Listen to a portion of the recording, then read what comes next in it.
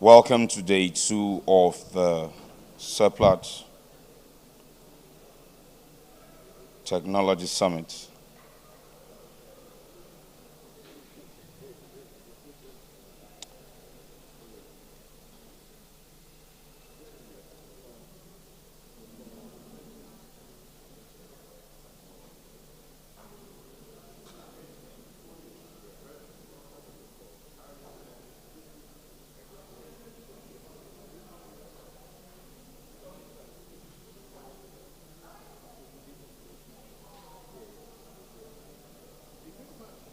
Agogo.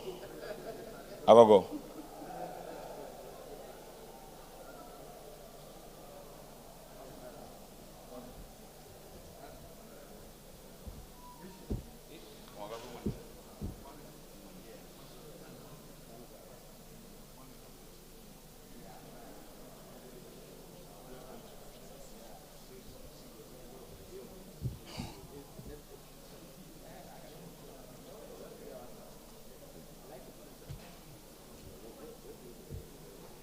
All right.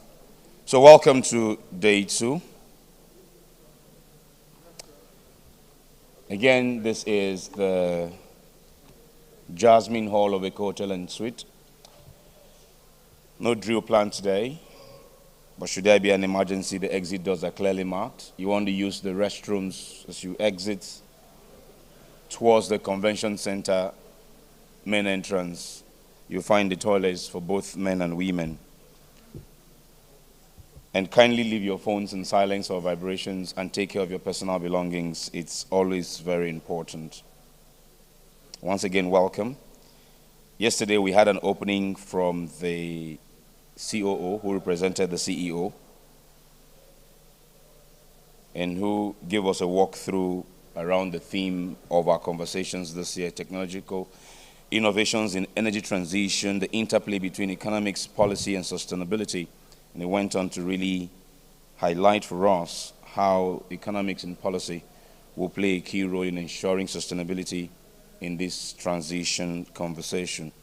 We moved on from there into a comment from the representative of the technical director, who was represented by Mr. Square Ebuchwa, who again stressed the importance of technology in what happens as at Seplat and around the different business areas of the company.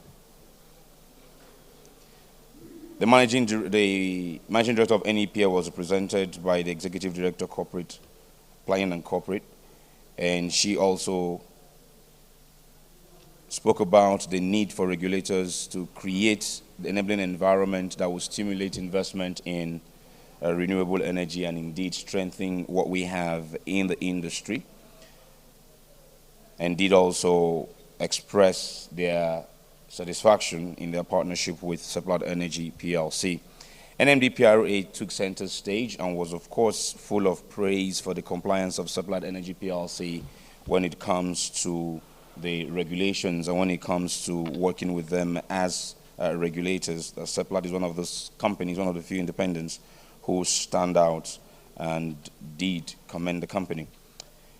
Director New Energy took center stage with his keynote presentation. He began, of course, by thanking the man who would listen to first, as I'm done with my opening formalities, the GM of corporate production, who led the team of this particular energy summit. We used to call it Technology Week. Technology Summit. He led the team, and he was full of praise, not just for him, but for also members of the team and the partners who were in the room. He went on to just walk us through the different areas that Seplat deploys technology, stressing what they do in the upstream, what Seplat does with technology in the midstream and in new energies, and then highlighted certain specific areas in wells and crude development where technologies have been deployed and how this technology has also helped in reducing the man-hours spent, for instance, in inspections of pipes and ore, and also the tech that is deployed in ensuring that gas leakages is stopped and many others. He did also make a very interesting comment which the company is committed to working towards and achieving, and that is completely eliminating flares by next year. He informed us of a particular work that is going to help the industry in Nigeria achieve CCUS, a work being done by Halliburton and I think he said the IFC. Okay, so we went from there to Madam Grace Amadi, who represented the Director of External Affairs and Sustainability, herself being the GM of Sustainability, who reminded us, in my own words, not to be afraid of transition as a word, as a thing. It is what humanity has done over the years and would continue to happen. Then walked us through some global energy transition timelines, and what we are doing as a people, what the pathways to energy transition will be, the role gas will play, the role CCUS will play, and of course, the amount of investment required for CCUS, the right policy, the right capital, and regulatory framework being key to achieving all of that. Our technology manager, Mr. Omidiji, took center stage after that, and he did also walked us through some, I think for me, takeaway for me from him is that he reminded us that innovation must show value to drive any sort of interest from management or subject matter experts who will ultimately deploy those technologies. So if you are not bringing value with any kind of innovation to the production and the bottom line, you might as well not bother getting into that R&D expedition or exercise, if you like. And the NEPL took center stage again, and this time Mr. Yakubu Abba was speaking on behalf of their Chief Operating Officer and did speak around transitions as well and why we must stay committed to our own timelines, for instance, in Nigeria of the 2030 flare-out and 2060 agenda set by the government. He made this point by saying that even some of the big countries who are the heavy emitters have refused to sign to the treaties and commitments of the what do you call it, environmental Paris Agreement. We moved on from there to Mr. Ayodele Olatunde, I beg your pardon, who spoke to us virtually and did tell us that because most of what the company does is around brownfields, asset integrity is critical, and the company is committed in working with any solution provider or innovator who comes up with solutions that would help the company optimize operations across the spaces, and indeed was also full of commendation to the company for the ISO certifications that it continues to get in its operations. Yahya Samuel came and spoke to us as well, continued to talk to us about energy transition, the evolution, and what the company is doing in how operational strategy in delivering energy transition in the 3 areas of business that I mentioned earlier, that Oga Effie had mentioned in his presentation. Then he walked us through specific things and areas where the company is doing some of these things: emissions management, asset integrity, spill management, resource management, and their likes. The panel session took center stage, and the panel did discuss on some decarbonization of the energy industry, the opportunities and challenges there, what are we doing right, what can we do better, and what are those opportunities that we have lined out there. Anyways, after that, we went into exhibition tour with our exhibitors, and then we took technical presentations. At some point during the course of today, I will do well to highlight those if we have the time. But today we're quite pressed for time, and I'm going to stop here for now and appeal to everyone who is coming to speak today. Please, the screen here on the bottom of the screen is quite bold. Your timer is going to pop up here. As you're looking at your slide, be mindful of the red lettering that has your timer. Kindly adhere to the time that we'll put on this screen. As I said yesterday, I would vanish once you're up here speaking. If you see me around here, my presence there is saying your time is up. Like, we don't even have time to round off, just conclude. and pass it back on to me. And we're really, really, really pressed for time today, and we thank you for cooperating. Okay, straight on now, we will go over to our first speaker for the morning. He's a man who we're told a lot about yesterday, and we'll learn a lot more about him later today. But for today and for right now, he is a General Manager, Corporate Production. Please welcome with me, ladies and gentlemen, Mr. Erome Atunedi. You're welcome, sir.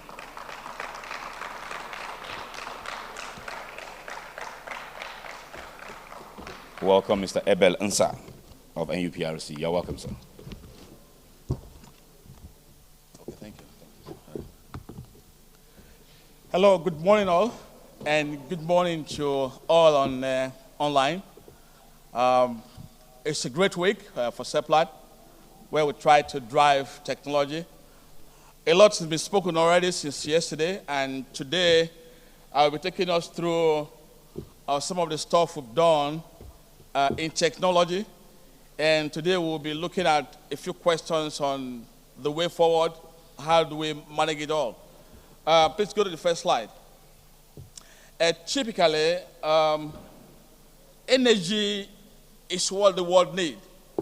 And I recall in those days where we talk about the equation for energy, the typical one that comes to mind is energy equals to a certain mass, and then that mass is multiplied by a certain constant squared, which is called the speed of light. That gives you energy, but that can then be interpreted as the ability to do work. So if you look all around us, energy is available in various forms. Let's go to the second slide, first slide, please.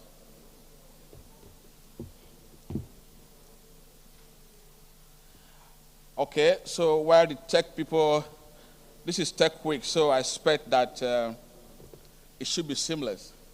All right, so the word has largely been used to the fossil fuel that we are now using, even right in this hall, it's all about that. And now we're talking about transition. We are transiting to where? There will be disruptions, right? And the thing is, are we ready? Disruptions in both thoughts and processes. Global warming is real, though there will be another school of thought. I think they're in the minority now that seem to, argue that, but I think it's real. And for us, it's become very urgent that we must remain responsible in our plans and actions in the pursuit of energy, and believing that technology have a huge role to play. This is the third edition of our Technology Summit. Of course, the theme is the interplay between economics, policy, and sustainability. And of course, there's no better time than now, given all that we are going through right now in the world and in our own dear country. Technology holds the key in driving that. Now, the attempt in this conference is to try to build on what we've done in the first and second editions, and then we take it from there. For us in Seplat, as you all know, as you must have read in the pages of the papers too, we've taken deliberate steps to be sure we lead the energy drive, to be sure that not only living, actually actualize it even in our operations. So a few things I will be discussing today when you look at the interplay between economics, the policy, and sustainability. These are just some random thoughts that I think we should consider. The first one is driving the cost. To do that, we need an enabling environment. And of course, for us, for those that have read the PIA, there's a lot contained therein, and the expectation is that that should help to put the structure in place. By the time all operators start keying into that, then I think we will have that environment to be able to address things like security, the basic infrastructure that we need, accountability, and even the manufacture of tools. Right now, all tools are being imported. but we can actually do more right in country. And if we do all of that, then we're going to be achieving the set goal of our production being below $10 per barrel, which the government have somewhat mandated. I have read the NUPCRO requirements on technology implementation and how to drive it. I'm sure some of us have also seen that too. But for me, it goes beyond just a document.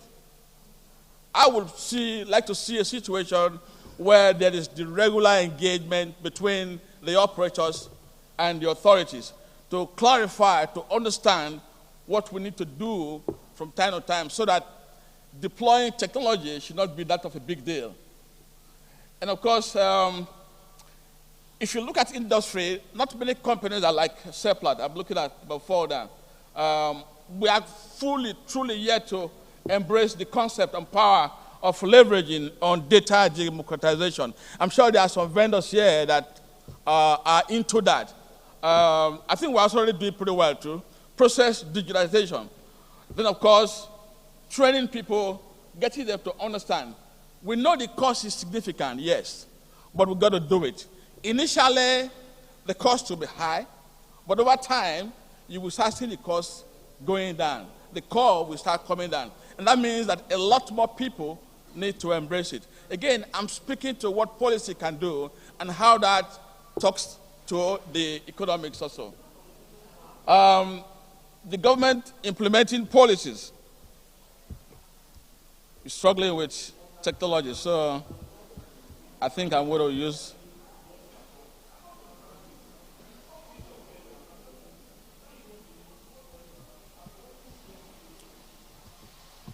all right. Oh boy.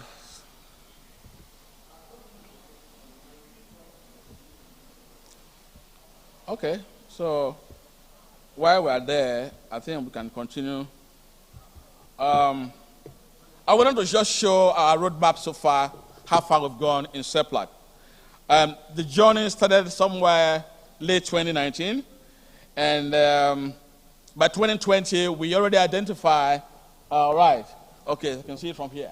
So by 2020, what we did, not to put the cart before the horse, but rather to identify what are the business needs, what can technology address. And then by 2021, 22 and above, we now begin to deploy it. So this is a simplified version of the journey we've been through in Seplat. It's well thought out. It's not an afterthought, really. And this has been happening on the next slide, please. Right. So what were those business themes that we needed to address? We're looking at asset integrity. Before then, we're looking at loss of containment.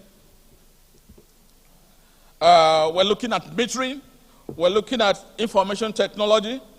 We are looking at operations, and of course, discipline engineering, IAP, integrated asset planning, production chemistry, subsurface, looking at seismic interpretation, drilling, we're looking at retime, and of course, hydrocarbon accounting. Next slide. So having identified those business themes and what we need to address them, we then look at what could be the value drivers. Why do we want to do that? Yesterday, it was already mentioned by, I think, by Effie, that we don't deploy technology just for the sake of it. It must be business driven. And then, of course, it must be safe. It should enhance production.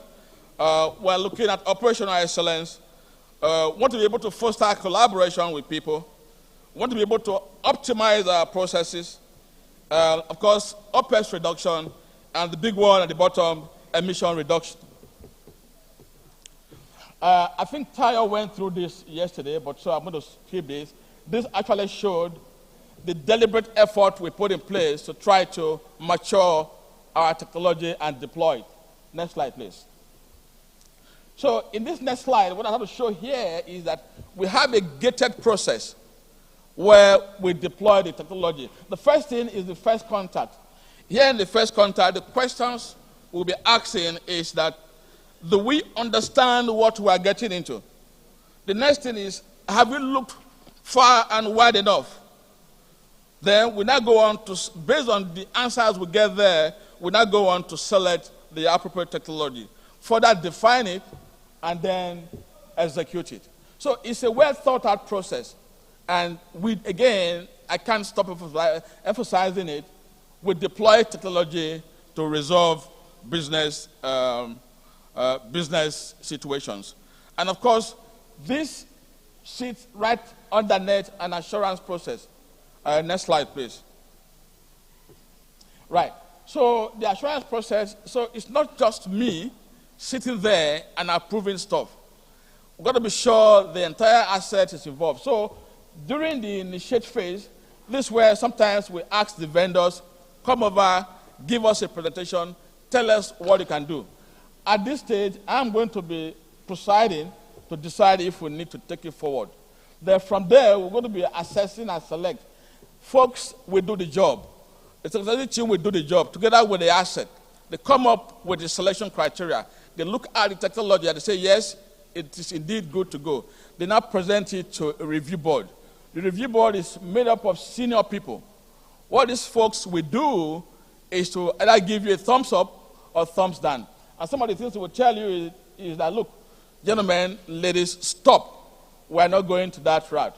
Or recycle it. Go back. Just go back and redo the work. Or they can tell you, hold it. Right now, we're not pursuing that, so just keep it in hold. Or they can tell you, proceed. A good number of all that we have deployed today, they've gone through this process. Next slide, please. So why do we have to go through all of that? One thing that I found out over many years of deploying technology is that if you don't carry the right people along, you will be on your own. You can hardly achieve success. So the whole essence is the early involvement of those who should know. The early involvement of the asset, right? And of course, all that should be involved in it. My time is running pretty fast. So the next slide, please. Let's go to the next slide. Some of this you've seen before. Right. So to date, these are some of the things that we have deployed. Remote monitoring, this was discussed yesterday. Virtual asset monitoring, wax mitigation, fugitive emission, predictive analytics. And one that is not here is lightning arrestor. A few years back in our field locations, Amokwe, Saple, and all that, during thunder, especially this time of the year, our equipment were being destroyed by lightning. And our folks were able to search up a technology that, for me, I was really surprised too, because I never thought that you can redirect lightning or whatever. Okay? So we got it installed in our facility, and since the installation, there have been lightning, but the vicinity of our own facilities, where our equipment are, they never experienced lightning. Isn't that wonderful? And now we're now beginning to replicate that. So that is something that we're doing, again, to keep the business going. Next slide, please. Just move on to the next slide. Some of this, just talk through. What are then, of course, the challenges? Of course, we're not going to be resting on our oars. We're going to be doing a lot more to drive technology. And we'll continue the maturation process. We'll continue the engagement of the vendors in doing all of this. Last slide, I think so. Right. So looking ahead, I have just gone through that now. We'll continue to rely very much on harnessing our data to be able to use for our operations. We'll continue to be investing in foundational capabilities, training our people, right? We'll continue to take ownership. We'll continue to be leaders in this section. So looking forward, this is where we're going to. I'm not going to end this presentation without paying tribute to my teams, being my last working day in Seplat. So, so give me 1 minute. So when we started this journey, I want to call on Aime, Dr. Aime. Where are you? Aime was my first manager to drive technology, and I pushed him really hard, 2020 and part of 2021.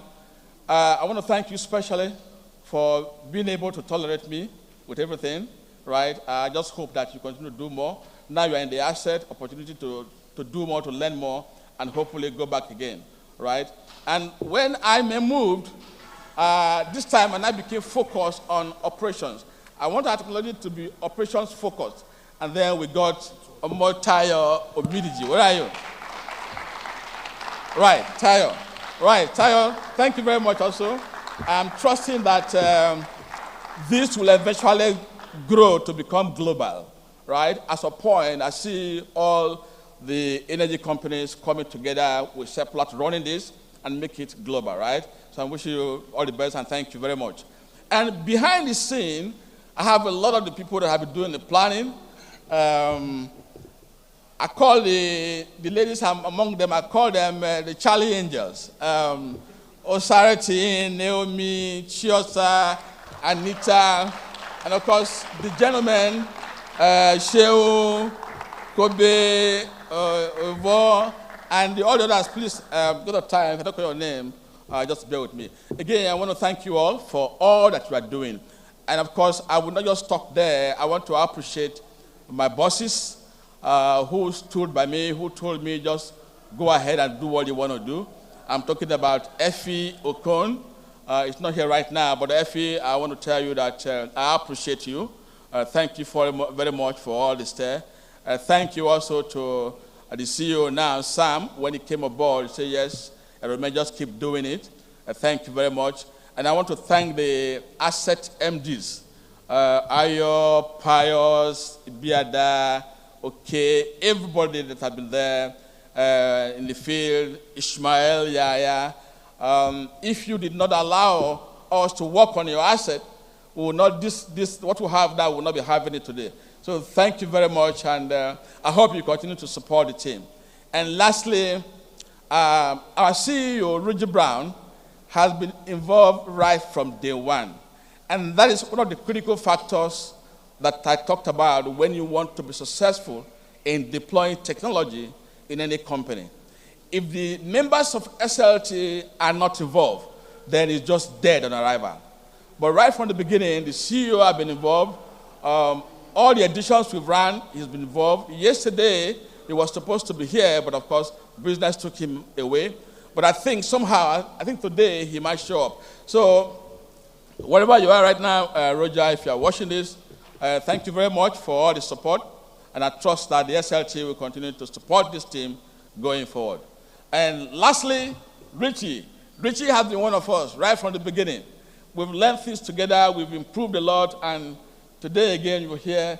Thank you very much, Richard. Hopefully, next edition, you will also be here. So thank you to all the vendors. Wonderful, wonderful set of people. Some of you were already doing businesses together, and some others will yet to do business and will do it. Thank you for all the things that we have to go through, the back and forth and everything. And hopefully, we'll see you guys again. Again, thanks everybody here. If I don't mention your name, know that I appreciate you all. Thank you, and God bless us all. Amen.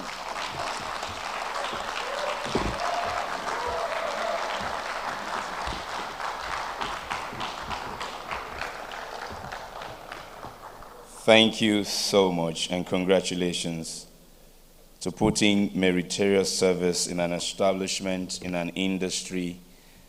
It's not an easy feat. It's not an ordinary feat. As we say on the street, it's not beans and bread. We congratulate you. Can we please give him another resounding applause? I'm certain that sometime later today we'll have a moment to celebrate your contribution and dedication and loyalty indeed to Seplat Energy Plc. Thank you for all that you do. Okay, moving on swiftly, we'll move on from Mr. Rome Utunedi there, who has opened the day for us by walking us through some more technology deployment in Seplat and the timelines of those. We'll go on now to one of our upstream regulator, the Nigerian Upstream Petroleum Regulatory Commission, whose Commission Chief Executive, Engineer Gbenga Komolafe, FNS, is unable to join us. Representing him is the head of the National Oil and Gas Excellence Center here in Lagos. Of the Commission, please welcome Engineer Ebel Nsa, FNSE.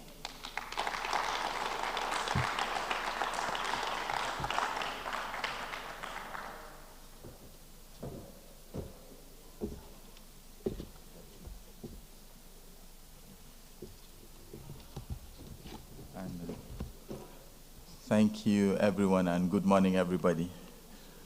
And just permit me to stand on existing protocol. I went to University of Ibadan recently, and one of the professors said he was leaning on existing protocol. So I listened quite well as he thanked everybody, but I did not hear him specifically thank the regulator.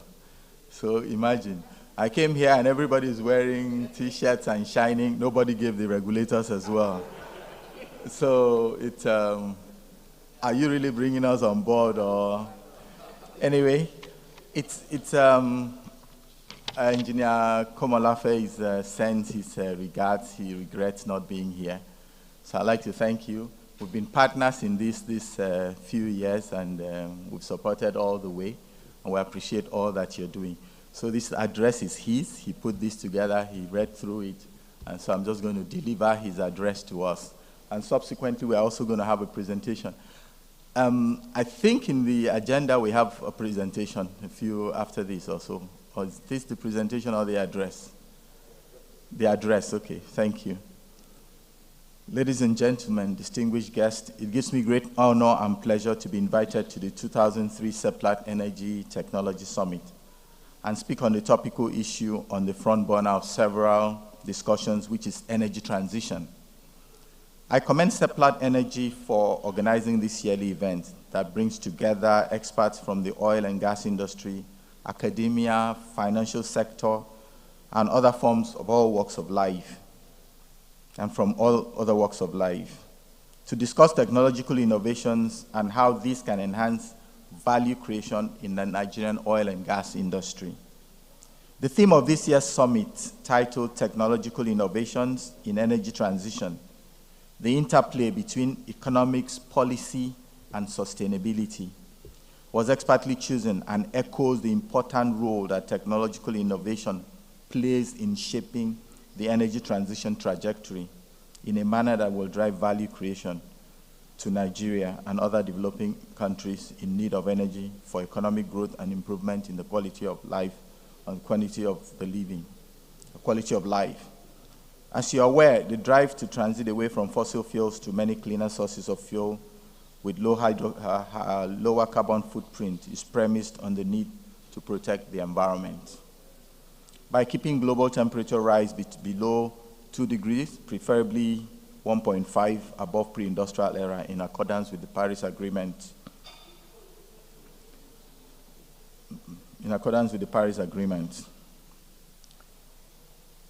to which Nigeria is a signatory.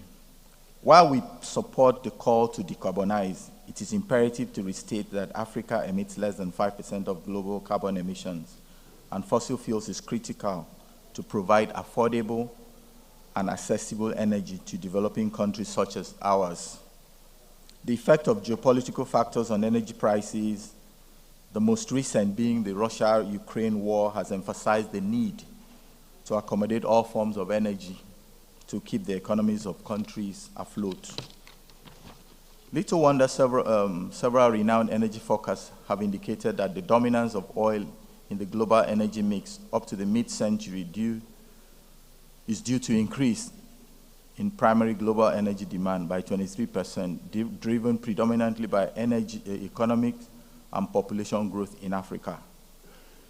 India and China, according to OPEC's 2022 World Oil Outlook, renewable energy, though forecasted to outpace fossil fuels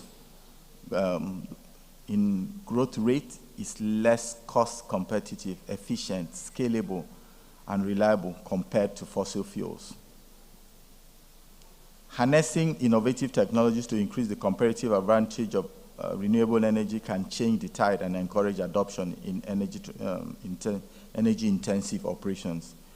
In sub-Saharan Africa, a staggering 733 million people live without electricity, and over 920 without access to clean cooking fuels, according to OPEC's 2022 World Oil Outlook. Nigeria, with current oil and gas reserves of 36.97 billion barrels of oil and 208.62 trillion cubic feet of natural gas, respectively, faces a major energy crisis with about 95,000 people, mostly women and children, die every year from use of biomass in cooking. While Nigeria has made commitments to fight climate change through ratification of the Paris Agreement in 2016 and establishment of nationally determined contributions, enactment of Climate Change Act in 2021, and the launch of Energy Transition Plan to commit to net zero by 2060, fossil fuels will have a big role to play in shaping the energy landscape in the future. For Nigeria's energy transition story, natural gas is at the core of the conversation, since natural gas is the cleanest fossil fuel and has been adopted as our transition fuel in Nigeria. We are ranked 9th in proven reserves, with an estimated resource potential of up to 600 TCF. The declaration of the a decade of gas by the federal government puts natural gas at the center stage with development of various policies, such as the Auto Gas Expansion Program, and Nigerian Gas Flare Commercialization Program. The enactment of the Petroleum Industry Act 2021 will reform the oil and gas sector for increased value creation and creates more opportunities and incentives for gas investments. Ladies and gentlemen, just like energy, technology is also in transition from the first industrial revolution in 1784, where invention of steam engine enabled locomotive transportation, the invention of electricity in 1870, marking the second industrial revolution, the advent of electronics and computers in 69, marking the beginning of the third and fourth revolution, which is happening before our eyes with the Internet of Things, artificial intelligence, digital twins, robotics, amongst others. Since the discovery of crude oil in the 19th century, technology has played a big role in facilitating oil and gas business through transformation of the core business processes and operating models to optimize value.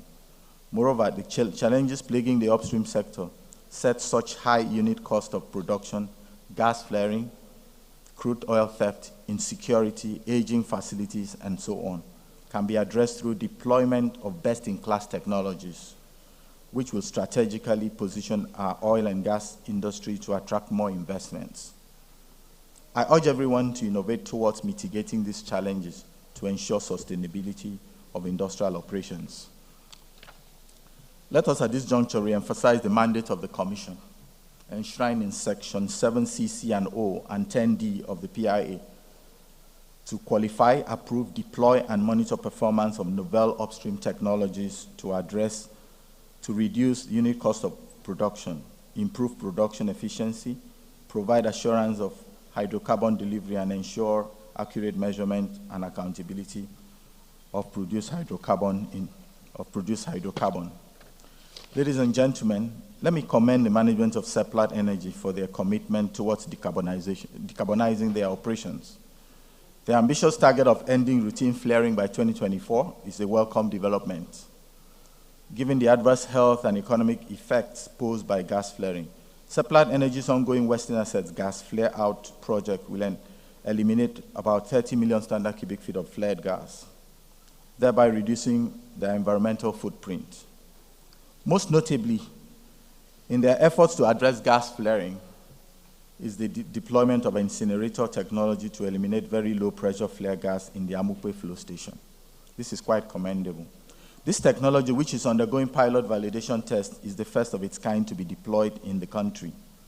And this puts in perspective the commendable efforts towards protecting our environment by commercializing resources that would have been wasted. I urge other operators to follow suit as we strive to achieve the ministerial 2025 zero gas flare target. In conclusion, let me sound the clarion call to R&D financiers and institutions, the academia and the technology service providers to seize the vast opportunities in the technology space and collaborate to find lasting solutions to the myriad of challenges facing the industry. I am convinced that through innovation in technology, we can optimize value needed to sustain the industry for decades to come, and in so doing, provide modern energy services to all. I commend Seplat Energy for organizing this summit, and I wish all of us fruitful deliberations. Thank you.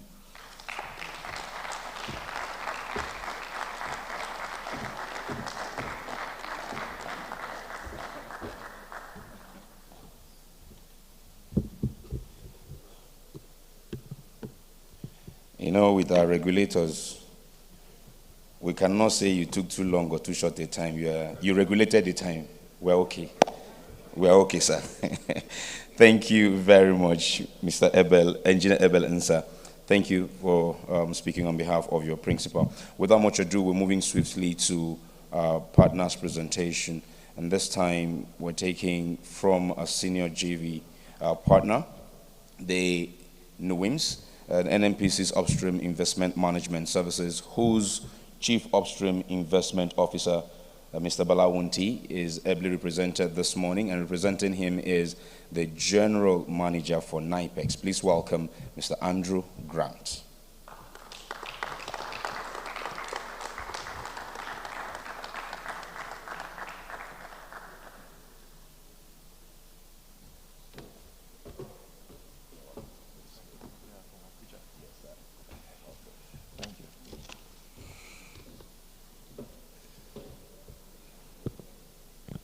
Good morning, ladies and gentlemen. It's a pleasure to be with you on behalf of our organization, the larger NNPC, and my specific arm of NNPC, our upstream investment arm, NUIMS.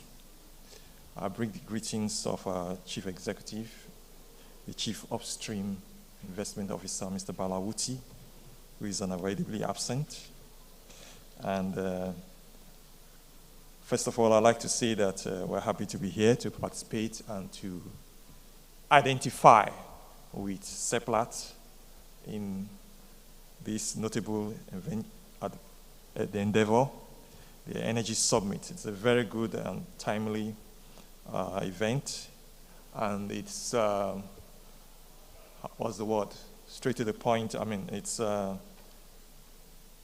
it's ideal for the moment.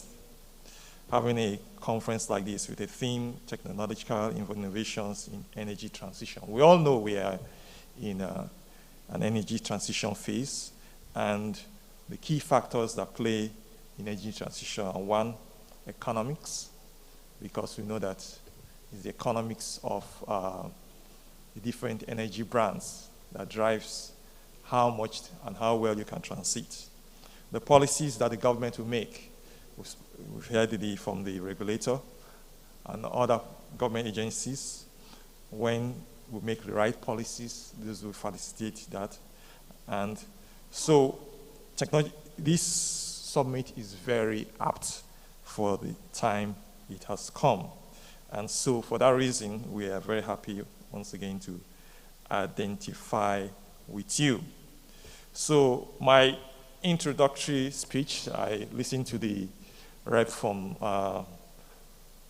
the Upstream Commission, and I think he has said it all, and I really have very little more to add to what he has said, but just to wish the Seplat family a very successful summit and to identify with you at this time.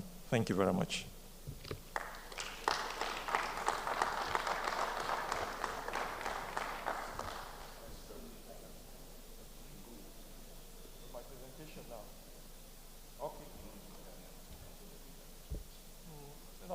Let me allow them to run the program the way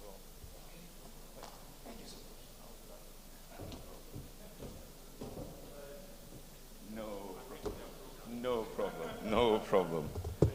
So you see, Seplat, you must be doing something really spot on and nice here, because everyone who comes wants to stay and witness the program. I think you deserve a round of applause yourselves. So thank you very much. Thank you. Okay. Let me just give us a quick rundown as to what happens after I'm done with this speaking now. I'm going to go back and take the short presentation which Mr. Engineer Nsa was referencing earlier. He would come back and do his presentation. Now, once we're done with that presentation, we'll move on to a presentation on preparing for technology disruptions, the imperative for energy companies to embrace innovation. Then we'll go from that to building resilience, another presentation, adapting to shifting energy market dynamics. Beyond that, we'll take a 20-minute break, at which time we'll interact with the first half of our exhibitors for today. We're breaking them into two, one half now, one half later. And then will also be tea break where you can go and have your tea while we're doing that. Of course, it will be on the screens, and I'm sure we're all here. We'll return from that short break to a panel session on energy conundrum. We'll move on from that and do a bit of wrap-up if we have time. If we don't, we'll go on a short stretch break, just a stretch break. And we'll come back from that stretch break. The stretch break is just, you just get up where you are seated, move your body to the left, to the right, you know, heel bottom and move on. And then we'll come back from that to Mr. Grant's presentation. He's kind to wait for us until that time. We'll take a moment after that presentation to celebrate and present an award to the outgoing GM for corporate production. We'll finish that and move swiftly into the third and final panel session on energy access and security. We'll then take a bit of a highlight of what happened yesterday. It will be a video mashup of all the things, a play out it will be of what happened yesterday. Then we'll take the next final set of technical presentations, and then we would listen to Dr. Otanocha. We'll take a quick round off from our CEO, and a final round of vendor exhibition. Thank you for coming would follow, and lunch will then follow to complete the day. That's all is happening between now and 2 p.m. We assure you we're going to do the best we can to do that. So one more time, let's welcome for this short presentation, Engineer Ebel Nsah.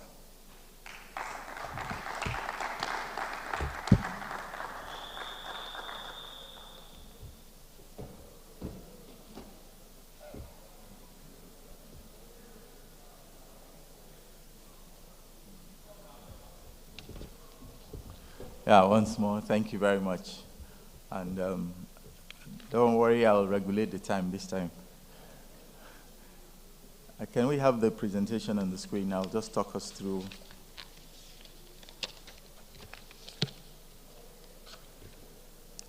Next slide, please. So this is done on behalf of the Chief Executive of the Upstream Regulatory Commission, Engineer Gbenga Komolafe. Next, please. The outline is just, we'll look at a global outlook, take a look at cascade to what happens in Africa, sub-Saharan Africa. And one of the major things, what drives today's direction in Nigeria is actually the PIA. As we sit here, we cannot forget the PIA. PIA is what's giving focus and direction to the industry. Look at the essence of technology. Many challenges are in the industry right now. There are various challenges. So look at that and we'll conclude. Next, please. Just like what I said earlier, there's OPEC outlook with respect to today's energy-related issues. As you sit here, all what we're thinking of is the PIA 2021 and energy transition. Those are the major discussions in today's energy space. And as you recall that for close to about 2 decades, it's put quite some energy to bring out the PIA 2021. And as the PIA is coming, what was the PIA coming to do? And hands on the regulatory space, the fiscal framework, the legal framework, as well as the governance structure for the industry. Why? To strengthen the industry towards growth. But as we launch the PIA 2021, the whole world tells you that fossil fuels is going out of use. So that puts us, how do we balance this now? How do we balance this? So for this to happen, you would agree with me that immediately Nord Stream 1 and Nord Stream 2 pipelines slowed down in supplying gas to Europe. Some of those clients went back to activate fossil fuels. We're all aware of that, I guess. So that talks about how are we going to balance energy transition as well as supporting our country. The United Nations talk about the fact that we might double our population by 2050. Where are we going to get the energy to sustain that? So that's what we're talking about. Taking a look at the numbers globally, 23% by 2024 is going to be driven by, there's going to be energy demand. And that's going to be driven by population, living standards. You know that power generation is synonymous with GDPs. Oil and gas is forecasted to contribute 53%. All what you're talking about with respect to the energy mixes renewables will increase that in that pool. So it's a pool of energy. And note that it is energy transition, not a shift. So in recent discussions, people are, how are we jumping into the outside world is looking at, people talk about 25% of the cars we're going to drive very soon is going to be powered by batteries and so on. But to charge that battery, you need a source, and that source is going to be fossil fuels. Natural gas will take about 2030 to become the second largest fuel in the energy mix. There's no doubt about that. Negative growth in developed countries fueled by net zero narratives, geopolitical resource control, and economic dominance. What are we saying? It still goes down to the conflict in Eastern Europe. And with what that happened, we've seen how that has changed the dynamics. 733 million people in sub-Saharan Africa is without electricity. That number comes from OPEC Outlook for 2022. 920 million people is without access to cooking fuels. So they depend on biomass and as well as its attendant challenges. So there's a need. As a regulator, the world talks about energy transition. Yes, we will manage carbon emissions and net zero narratives. However, we'll also, based on PIA 2021, produce in a carbon effective and responsible manner. Next, please. This is our dashboard. Our reserves, 36.9 million barrels. Technical production capacity is 2.5 if we have all the rest in place. Historical production in recent times oscillates at about 1.5 million, so there's a need to push that further. Potentials, the PIA, I think Section 9 pushes on us the responsibility to de-risk the frontier basins, and we are doing that. Results are coming out of Kolmani. And so that's for crude oil. For natural gas, this is the era of gas, the decade of gas, 2021 to 2020 to 2030. 2021 was also a very remarkable year globally, with COP26 coming up to talk about energy transition. So you see what we've had to play with. So here it's not just energy transition, there's also a regulatory transition from the Petroleum Act to Petroleum Industry Act. So the dashboard gives us 2,008.62 trillion cubic feet of gas. That's what we have. That's our potential. Gas, we do have potential resources to push that to about 600 TCF. Our daily production is about 8 BCF a day. So there are potentials for deep drilling. This talks about technology as well. We're looking to look at subsurface and image deeper horizons a bit better in order to see where to put and optimize drilling potentials. This definitely has an impact on the economy. And it's also a catalyst for growth. So oil and gas, that's our mainstay. So just like what I said, the key word there is transition. It's not jumping out or having to skip that and move away from oil and gas.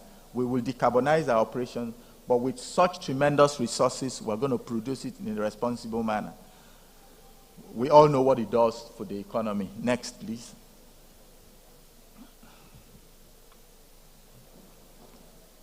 The essence of technology talks about innovation. We basically drive that from the challenges we need.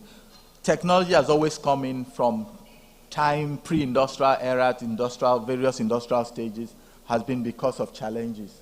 Energy transition, you can see what the color is. It's not a major challenge. It's also pushing us. It's a challenge for us. How do we produce? So as a government, we'll put a few things in place. Dwindling investment in the sector.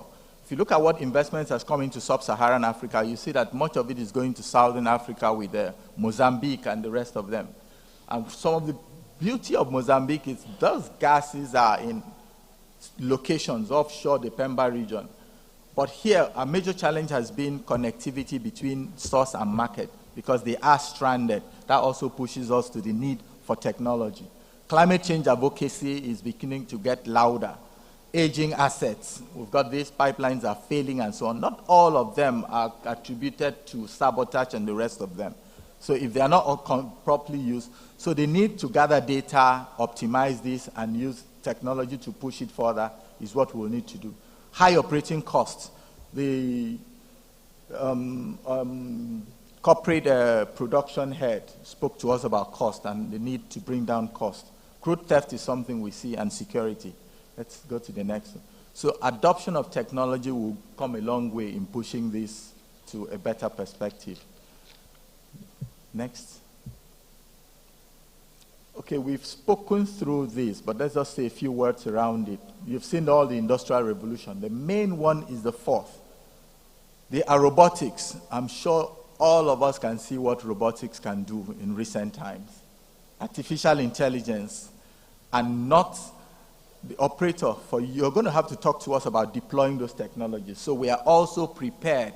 We're also preparing. We have a technology unit within the NUPRC that goes through various technologies before deployment.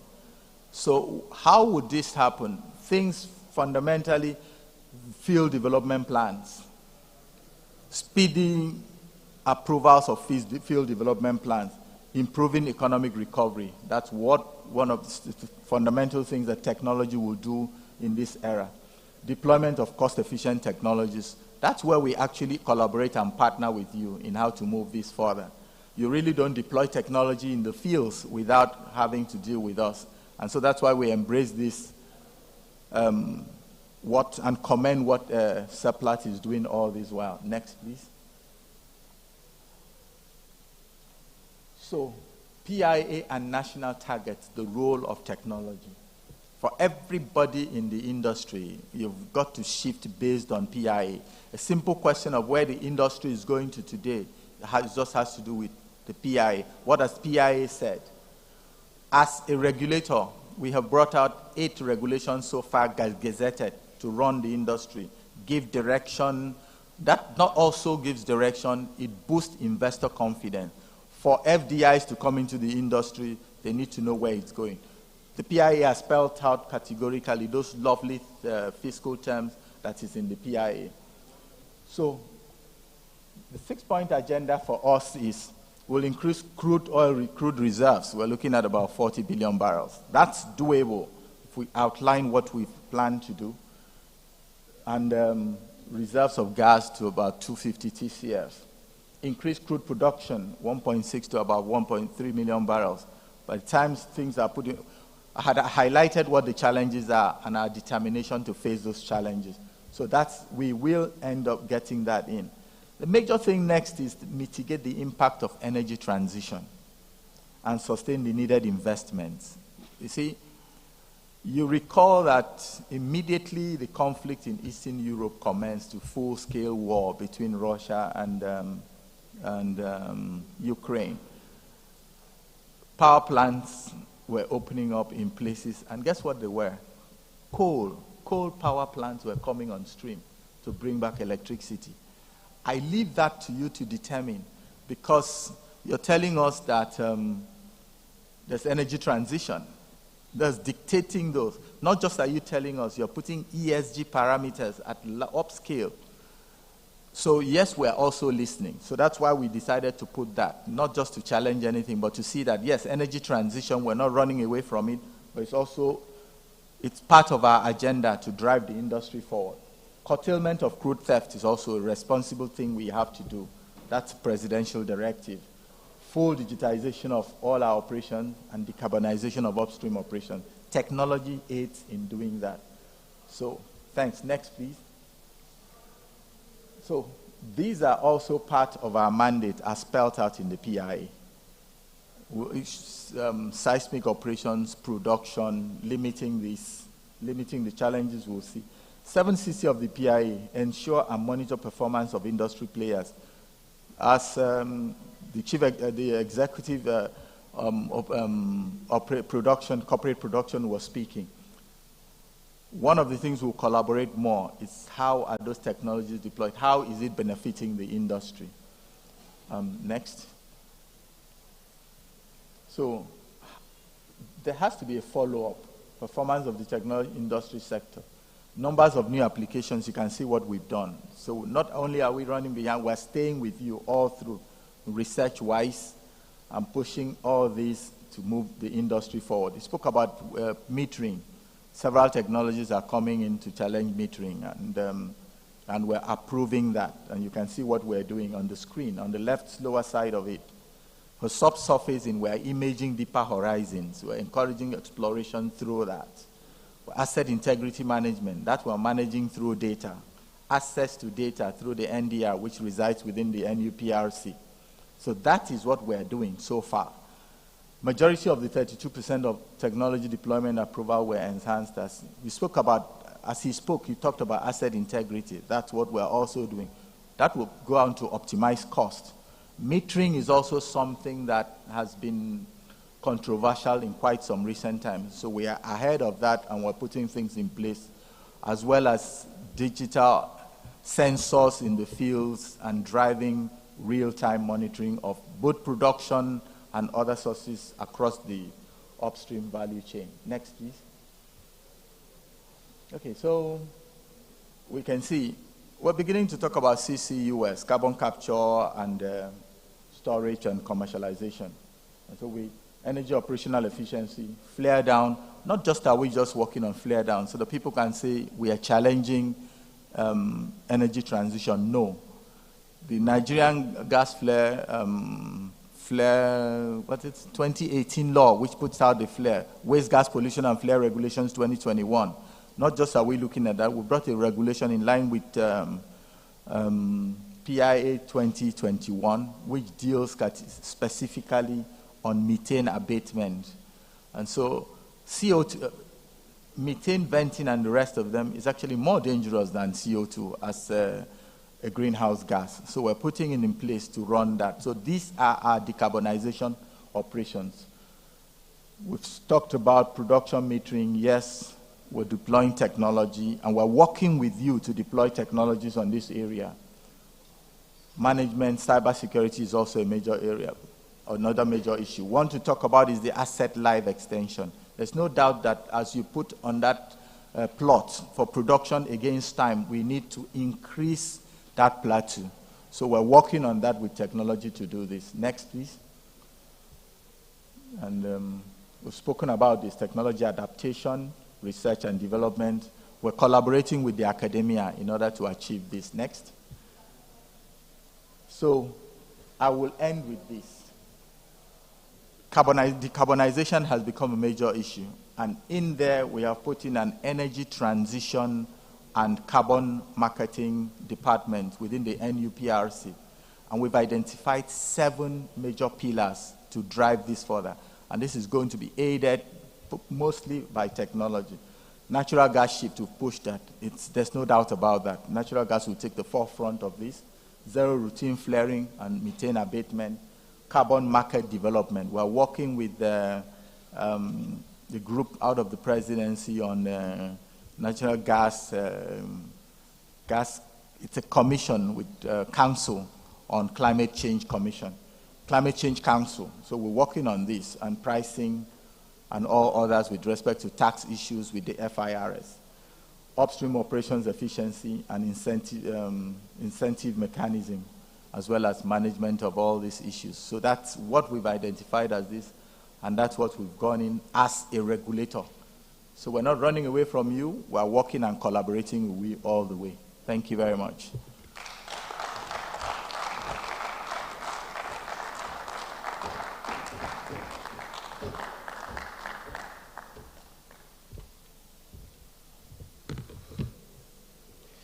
We're not running away from you. We're collaborating with you all the way. Thank you so much, Engineer Abel Ansah, FNSA. Moving from Engineer Ansah,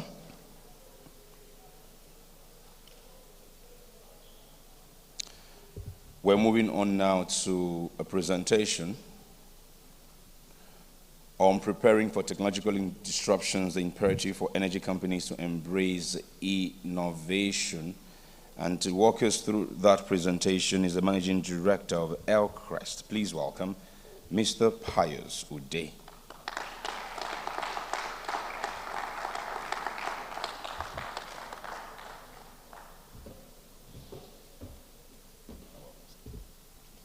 Thank you, Richard.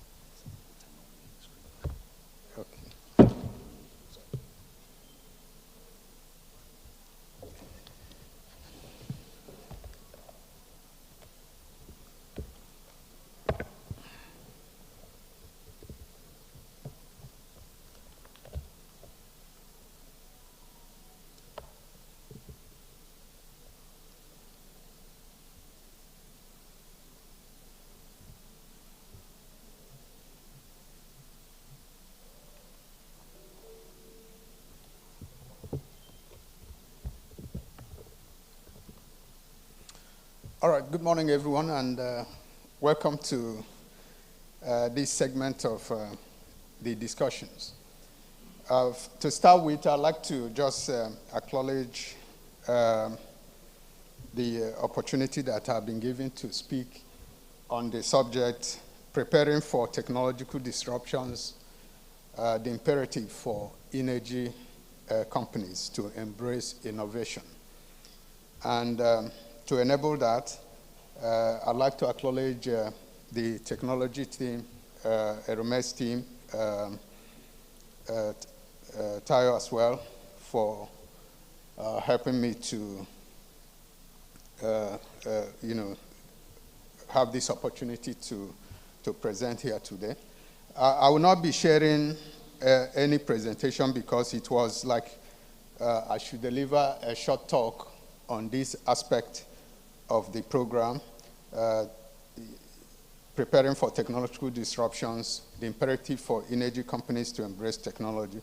To do that, I'll start off with just briefly outlining the inevitability of technology disruptions, and then share some perspectives on notable technology disruptions that have taken place, and also highlight a few tips for preparing for technological disruptions and approaches to innovation that various companies are adopting. And I'll round up with Seplat approach and conclude with that. So to set out, the inevitability of technological disruptions are an inherent and highly inevitable phenomenon, particularly in the energy industry. The energy sector is characterized by constant advancement in technology, evolving consumer demands, and pressing need for sustainable solutions. These factors create a fertile ground for disruptions that can significantly transform the industry and its practices. One of the key drivers of technological disruptions is the relentless march of technological progress. As scientific knowledge expands and innovations emerge, breakthroughs in energy technologies become possible from the development of renewable energy sources like solar and wind to advancement in energy storage systems and the digitalization of energy management. Technological progress shape the way energy is generated, distributed, and consumed. Market forces and regulatory frameworks also play a pivotal role in driving disruptions in the energy industry. Changing consumer preferences, including a growing demand for cleaner energy options and the increasing cost competitiveness of new technologies, create incentives for companies to innovate and embrace disruptive solutions. Governments worldwide are also implementing policies and regulations to address climate change and reduce greenhouse gas emissions and promote sustainable energy practices. These factors further amplify the need for technological disruptions as companies strive to meet environmental imperatives. The urgency to address climate change and reduce reliance on fossil fuels heightens the demand for disruptive energy technologies. The transition to low carbon and renewable energy sources has become imperative, driving development of disruptive solutions that enable the decarbonization of the energy sector.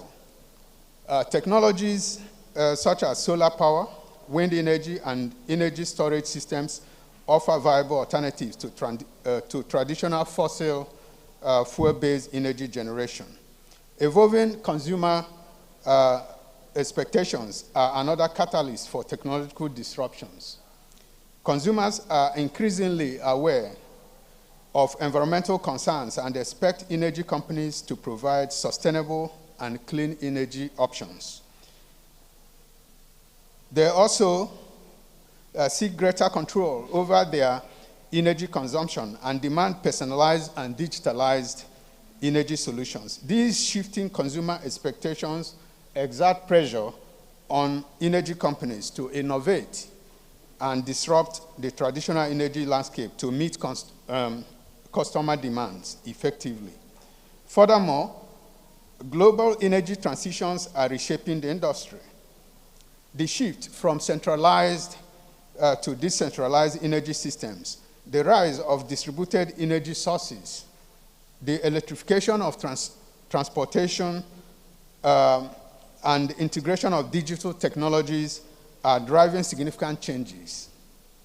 These transitions require disruptive technologies and innovative solutions to optimize energy generation, distribution, and consumption. While technological disruptions present new opportunities and benefits, they also pose challenges and risks. Energy companies that fail to anticipate and adapt to disruptions risk losing their competitive edge and market share. Therefore, it is crucial for energy companies to embrace innovation, actively monitor technological advancements, and collaborate with industry stakeholders and proactively adjust their strategies to navigate the inevitable disruptions in the energy industry. Technological innovations are not inherently good or bad, but rather a part of life and progress. They have brought significant positive changes to various aspects of our lives by improving efficiency, reducing environmental impact, and enhancing accessibility. However, challenges exist, such as potential job displacement, ethical concerns, and unequal distribution of benefits. It is crucial to approach technological innovations with a balanced perspective, recognizing their potential and benefits while actively addressing the challenges and working towards inclusive and sustainable implementation. Ultimately, it is our responsibility to shape and steer technological innovations in a direction that maximizes their positive impact and ensures a better future for all. Now I'll progress to share some notable technological disruptions that we have seen happen. Technological disruptions are reshaping the energy industry, presenting both opportunities and challenges for traditional oil and gas companies. Innovations in renewable energy, electric vehicles, energy storage, and other emerging technologies are fundamentally transforming the industry landscape. We will briefly explore the impact of these disruptions and emphasize the imperative for traditional companies to adapt in order to thrive in this evolving energy landscape. The rise of electric vehicles, EVs, is revolutionizing transportation and challenging the dominance of traditional fossil fuel-powered vehicles. The extensive adoption of electric buses in China, with over 300,000 in operation, underscores the disruptive potential of EVs. As municipalities worldwide take notice, European cities are likely to follow suit. This shift towards electric transportation presents a significant disruption to the traditional oil and gas companies that have long relied on gasoline and diesel sales. 2, the increasing market share of personal EVs is spurring interest in electric buses, in electric trucks, particularly for commercial fleets. Advancement in infrastructure and decreasing a total cost of ownership are making electric trucks more competitive with diesel-run counterparts. By 2030, the adoption of battery electric commercial vehicles is expected to surpass that of car EVs in certain markets. This poses a disruptive challenge to traditional oil and gas companies that have traditionally served the transportation needs of commercial fleets. The expansion of the electric vehicles market has contributed to the availability of affordable energy storage solutions. Lithium-ion batteries, initially associated with electric vehicles, are now finding broader applications, including energy storage for grid systems. As prices for batteries continue to drop, they are proving valuable for reducing power costs, enhancing reliability, increasing flexibility in power systems. The widespread accessibility of cheap energy storage poses significant disruption to traditional oil and gas companies as it challenges their long-standing dominance in providing a reliable and flexible energy supply. The innovations in long-duration energy storage technologies are addressing the challenges of seasonal shifts and prolonged periods of low renewable generation. These technologies, such as molten salt energy storage and low-cost thermal batteries, offer solutions for storing energy over extended durations. Successful implementation of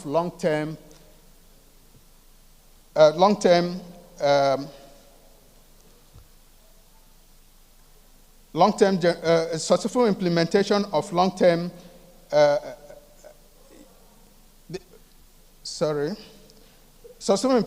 of long-term storage technologies would enable the integration of more solar and wind generation, thus reducing the reliance on traditional oil and gas power generation during peak demand periods.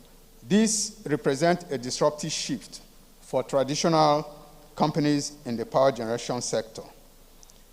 The decreasing cost of renewable energy, particularly solar power, and expanding access to electricity is also one other thing that we need to take note of. Sub-Saharan African and the Caribbean regions with a significant unelectrified population are embracing solar energy as a cost-effective solution. This transition towards accessible solar power challenges the traditional oil and gas companies that have historically dominated the energy supply in these regions.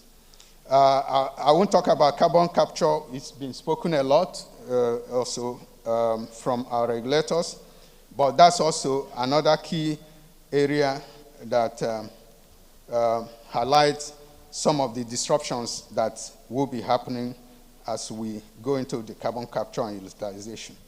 Now, let me speak briefly about preparing for technological disruptions. Technological disruptions in the energy industry are inevitable, and energy companies must take proactive measures to prepare and adapt to the changing landscape. To navigate these disruptions successfully, energy companies should adopt several key strategies. First and foremost, fostering a culture of innovation is crucial. Energy companies should create an environment that encourages creativity, embraces change, and empowers employees to generate and share new ideas. By cultivating a culture of innovation, and companies can stay at the forefront of technological advancement and drive internal ideation. Investing in research and development, just like our regulator has just spoken, R&D, is essential for energy companies to anticipate and leverage emerging technologies. By allocating resources to R&D activities, companies can explore new energy solutions, improve existing technologies, and stay ahead of disruptive trends. Collaborations with research institutions, universities, and startups can bring fresh perspectives, foster innovation, and drive transformative changes within the company. Also, energy companies must actively monitor technological trends and advancements relevant to the industry. Staying informed about developments in renewable energy, energy storage, digitalization, and smart grid technologies is crucial. By tracking these trends, companies can anticipate disruptions, identify new businesses, opportunities, and adapt their strategies accordingly. Let me quickly then say, finally, investing in talent and skills development is vital for energy companies to navigate technological disruptions successfully. Companies should also focus on upskilling existing employees, recruiting individuals with expertise in emerging technologies, and fostering culture of continuous learning. Partnership with educational institutions can ensure a pipeline of skilled talent. Finally, let me just highlight a few approaches to innovation and then round up. There are two basic approaches to innovation. There is there are two approaches: the proactive approach and the reactive approach. Let me talk quickly about the proactive approach. The proactive approach to innovation involves companies actively seeking and driving technological disruptions. These companies are forward-looking, constantly exploring new ideas. Whereas the reactive approach to innovation involves companies responding to technological disruptions that have already occurred. The important thing is that even for companies that go for reactive approaches, the reactive approach can be an effective strategy for companies that are unable or unwilling to invest heavily in research and development or take on significant risks by carefully analyzing disruptions and adapting their business models. They can still leverage emerging technologies and market trends to maintain their market share. Seplat approach has been primarily proactive. Seplat Energy has demonstrated a proactive approach by recognizing the need to adapt to the evolving energy landscape and taking strategic measures to position itself for the future. The company's initiatives such as diversifying its energy portfolio, investing in renewable energy projects, and exploring opportunities in solar, wind, and other renewables indicate a proactive stance in seeking new avenues for growth and sustainability. Additionally, Seplat Energy's emphasis on environmental and social responsibility, its commitment to supporting Nigeria's energy transition, and its focus on innovation, partnership, and collaboration highlight a proactive mindset. These actions show that the company is taking the initiative to shape its future, actively responding to market changes, and investing in areas that align with emerging energy trends and customer demands. While it is important for any company to remain agile and make reactive adjustment as needed, Seplat Energy's overall approach leans towards being proactive.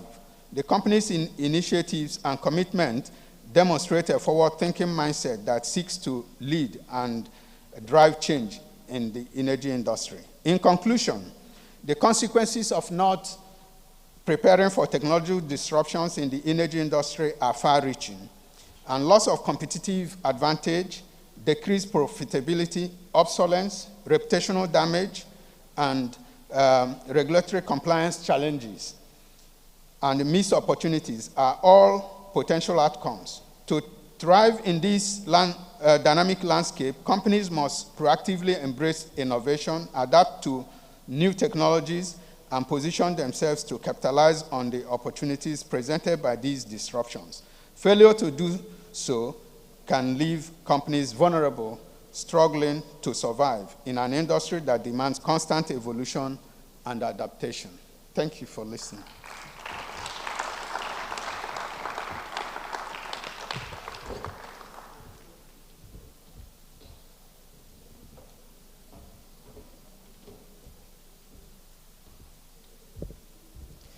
Thank you very much, Mr. Pius Uday, Managing Director, Crest there.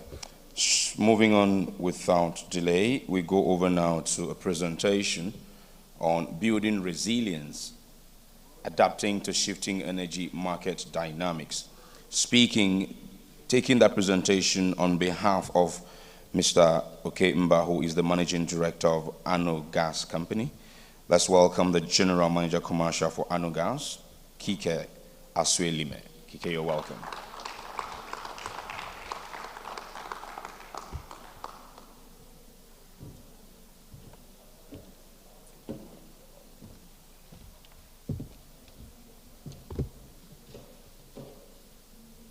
Morning, everybody. I also stand on existing protocols. Today I'll be talking about building resilience, adapting to shifting energy dynamics. In talking about that, I would like to explore what are the factors affecting energy dynamics, market dynamics in general, what are some of the factors that trigger it, what are some of the things companies should consider in building resilience, and then I'll zero in on energy dynamics in particular and what energy companies can do regarding building resilience. So market dynamics or fluidity of markets and market forces, they are essential aspects of building the business landscape. These forces, they are constantly shaping and reshaping organizations and creating new markets and creating new leaders while disrupting existing players in any industry.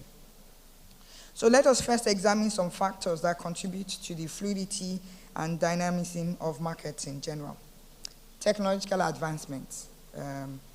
Again, this is the Technology Week. We can't overemphasize how technology can become a disruptor. This is evident, the companies who have been able to make use of technology, who have been able to imbibe technological advancement in the delivery of products or services have been able to gain competitive edge that has made them market leaders. This is evident in companies like Amazon, Google, Zoom, Netflix.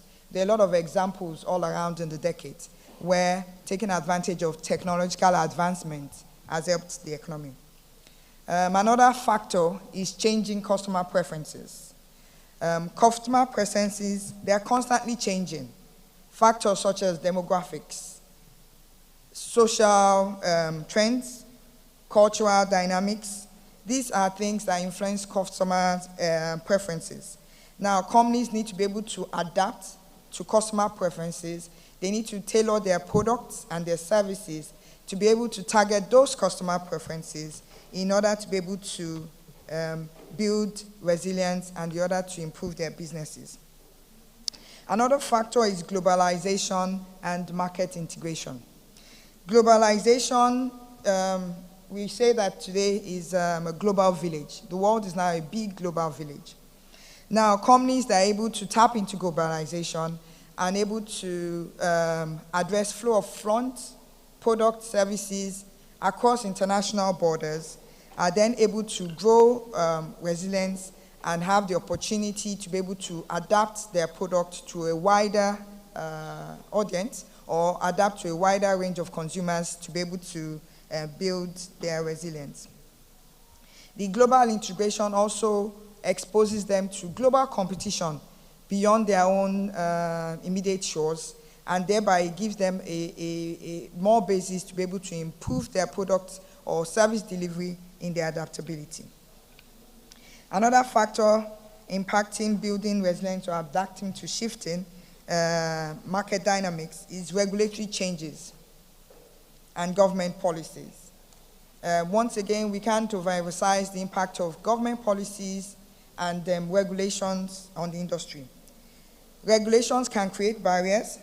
They can help to open up entrance into new fields, or they can even close up opportunities or make entries into new industries difficult.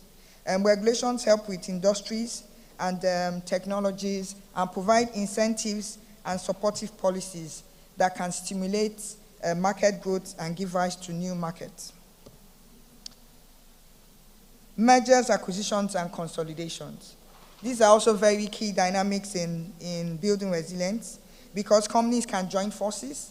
In joining forces, they're able to leverage on more than just their own capabilities, but leverage on multiple capabilities in being able to come up with creative and innovative solutions for their product or service offerings. Economic cycles and global disruptions.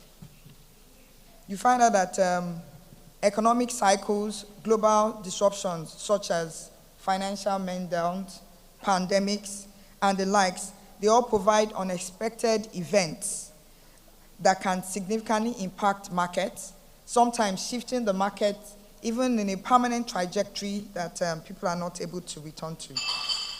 So these events create opportunities that allow new entrants, opportunities that allow new leaders to come up in industries and become market leaders themselves. Now, what happens when a company fails to build resilience or fails to adapt innovatively to shifting market dynamics? It faces a range of negative consequences. One of those key consequences is relevance. Companies reduce their relevance. If they fail to adapt or fail to build resilience, then you find out that such companies, they have a decline in customer loyalty, market share, because their services and products start becoming outdated. You have a loss of competitive advantage. Is another significant impact that can affect companies if they fail to adapt to market dynamism. Declining financial performance. Where a company is not financially healthy, it cannot survive. You have that missed opportunities are very regrettable consequences of failure to adapt or failure to become resilient, because that definitely limits expansion to growth. It limits opportunities for new product, for new service offerings for organizations, and that itself can spiral into other things. In severe cases, persistent failure to be able to adapt, for instance, failure to be able to recognize changing market dynamics can actually lead to business closure or even the death of businesses. So let's look at some recent examples where you've had companies who've had persistent failures. I'd like to zero in on the case of Kodak. Kodak is an example of missed opportunity in the digital era. In the late 20th century, Kodak stood as an undisputed leader in the photography industry, commanding a staggering 90% market share in the film market. Kodak was a renowned American company. They played a pioneering role in the photography industry for over a century. What happened to Kodak? The emergence of digital technology, became a paradigm shift for which required adaptation. Digital cameras came with their convenience and instant gratification to consumers, which then threatened to disrupt the dominance of the traditional film as a means of photography. Now, although Kodak itself tried to develop some digital imaging technology, because they were able to, they created the first digital market in 1975. However, they struggled to properly navigate the transition. Their management seriously underestimated the disruptive power that photography would bring to the industry, and then they focused with internal resistance and fear of cannibalizing their lucrative film business, Kodak failed to adapt adequately, and they failed to seize the opportunities that the digital era provided. So as digital photography gained momentum, gained ground, Kodak unfortunately faced a rapid decline in demand for traditional films and being able to traditional photography technology. So obviously this affected the company's financial performance and their market share deteriorated significantly. Eventually in 2012, the once mighty empire of Kodak crumbled and they had to file for bankruptcy. Another example we can look at is Nokia. Nokia is the case of missed opportunity in the smartphone era. Nokia was a Finnish telecommunications company that dominated the mobile phone industry for years.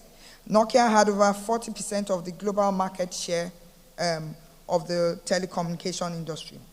However, came the rise of smartphones. These smartphones marked a seismic shift in consumer preferences and user patterns. the smartphone devices were able to combine telephony, computing, and internet connectivity, and essentially got smartphones to become, mini computers in individuals' pockets. Nokia, at its own peak, had a business that had been valued over $200 billion. Despite, its financial health and its successes, Nokia struggled to adapt to the smartphone revolution. The company's leadership failed to recognize the growing importance of software and the intuitive touch-based interface, and then the ecosystem for apps to thrive in telecommunications. They instead clung to their own technology, which was a Symbian operating system.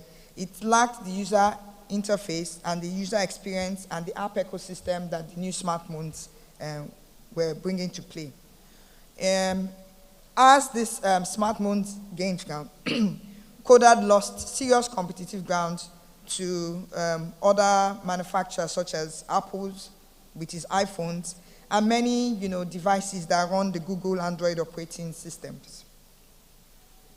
So as those competitors continued to surge ahead with their innovations in the smartphones, Kodak's outdated software and the lackluster user interface on its phone, right, pushed them to the sidelines, them losing ground, and obviously eventually their market value plummeted and the business was eventually acquired by Microsoft in 2014.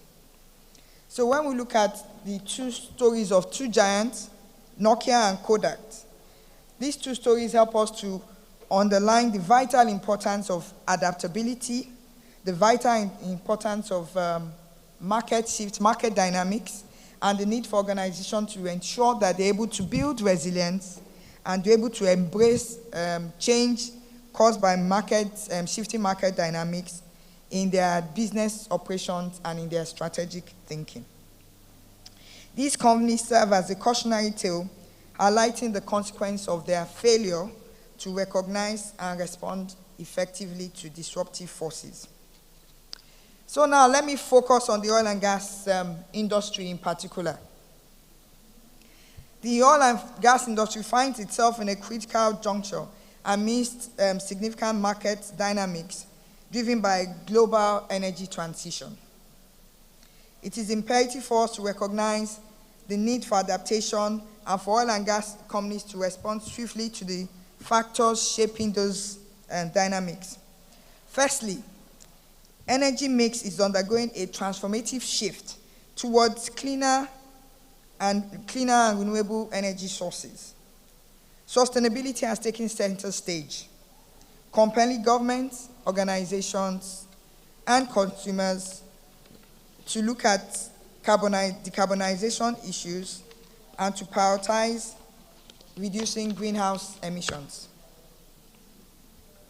This shift alters the demand landscape for fossil fuels, prompting the industries to continue to explore alternative energy solutions. Consequently, renewable energy is experiencing a remarkable surge, and in the charge is solar, wind, hydropower, leading the charge on renewable energy. Significant advancements are being made on those three frontiers, but also on other sources of renewable energy. Right? Falling costs, supportive government incentives, and technological advancement has made renewables more viable and more competitive in today's world.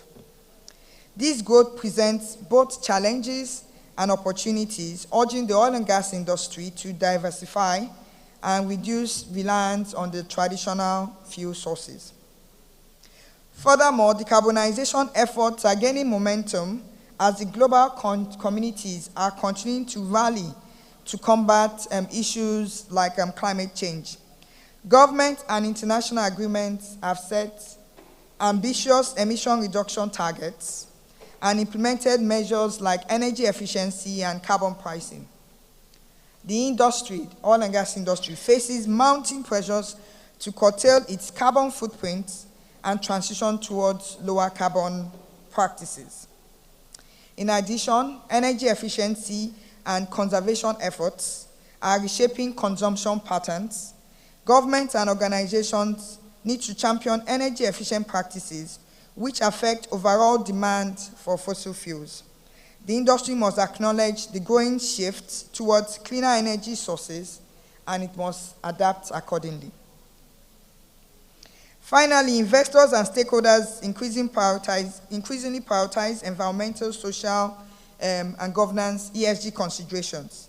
Responsible investment practices and transparencies have become integral to decision-making, and oil and gas companies face heightened scrutiny, necessitating a steadfast commitment to sustainability and addressing climate-related risk. So therefore, it is clear that oil and gas companies need to adapt, they need to build resilience, and they need to attend to the market forces that are currently facing us in this decade. Thank you very much.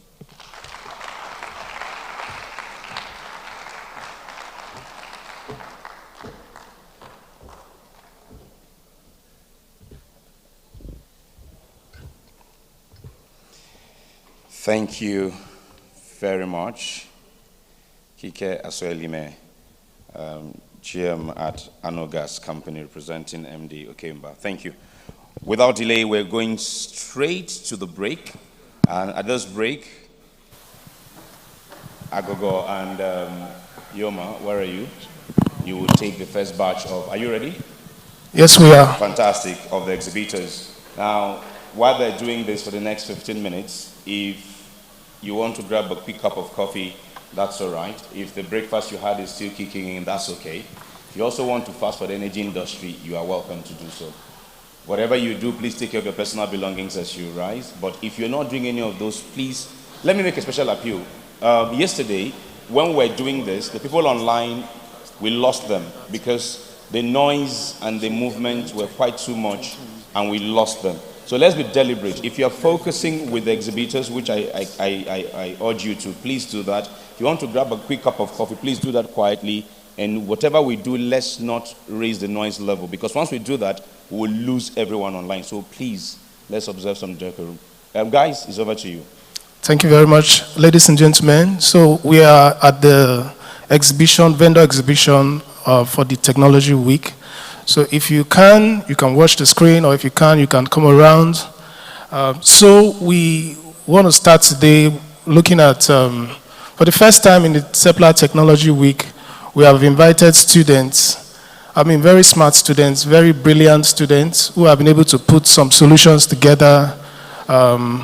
Yesterday we talked to students from University of Ibadan, and today we are looking at students from the Lagos State University. They are here to showcase technology on oil spill detection. So an AI solution that can detect spill. They've been able to put this together. It's a machine learning algorithm that they put together, and they want to showcase. So we want to welcome these very brilliant students, Favor Oluwa Darasimi and Opeyemi Abdulatif. So over to you. You have 3 minutes to showcase what you have for us. Thank you. All right. I'm Bakari Opeyemi, and we are from Lagos State University SP chapter. This is my colleague, Emmanuel Favor. So what we have done here is that we have used AI technology to solve one of the most notorious problems in the Nigerian energy industry, which is the problem of oil spill. So usually, the problem of oil spill in Nigeria is in 3 facets. We have noticed 3 major problems there. This is that there is detection of low-scale oil spills. We want to detect low-scale oil spills. Then the problem of response time. There's usually slow response time in the industry, and then expensive infrastructure. So even when AI is used to solve oil spill in Nigeria, it is usually very, very expensive, and besides, AI has never been used in this country. So now, our value proposition, we are trying to provide a solution that solves all 3 of these problems. So our solution has our early detection, and it is very, very energy efficient, and it saves cost. So how does this work?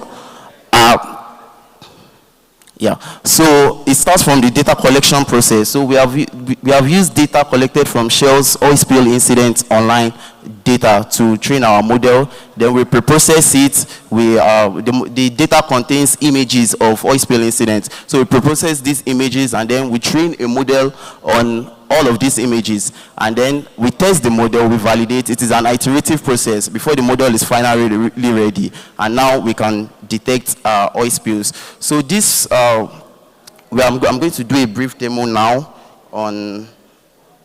Yeah. So we have built an app around the model just to demonstrate how it all works. So let's say the app is connected to an online drone service. So the model can be deployed on any low computational resource device, such as your phone, your smartwatches, or a drone. So yeah. So this is just a random image that I saw online about a clean ocean, and then we can see that it detects no spill with a confidence score of 0.93. That's 93%. I'm going to try again with this. And then it detects the oil spill with a confidence score of 92%. All right, so our model is not without its limitations. For one, it has been trained using RGB images, so it is weak against when we are using infrared images, as is used in international companies. Also, our model is not able to, when you provide out of context images to this model, it will behave unexpectedly. But the major interesting thing about this model is that it is very, very lightweight, so it can be deployed on any device that you have, and it is very, very cheap to maintain. So we have we're going to the next steps here. We want to deploy this model on our drone devices, and we want to make a lot of companies adopt our solution because it provides a very, very scalable solution to Nigeria's oil spill problem. Thank you. Thank you very much. I mean, so I think that round of applause is worth it. I mean, this is a very smart solution. So I think when you take it on drones and you're able to scan, you see spills and be able to detect. Yeah. That's a very good one. And also it's lightweight. It can be deployed on any smartphone, and good one. I think this is something we really, that's what the Technology Week is all about. We encourage young professionals, students to showcase what they have. So one more round of applause for these guys. Thank you very much. So let's move over to the next exhibitor for today, and that is Alpha Design. So Alpha Design, are you ready for us? You ready for us? All right, so can you kindly just tell us in 3 minutes what you have to showcase today? Thank you very much. You're welcome to Alpha Designs Nigeria Limited.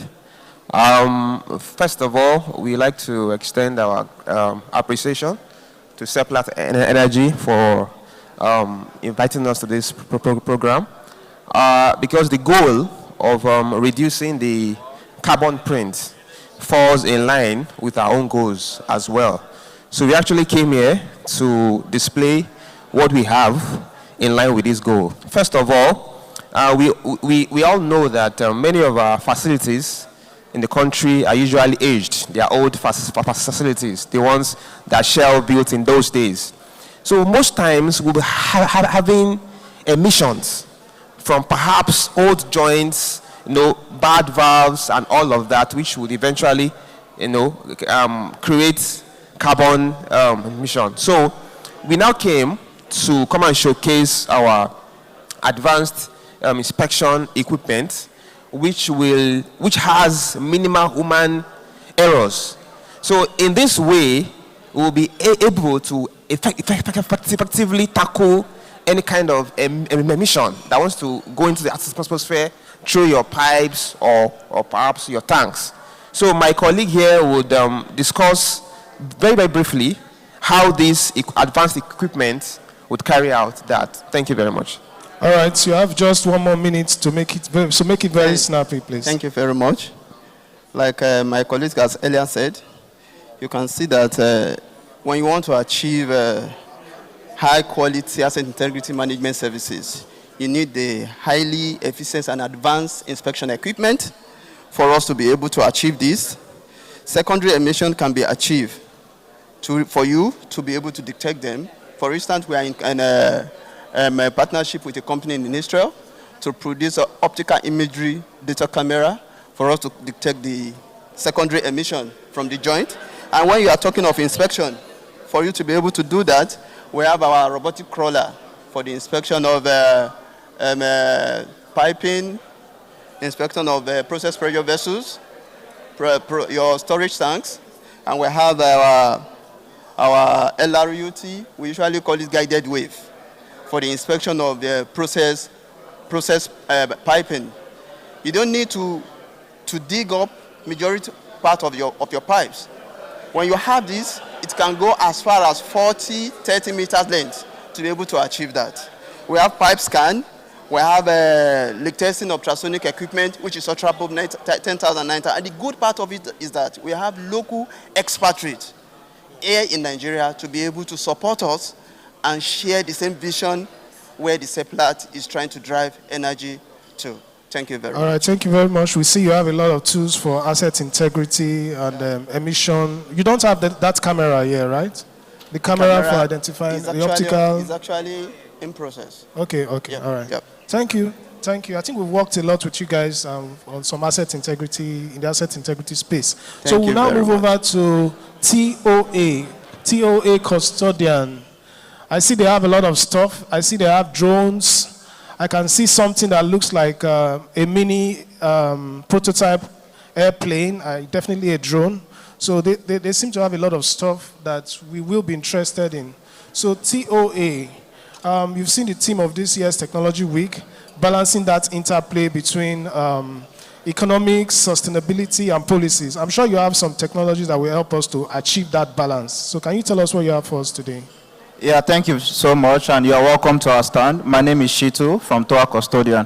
So we have several things that we are into. The hospitality, where we have the hotel in Port Harcourt. We have, so let's just talk briefly about the drones. So here you have an albatross drone that has 100-kilometer range and telemetry of 100 kilometers. What that means is when it's flying, it's able to transmit the picture and videos at that telemetry range. So it's able to do that with the ability of this payload, this Raptor X80, which has day and night vision. So even when it's flying at night, it's still able to capture what is happening on ground. It's able to geolog and georeference whatever is happening on ground. Is able to send all the data in real time. So let's move to this. If we are talking about policy, we're talking about solutions technology. So this is one of the solution provider for oil and gas industry.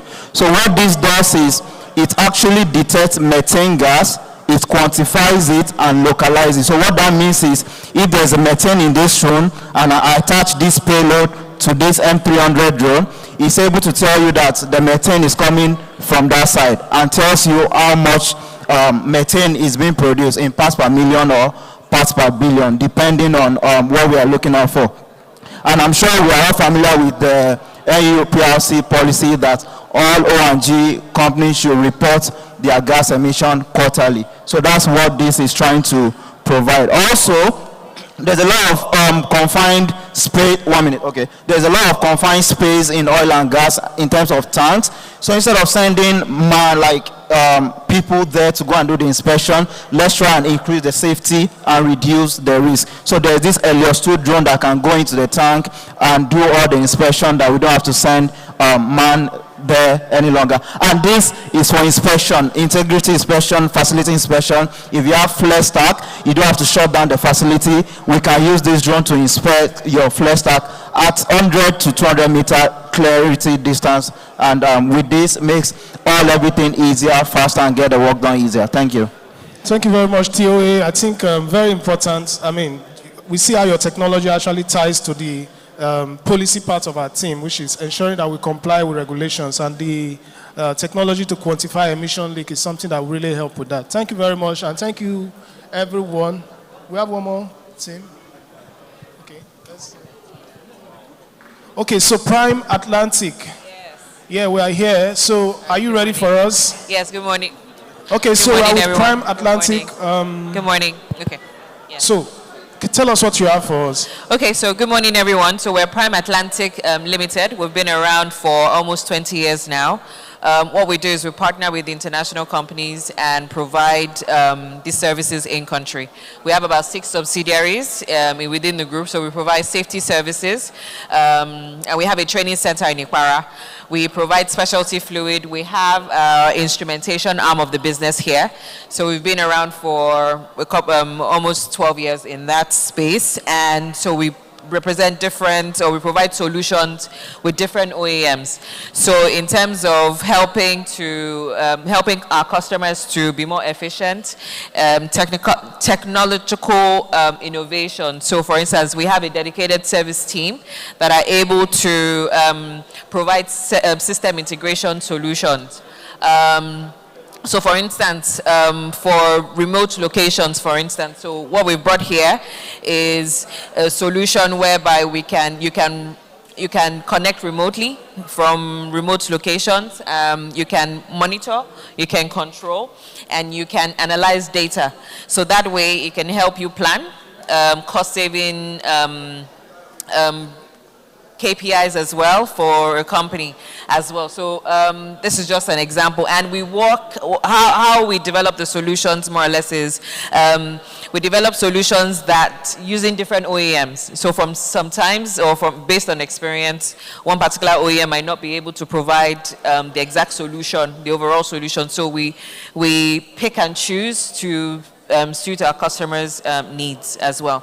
So we also have another, especially on the safe welding habitat. So for customers that do not want to shut down their operations, whether it's gas, whether it's oil, we have a solution where you can deploy the safe welding habitat on the facility, and if there's an incident on fire, it shuts down immediately. It has an emergency shutdown system as one of the features. So you can do your hot works on the facility without having to shut down. So these are part of innovative technologies that we have within our group. So thank you very much. Thank you, everyone. Prime Atlantic, thank you very much. So ladies and gentlemen, please feel free to engage every one of these exhibitors. We don't have enough time to really ask all the questions, so please feel free to engage them after now. Thank you, Prime Atlantic. Thank you very much. And thank you very much, everyone. So if you've not had a tea break, you can use this window to just grab one before we resume. Thank you very much. Over and out for now.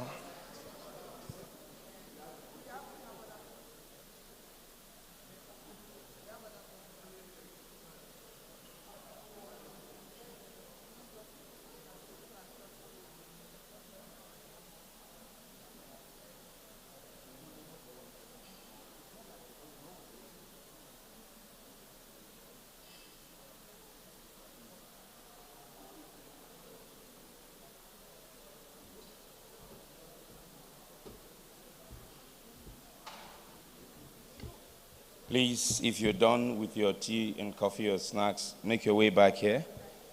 If you're here, please take your seat. If you're not done, please join us as soon as you're done there. Let's continue with the session. We're going straight into a panel session, and immediately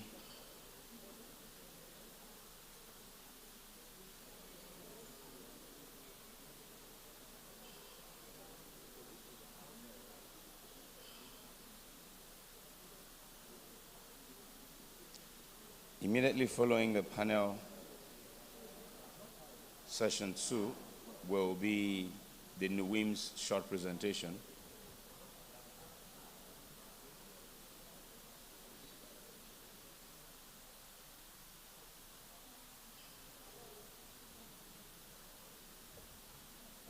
Energy conundrum, developed versus developing nations.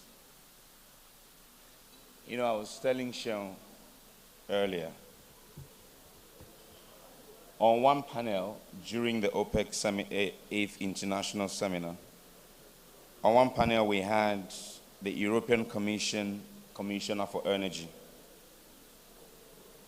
On that same panel we had the global CEO of Total Energies.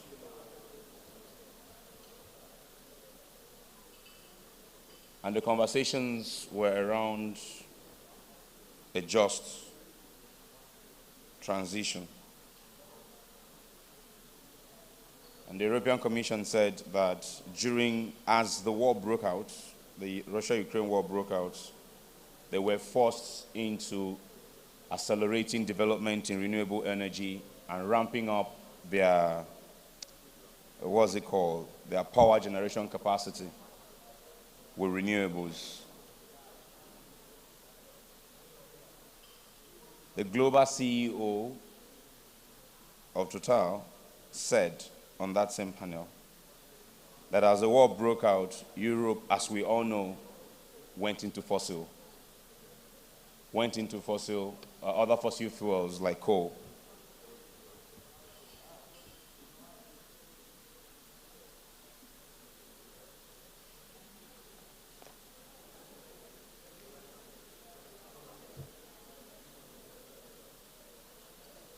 Which sort of brings me to a very simple conclusion, summed up by, if they're done, let them just come in. That's one more.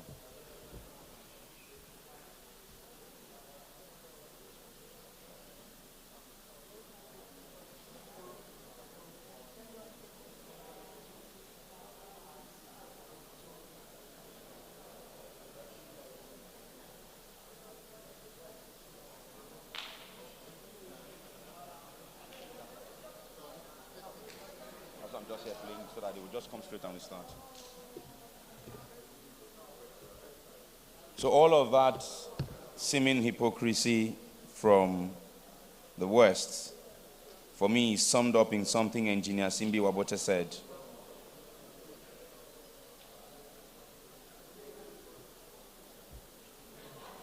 He said, recent events have shown that when it comes to the issue of provision of energy, self-preservation takes priority over any other considerations. I take that again. Recent events have shown that when it comes to the issue of provision of energy, self-preservation takes priority over any other consideration.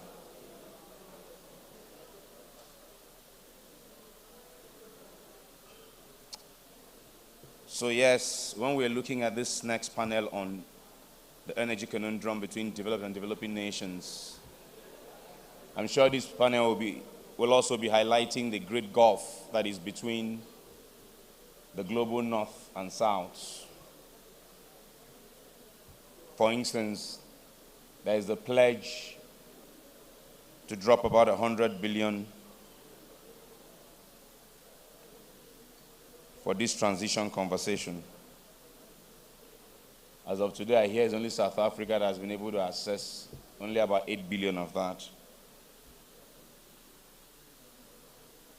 And South Africa is really suffering right now with their what is it called now?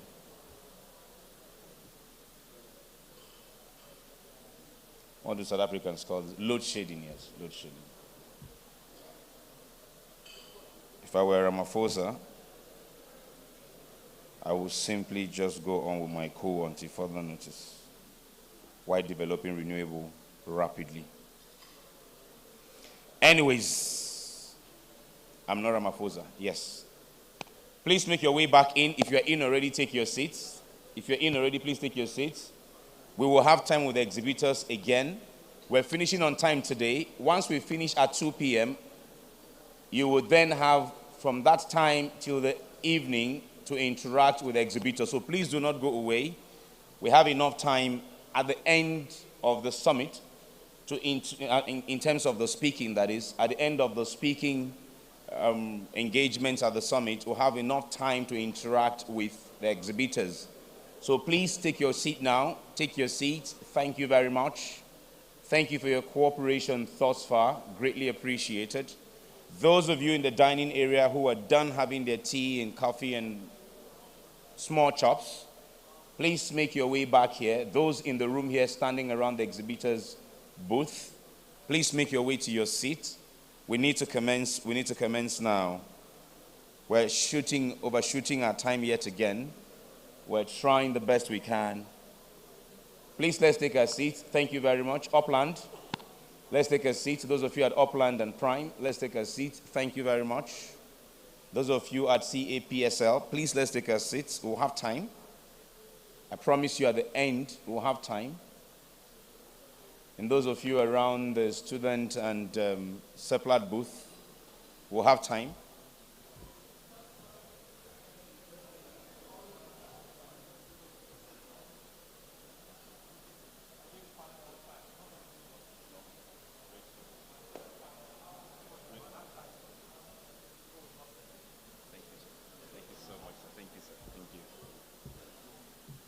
Okay, we're tweaking our program a bit. We'll take the presentation from NUIMS, from the GM NIPEX, Mr. Grant.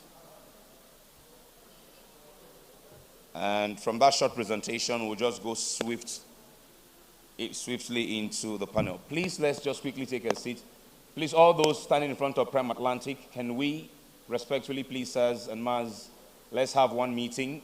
I promise you at the end of today's speeches, you have all the time to interact with subject matter experts and all who are interested in your amazing and exciting technologies. Thank you very much. Thank you. Thank you. Compression and Power Systems Limited, thank you very much. Thank you. All right. To the channel, you're snapping energy now to the main event. Let's fly.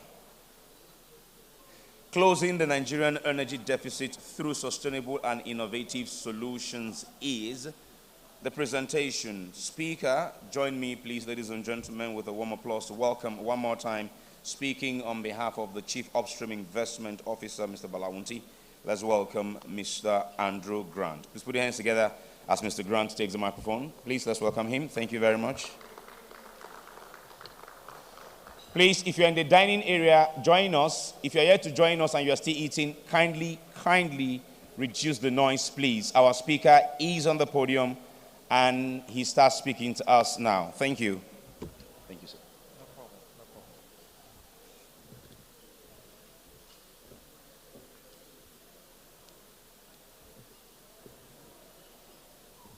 problem. Good. We're still in the morning. Good morning once again. I'm here on behalf of NIMS to give a short presentation on closing the Nigerian energy deficit through sustainable, innovative solutions.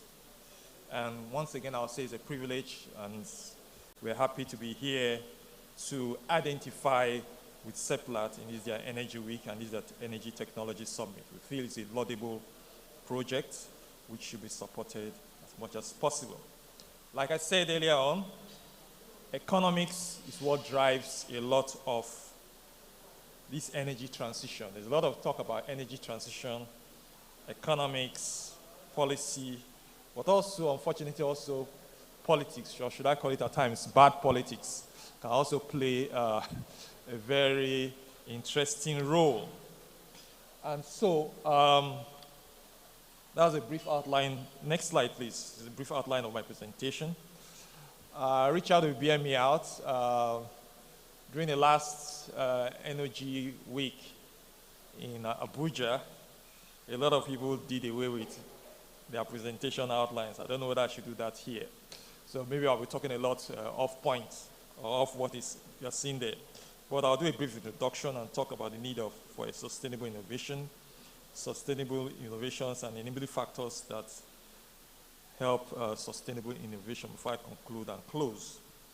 But without saying much, I will not bore you with repeating what all the other lecturers have already said once, twice. They've told you about the importance of innovation in the industry and the role it plays in the energy transition that we are in now.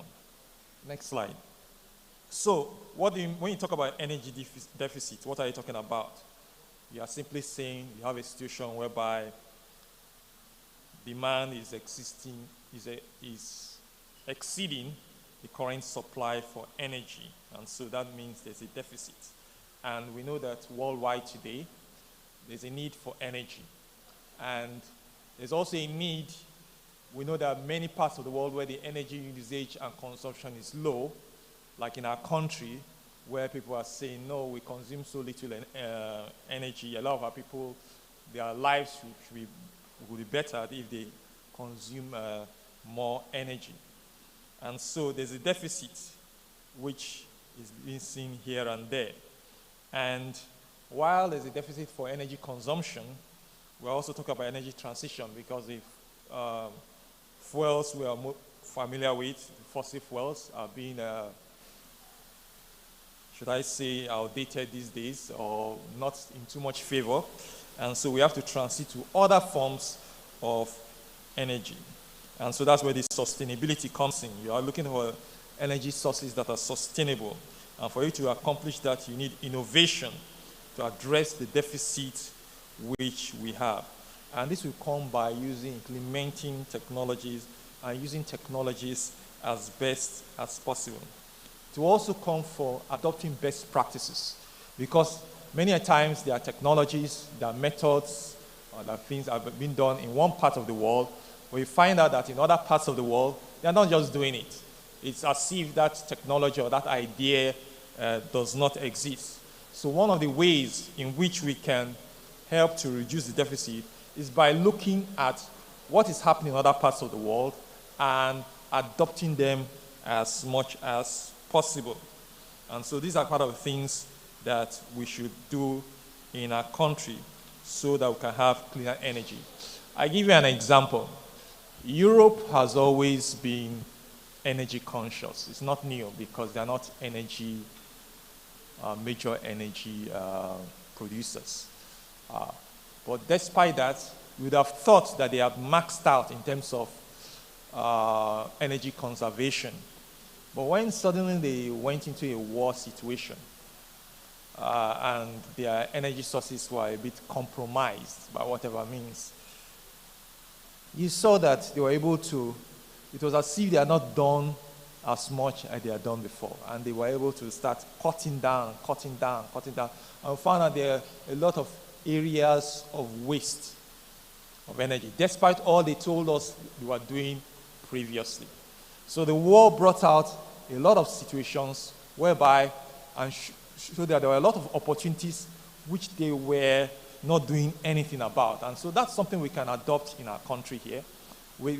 I'm sure there's a lot of room, a lot of slack, things we can do to reduce energy wastage and to improve how we consume electricity. By simply looking across the ocean and see what our European neighbors are doing, I believe we can learn a lot. And when we do that, then we'll have a smaller deficit to overcome by being more efficient in our energy usage. Next slide, please. Well, this just simply tells us that energy trends in the world, that global energy supplies or consumption averages about 67 gigajoules per capita or per person. You can see the trend over the years. It's been going up gradually. But then the very next slide please, tells us the Nigerian energy trend that it's much significantly lower than what the rest of the world. Unfortunately, it's not to scale of the other one. But it says that energy consumption averages about 35 gigajoules per capita. So if you compare 35 to 67, we're almost just about roughly half. And so it shows that we are not consuming so much, even though there's still an energy gap. And that is why the government today is talking about energy security. You must have heard that for NNPC. Since the passage of the PIA, we've transformed to a new company. The former NNPC Corporation is now NNPC Limited. And one of our key mantras is energy security. And in providing energy security for the country, next slide please, have a responsibility to ensure that we look at all energy sources and see that we are optimizing not just crude oil, but also other energy sources. And we all know, everybody has been repeated here over and over again, I won't repeat that gas has been taken as our transition fuel, and is now will be the key thing in our energy mix. Next slide. And so we are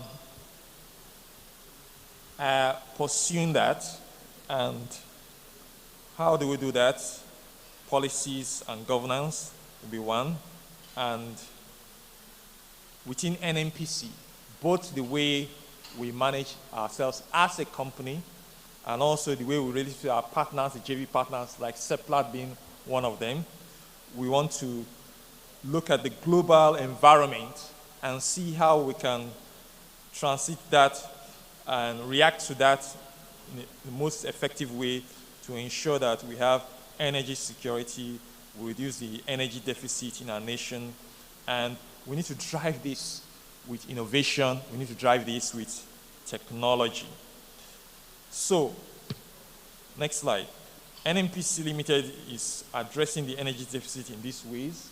One, we have guiding principles, we have the PIA, which is, I don't need to talk about that, it's been talked about, it's the driving law in the country. We have things like the Climate Act, the net zero targets that have been set, and we have reorganized our organization for effectiveness and to have a structure that is in line with the current realities. We have new divisions like a division that is dedicated to new energy. We have a company that's involved in that, and so they look at development of new energy sources. As just like one of the earlier speakers mentioned, you need to be on top of the situation of what is going on around you. You need to monitor technological trends that are going on worldwide and adapt to them. Otherwise, you have another Kodak story. We don't want to be like that. And so our organization is geared towards doing that. But that's not enough. One of the third arms of that, of what we're doing, is impactful investments. There are many times you can say, well, there are opportunities here for people to invest in this or invest in that, but then you may sit back and see that nobody is really moving or acting in the direction you want to do. And so NNPC is taking the bull by the horn by making the necessary investments where they think they and only they or they who have the capacity and the capability can go in there to fill a gap in a national infrastructure. We all know there are infrastructural gaps in the nation, but with projects like the AKK project which we are going about, whereby we are moving gas from the southern part to Kaduna and to the northern part, that way we are making gas available, and we are driving the transition to a gas dominant energy environment. Next slide. We also consider the need for sustainable, to reduce our carbon footprint, and we are doing that with initiatives both in our own operations, but even more with our partners that we work with. And so as we relate with our JV partners, for both our JV and the PSC companies, we keep this as one of our principal focal things that we'll look at. And so we also look at the economic implications of the energy sector. Next slide, please. So, next slide.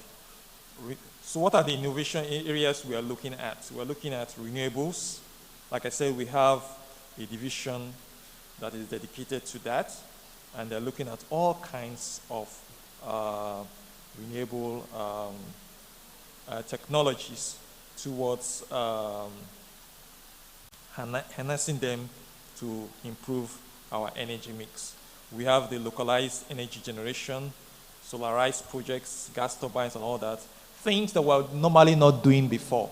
We are now engaging in this because we are looking at the total energy picture, and we also see that we need to also be fully involved and drive it, and not just say we'll wait for the private sector alone. We need to be fully involved so that those things will come to reality. So you have things like introducing off-grid energy systems. We have enhancing energy efficiency,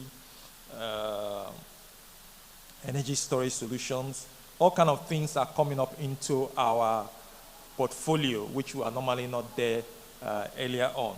But this is because of our drive to a lower carbon footprint, a diversified energy mix, and also the to bridge the energy gap.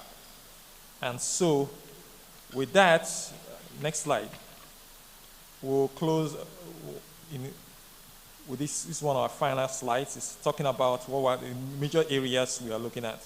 We're looking at public-private partnership to achieving a lot of goals. We need to collaborate with the private sector. Yes, we agree with that.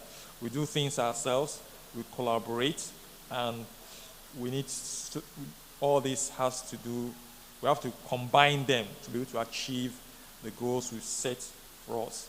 And then also we have to think about financing. Financing is very important, and it's one of the showstoppers many a time in yesteryears. And we'll be looking at innovative financing mechanisms and getting more involved in this so that to make things happen and not to, like my boss would say, make things happen, not to move things from PowerPoints to action points. And so we need to be involved, and we need innovative financing mechanisms.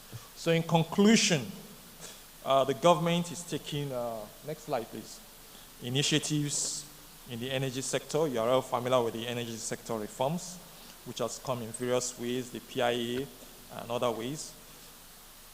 We're also doing renewable energy promotion. We are doing as much as possible to utilize gas. And like I said, it has to be a collaborative effort between both the government and the private sector. Lastly, I must commend Seplat for this forum. This is most welcome for us to have look at the technologies that will drive all this, because we have a very, very fluid situation.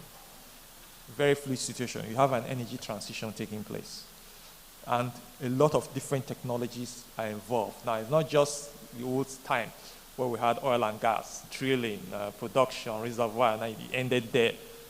Now, it's a complete mix, and you have to be involved in so many areas if you want to win.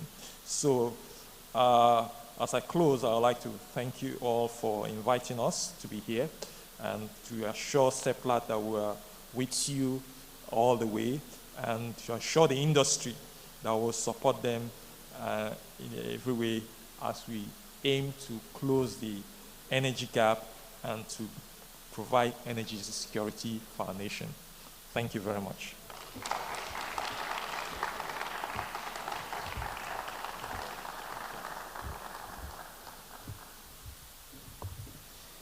Thank you very much, Mr. Andrew Grant, GM NIPEX, speaking on behalf of CUIO, Mr. Balawunti of NNPC NOIMS.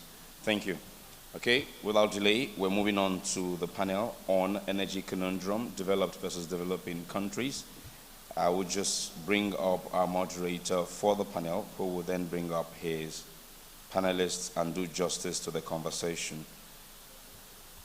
I'd like to welcome the lead production optimization engineer for Seplat Energy Plc, Dr. Eme Kano. Dr. Kano, let's put our hands together and give him a warm welcome.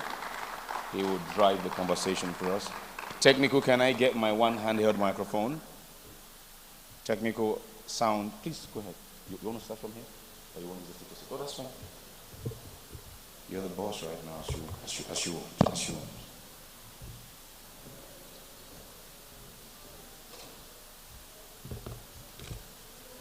morning, everyone. It's good to be here. It's good to moderate this session.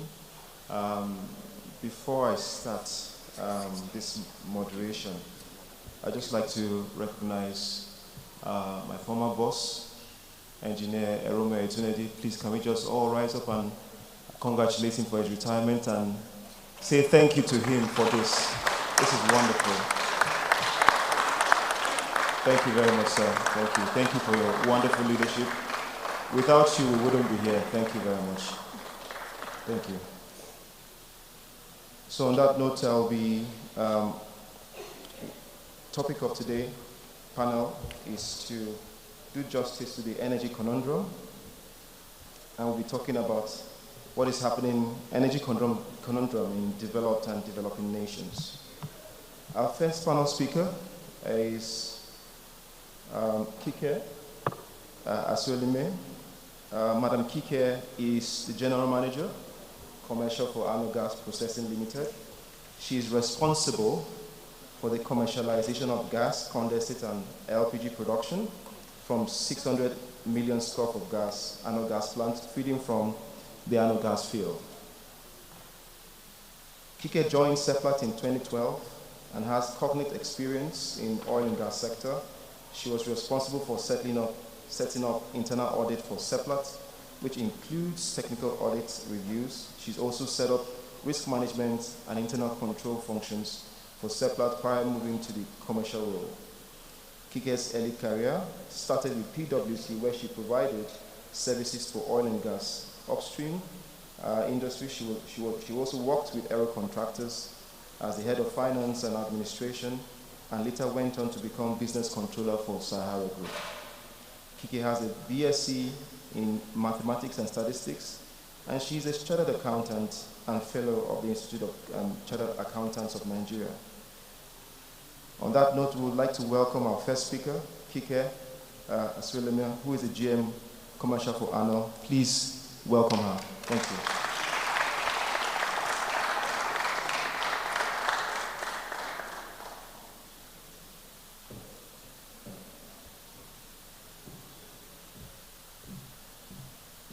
So our second speaker, or our second panelist, is Engineer Omoniho Otanoche. I hope I didn't spoil your name. Engineer Omoniho holds a PhD in mechanical engineering from the University of Manchester, United Kingdom. He has over 22 years cognate technical experience, including 14 years facilitated learning and competency training. He's a member of the University Council and one of FUPRE's Senate representatives. Omoniho is an associate of the National Institute for Political and Strategic Studies, Policy, Strategy, and Leadership course. His skills and interests are in advanced manufacturing technology, sustainable production systems. Dr. Otanoche was a grant holder and coordinator of higher education partnership in sub-Saharan Africa, themed biogas for sustainable energy and off-grid power. And he has actually done justice in terms of doing a bit of research funded by the Royal Academy of Engineering in conjunction with Anglo-American Group Foundation and Global Energy, Global Challenges Research Fund of around £140,000. Dr. Otanoche is passionate about research innovation in collaboration with industry, youth empowerment through education, and competency training programs. Dr. Otanoche is a substantive MD CEO of FUPRE Energy Solutions. On that note, we would like to welcome Dr. Otanoche, please. Thank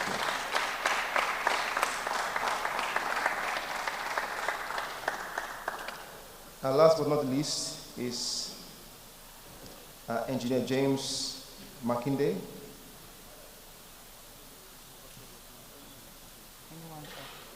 Anyone, Doctor.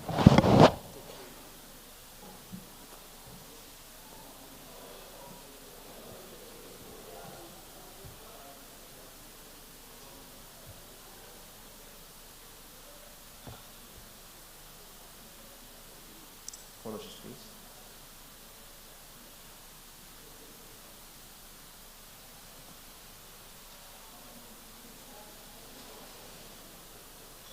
All right. Engineer James Adiniro Makinde is the General Manager Gas Business for Seplat Energy Limited, with responsibility for the sale of over 110 BCF of gas, as well as supporting investment in renewable and power value chain. James joined Seplat with over 20 years experience in the oil and gas industry. His expertise spans various energy value chains, especially gas, power, thermal and renewable, and portfolio investment management. James was at different times the business development and commercial manager for Shell Nigerian Gas Limited, managing the company's downstream natural gas distribution business, commercial lead, domestic gas development, with the responsibilities for commercial aspects of upstream gas project development for Shell Petroleum Development Company. His last role is in Shell before choosing to take an early retirement was as West Africa Business Development Manager for the Shell New Energies business. His early career with Shell was in various project management roles, such as project safety and risk engineer, cost and planning engineer, technical and asset integrity engineer, lead cost engineer, and projects control lead in swamp and deepwater projects. After leaving Shell in December 2021, James worked briefly with Adova PLC, one of the largest downstream oil and gas companies in Nigeria, as the general manager, commercial and ventures development, helping to drive investment in the new energy space. He holds an MBA degree from Alliance Manchester Business School, University of Manchester, and an MSc in offshore and ocean technology from Cranfield University. He holds a project management professional credential as well. On that note, may we please welcome Engineer James Makinde.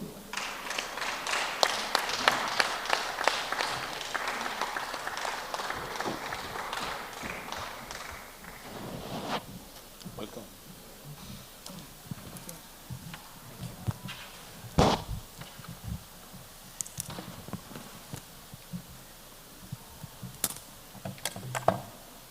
So good morning, everyone, once again. We'll be walking the space of energy conundrum, speaking about developed and developing countries, what it is in terms of the differences. And a bit of a synopsis. We'll be exploring the differences and commonalities in approaches to energy transition in developed and developing nations. We'll examine the challenges and opportunities faced by developed and developing nations, taking into factors as economic growth, energy security, environmental sustainability, and regulatory frameworks. The discussion will highlight the unique circumstances and resources of each country, including the role of technology, policy frameworks, and financial mechanisms. We will also consider the potential for international cooperation if we have time, because I believe we have 40-odd minutes, 45 minutes, and collaboration to address energy conundrum faced by developed and developing nations. So I welcome you all to join in the conversation. Let's have a very good session, 40-45 minutes, starting from now. So the first question is the current state of energy transition, and I'll be asking this question to all our panelists, and we have 5 minutes for this particular session. Engineer James, thank you so much again for joining us. Would you please describe to us the current state of energy transition, primary drivers behind energy transition, and the unique circumstances that's being faced by developed and developing countries? And how do factors such as economic growth, energy security, environmental sustainability, and regulatory frameworks influence energy transition in both developed and developing countries? Thank you. Thank you very much. So I think if we look at energy transition in the developing world and the developed world, there are fundamental differences, and it's driven by some of the issues that you have listed. If you look at, let's start from the developing world and using Africa as an example. The driver for us is the fact that in the world, Africa contributes, say, 3% of the greenhouse gas emission that is leading to the challenges that we have in the world. So for us, the conversation is about just energy transition. We can't be talking about strictly renewable solutions when we do have some of the resources and we are actually far behind the rest of the world in terms of development. So the driver then becomes, how can we provide access to energy to the people? So energy access is the primary thing. Then on top of that, how can we have the infrastructure that will take energy from generation down to where it will be utilized? So infrastructure development becomes the important thing. If you layer on top of that, the fact that really most of the developing world really are poor. So we don't have the resources, the financial resources to finance the development that we need to have. So you now have a situation where the driver then becomes how to get access to the right financing that will support the development. So those factors affect the trend and the development of energy transition within our part of the world. While if you switch to the other side of the world, the more developed part of the world, the driver is different. For them is to replace the source of energy they currently have. Because they already have it, the infrastructure exists, they generate enough power to take care of their needs. So it's now about, let's change the source of the energy. So then the driver is, how to replace that. Okay. So the nuanced differences between those two actually drives how the world is moving in terms of the pace at which the different parts of the world are moving towards transitioning. Okay. I hope that kind of addresses something. Thank you very much, sir. Madam Kike, what's your take on that as well? Actually, Engineer James, I think, has done a very good job for the panel in terms of looking at the state of things. If you look at, the imperative really for energy transition is really about decarbonization. Correct. And as he said, the driver for the Western world, developed world, is about how do we decarbonize, how do we reduce greenhouse gas emissions and the effect on climate. And essentially, and it drives exactly to what he said. It's about looking at renewable, cleaner sources of energy, renewable energy. And I think, just to chip in, another thing that driving the Western world is looking at sustainability. We know sustainability is here to stay. And so trying to look at energy security, looking at them wanting to reduce their dependency on energy. But for us, as I said, the imperative, the developing countries, we are in a unique context within our own transition, that really our transition is like, how do we fuel the growth within those developing countries? So the energy transition for us is looking at fueling development, economic growth within those within the different countries in the developing countries. So I think that's just what I would add to what he said. So I'll not take up time. Thank you very much. Thank you, madam. And would you like to chime in, Engineer Tonacha? I think it's. Yeah, go ahead. Thank you, moderator. For me, I will ask a critical question. Where are we transiting from? Currently, we are in an energy crisis. We don't have enough, and then you are transiting. Fine enough, we are here for solutions. One of the things that drives the advanced world, especially in terms of, I would more preferably say alternative energy, sustainable alternative energies, than going into the debate about what is renewable energy and what is alternative energy. So I'm more comfortable with alternative energies. What's driving it in the West and advanced countries? It's incentives. All forms of renewable energy or alternative energy that are being driven now, from solar panel to wind, they are all incentivized. If Nigeria has to leapfrog, we need to look at that. And thanks to Seplat from your transition from an oil and gas company to an energy company. That means you're already forward-looking. And for us at the Federal Investor of Petroleum Resources, in real terms, when you were reading my citation, you mentioned biogas, and I have the lapel here. In 2015, my university deemed it fit that, look, oil and gas is not going to be interesting for FDI, foreign direct investment. A company was formed with equity participation from the Scottish financial holding company, iFlow, and the company is Footprint Energy Solutions.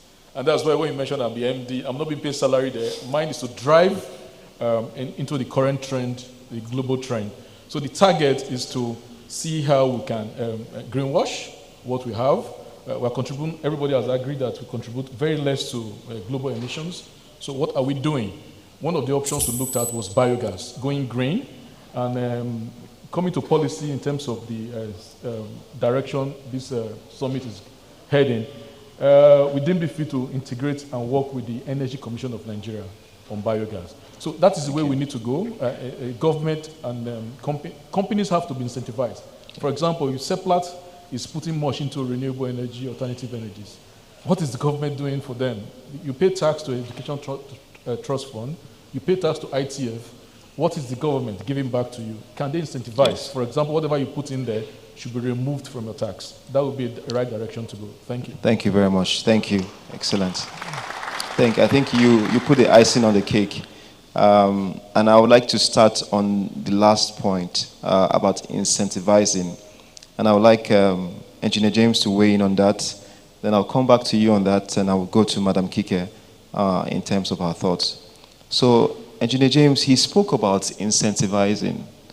And I would like you, as a GM gas business, I know you look at this, the entire gas portfolio. And talking about incentivizing, do you know what he's saying, and how can you weigh in on that matter, please? No, I think, like you said, incentivizing energy development really is the only way you can address the energy conundrum. And what does that mean? Incentivizing could be in many forms and shapes. Part of it could be tax relief, right?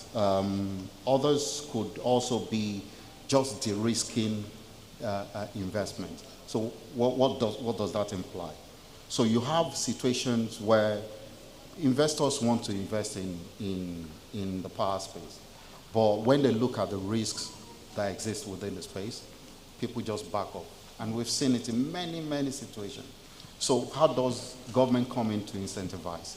If government takes a project, do the early project development activity, take out the tax issues that might be a problem, multiple taxation, give tax holiday, the licenses and the permits that needs to be given, the government work through that whole process and ensure that all the permits exist. Ensure that there is a line of sight to how the investors get back their money. Ensure that they do the basic work of ensuring that when you put your money in a particular investment, you can get back your investment and, of course, the return on the investment.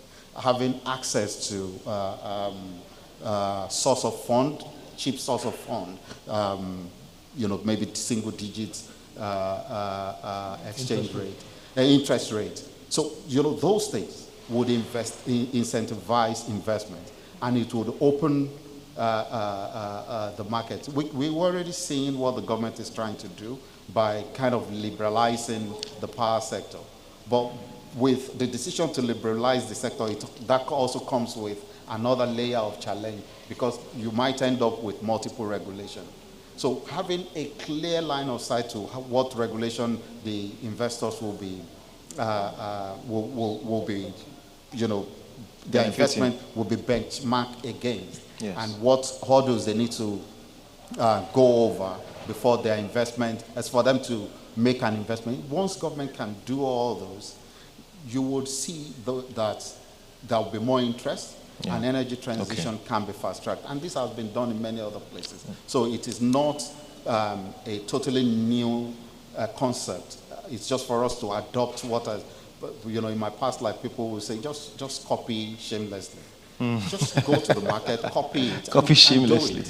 Yeah. Thank you very much. Thank you very much, sir. So you mentioned a couple of things, tax relief, de-risking the space. I know Madam Kike is a risk subject matter expert. And of course, having access to cheap source of funds and basically single-digit interest rates. But Madam Kike, would you like to add to that? those are the key ways to really incentivize renewable energy. But there are other things that, as you said, copy shamelessly, that has been done in the developed world that can also help to incentivize renewable energy. He's talked a lot about incentives for developing the renewable energy itself. There's also incentive for having consumers to use renewable energy as their source of energy. Recently, we came across this article about somebody in, I think, in the East, who made a generator that is able to build generators that can now run on LPGs and have some conversion in his own, so has done a little one-man gas to power initiative, if I call it that way. So you need to also provide incentives for the consumer who is going to consume the energy to use it. You can have in the Western world, they have energy tariff feeding tariffs that they give. As our infrastructure develops, you can get to a point where smaller companies, individuals, develop their own renewable energy. And so excess energy that they develop can actually go back to the grid, and they can get some credit for it and get money back for that. So there are other layers of incentives that you can give beyond those who actually develop the renewable technology to the users of the renewable. Thank you very much. So you're speaking from the customer, and this is probably the first time I'm hearing that as well, and it's really good stuff. Because I have a colleague of mine in the office who just came to me and said that his diesel gen doesn't use diesel, it uses gas now. And I mean, I was really impressed when he showed me the pictures, and he said, you see, I mean, it uses gas now, I don't have to be paying for. So that's really good, consumers getting incentives as well. So we go on to the third question. Affordability and accessibility. We've spoken about this energy trilemma, security, energy equity, and energy equity, affordability, and accessibility is in that category. And you also have energy sustainability. People have referred this trilemma as the impossible trinity. But it's mostly used to describe the balance that's across the different aspects of the energy trilemma. So we're touching on just one aspect, which is affordability and accessibility. And Engineer Otanucha, I want you to please just weigh in on the challenges and the potential solutions to ensure sustainable energy is accessible to all. Okay, thank you very much. Like I mentioned earlier on, and I like the word used by my colleague, talk about de-risking. And I'm happy that NNPC is here. We're talking to NNPC Red before the transition last year about the methanol economy. Okay, and you talked about, some of the speakers here mentioned methane abatement. All oil and gas companies operate in host communities. And if you look at the poorest of the poor, what do they use for energy?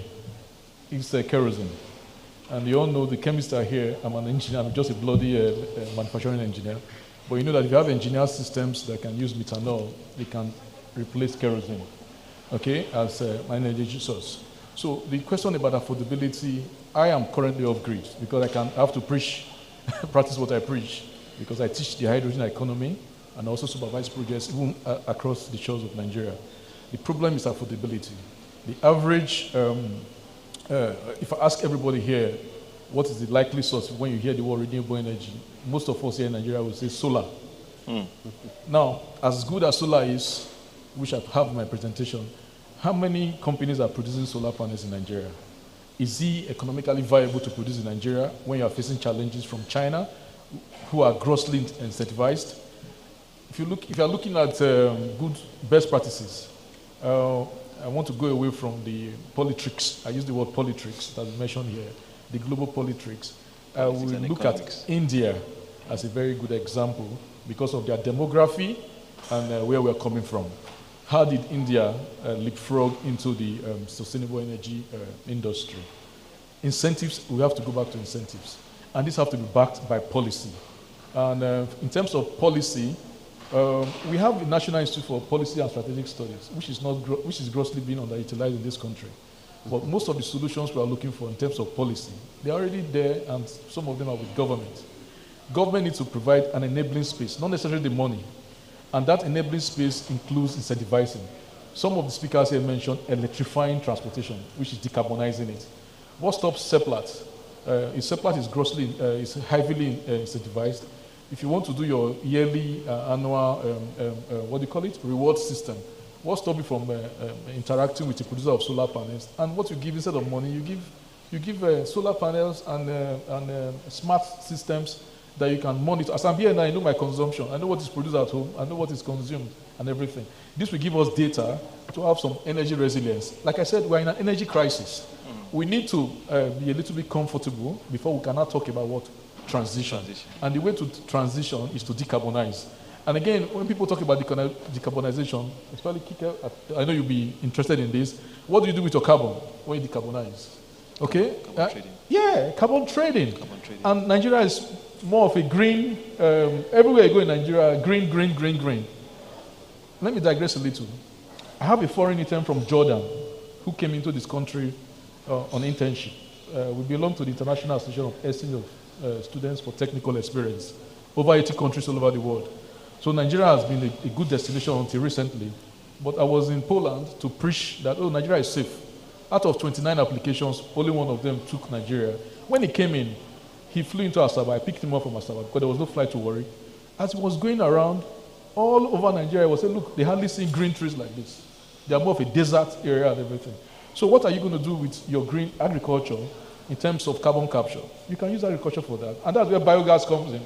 So when you now have emissions from agriculture, they are sustained in terms of biodigesters. You can have your biogas, which can give you methane, biomethane, which is highly prized abroad.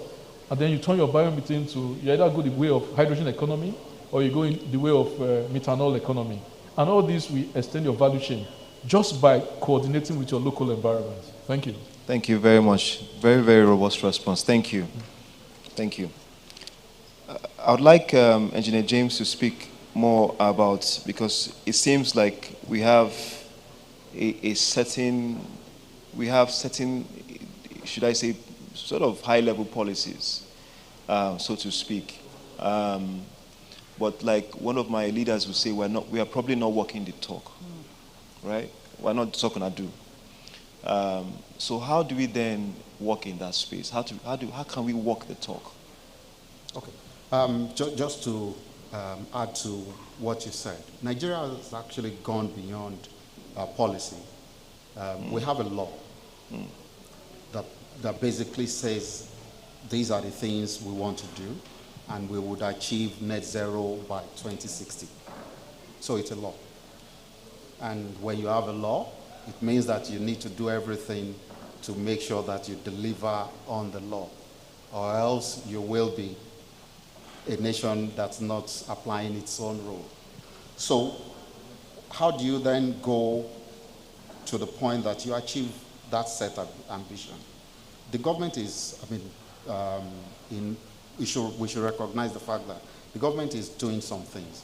It's not at the scale that would change the narrative yet, but there are a few things happening within the economy that you can say, well, there is movement towards the right path.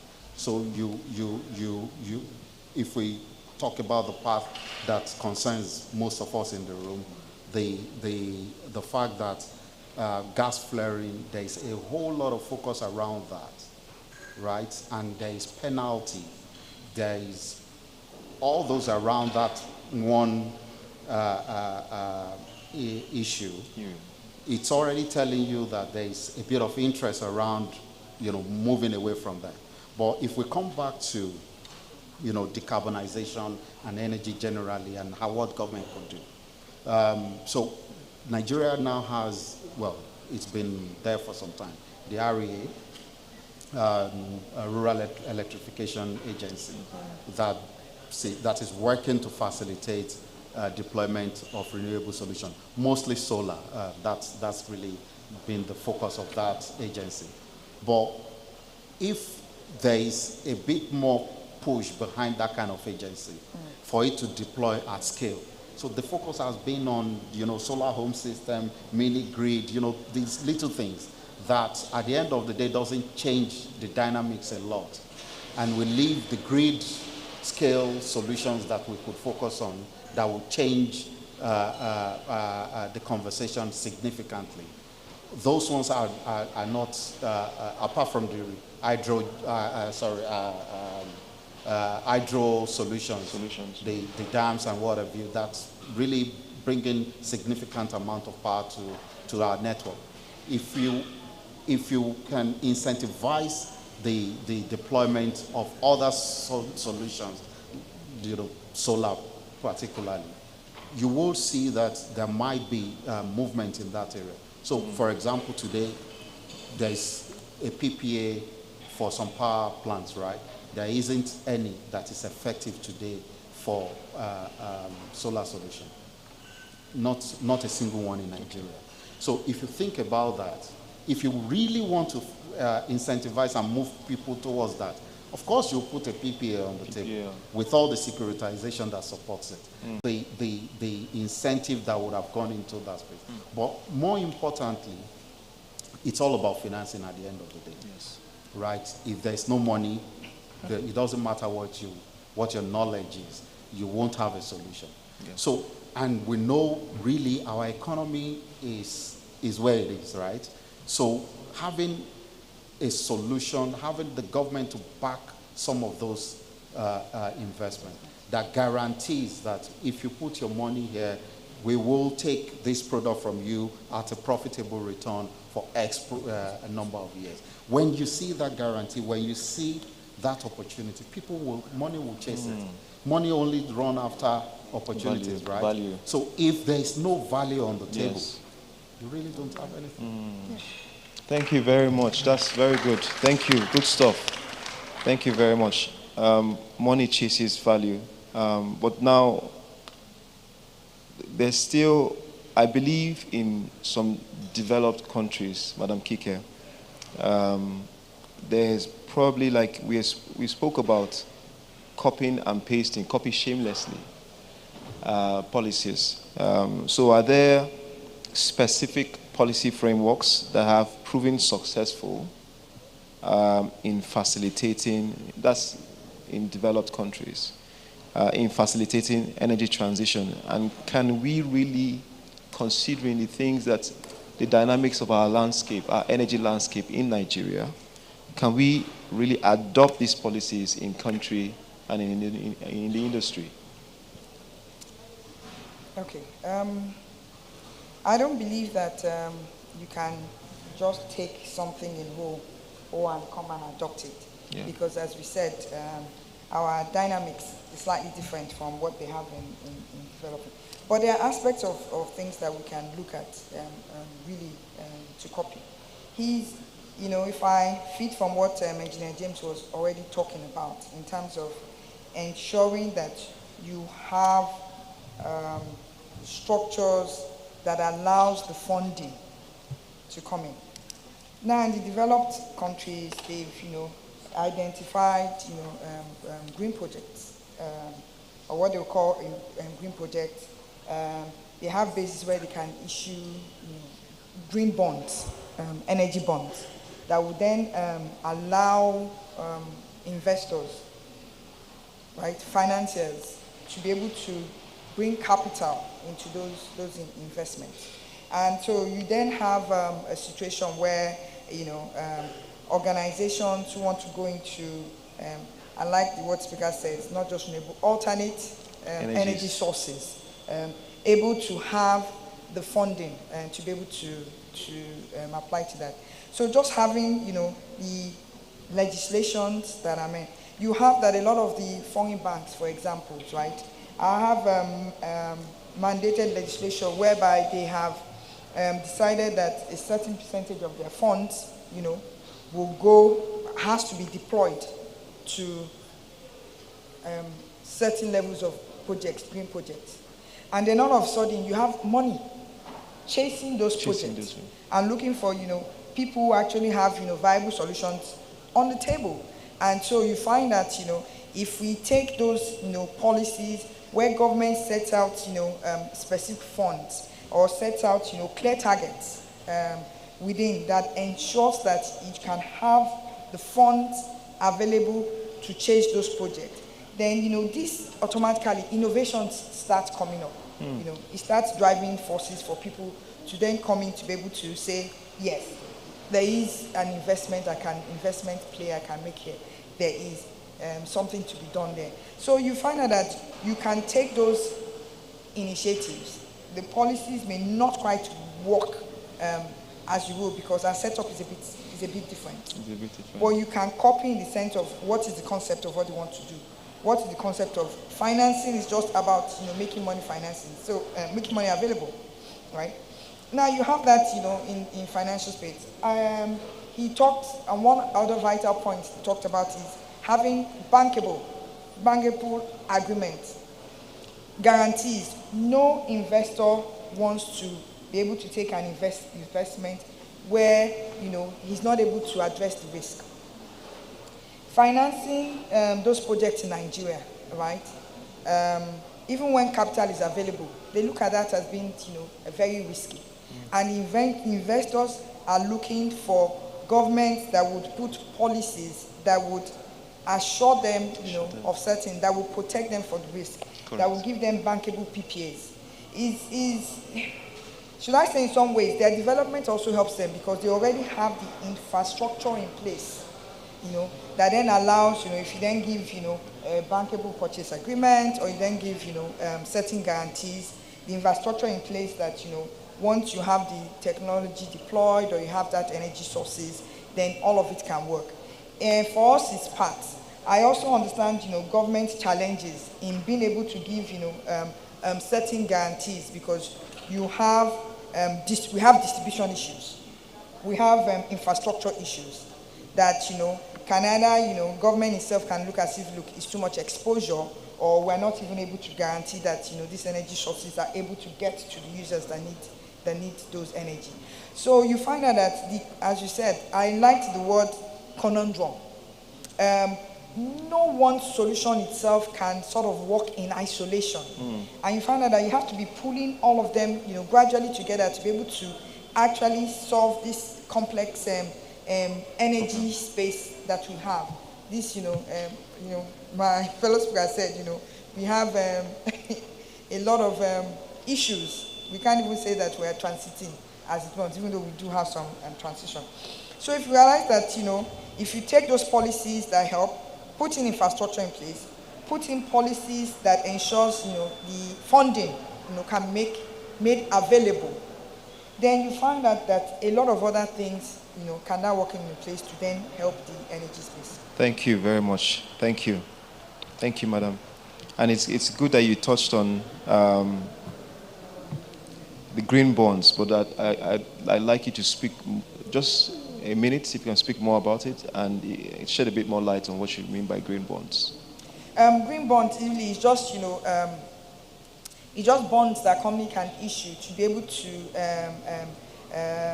demonstrate where you have that, the financial incentive. Every business wants, has a financial imperative behind them, where your financial incentive, is able to then impact, your ability to be able to give, solutions that can positively impact the environment. Okay. So, issuing green bonds, it's an opportunity. It helps to bring investors, funding, who can fund in the green bonds, because it is given that this project, beyond the financial, returns it will give to the owners or give to the companies, that there is, a lot of positive impact in the environment, positive impact that can be demonstratable within the company. And so you have that, there are foreign investors, foreign financial institutions who are actually looking for those opportunities. Again, because they have, they have regulations or legislations that is mandating them to provide those funds available in those areas. then all of a sudden you have that, an issuers of green bond can then get the capital to be able to fund, whatever project they have for an alternate source of energy.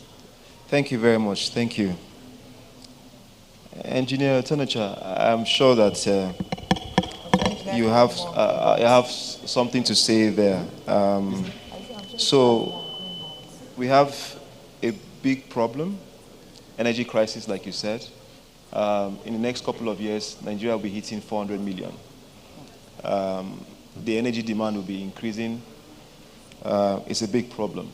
But I like what Madam Kike did. She brought it back to how we can bring it to fruition, and especially latching on to what Engineer James mentioned earlier on. Now, but it would be good for you to also weigh in on how we can come up with a tailor-made approach from not just a high-level perspective, but pragmatically, right?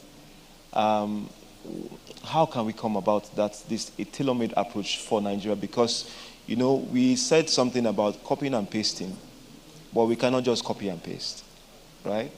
So what would now be a tailor-made approach for Nigeria, the industry, as we speak? Thank you very much. I like what Kiki said about not just one straight rule. There's no one straight rule that fits all. It has to be an energy mix. Okay, the basic line is that, is it sustainable and at what cost? I'm not trying to flatter Seplat because you brought me here. But when I looked at your profile and what you're doing, I see yourself driving or pushing your JV, especially the NNPC, to look at what is happening at Saudi Aramco. Almost everything in Saudi Arabia is subsidized from the oil and gas money. And they are investing seriously in renewable energy or alternative energies. When I say renewable, again, this is for another conversation. Some experts, specifically Professor Babs Oyene, who is a Professor Emeritus from Robert Gordon, one of the top universities in oil and gas. Babs Oyene is a fellow of the Nigerian Academy of Engineering. He's based in Scotland. In fact, their company is the one partnering with FUPRI for FUPRI Energy. He will tell you that oil and gas is also renewable. If you notice, there are a lot of fields being discovered over everywhere. So it's interesting. So let's not look at that. So for specific examples on how we can go ahead, like I said, I'm currently off-grid. I can't be teaching hydrogen economy and teaching the biogas and not push that direction. But I'm a little bit limited because I'm a laser engineer. So I'm more interested in energy infrastructure. For infrastructure, let's look at a case in point, Seplat. If you want to go the way of Saudi Aramco, which is very possible here, this is not the big terms now here. Let's assume 2-3 people start a movement on solar, and then you share data on how you produce, you manage your own production, your energy at home, and then Seplat takes interest in that, and they push you into the commercial part of it, where you're able to convince, especially those in host communities, to take up some of these practices because of your own experiences. And then you get incentivized by getting a kind of bonus for showcasing alternative energies. And then that moves on to your operational CapEx, okay? Your operational expenses and everything, which kind of brings it down if you're able to show due diligence that this is really possible. And then Seplat goes to NIPS, which I can promise you by God's grace, I can facilitate that. And you go to the government and say, look, these are the evidence, these are the figures. Give us tax incentives, we will drive this side by side what you are doing in oil and gas, so that the reality of your being an energy company, not just oil and gas, will be very, very prominent. Is that not a doable thing as we are sitting here now? I can see your boss that is retiring nodding his head. A friend of mine came to the UK and he said, oh, one of the reasons I came to the UK is because of constant power. And I said, I have constant power in my house in Agbaru. I have constant power. But the problem is that if I want to deploy biogas, can I go to First Bank and say, this is a biogas project? I'll pay you back in 5 years' time and get a loan that is single digits. These are the gaps. Now, if we're able to close those gaps through incentives, where, like Kenya, you said developed and developing. Kenya, if you are into biogas, the government does not give you cash. I hear subsidies about they want to share money, 8,000 naira or something. Interestingly, in Kenya, if you're interested in biogas, all you need is just to show interest, and the government gives you cow, and also give you the equipment to start your small-scale biogas plant in your house. There are examples in Bangladesh which have been very, very fruitful. India, too, using biogas from your feces, your waste at home. And I'm happy when I heard the CV of Kike, he talked about waste and everything. Again, there was a project in Delta State by Shell, which I hope we can have the right stakeholders to bring it up again. It's on engineered landfill. Okay, when you bring in all the waste together and then you lock them up and you generate biogas for about 15 years, you are treating waste, you are getting biogas, you are getting carbon credits, which you can also trade. So as you are doing your oil and gas business, which is heavily carbonized, you're also doing mitigation and getting carbon credits side by side. So the problem is not necessarily that oil and gas will fade away, and there are expert views on this, which you can see online, and I can engage on that later on. But the point is that what are you doing with the oil and gas? What mitigation are you putting in place? A simple one is, before the advent of Pampers, you take a child, you feel the inconvenience of cleaning the napkin. Am I right? The nappy. Okay, you need to wash and the rest of them. But Pampers, now you conveniently take a child anywhere. All you need to do is just to replace the Pampers. And the child goes on. So it's very, very convenient. So what can we do in that direction in terms of methanol economy, hydrogen economy, fuel cells? Are they possible? Yes. Seplat can also show interest in where the locomotives are moving now. What about marine?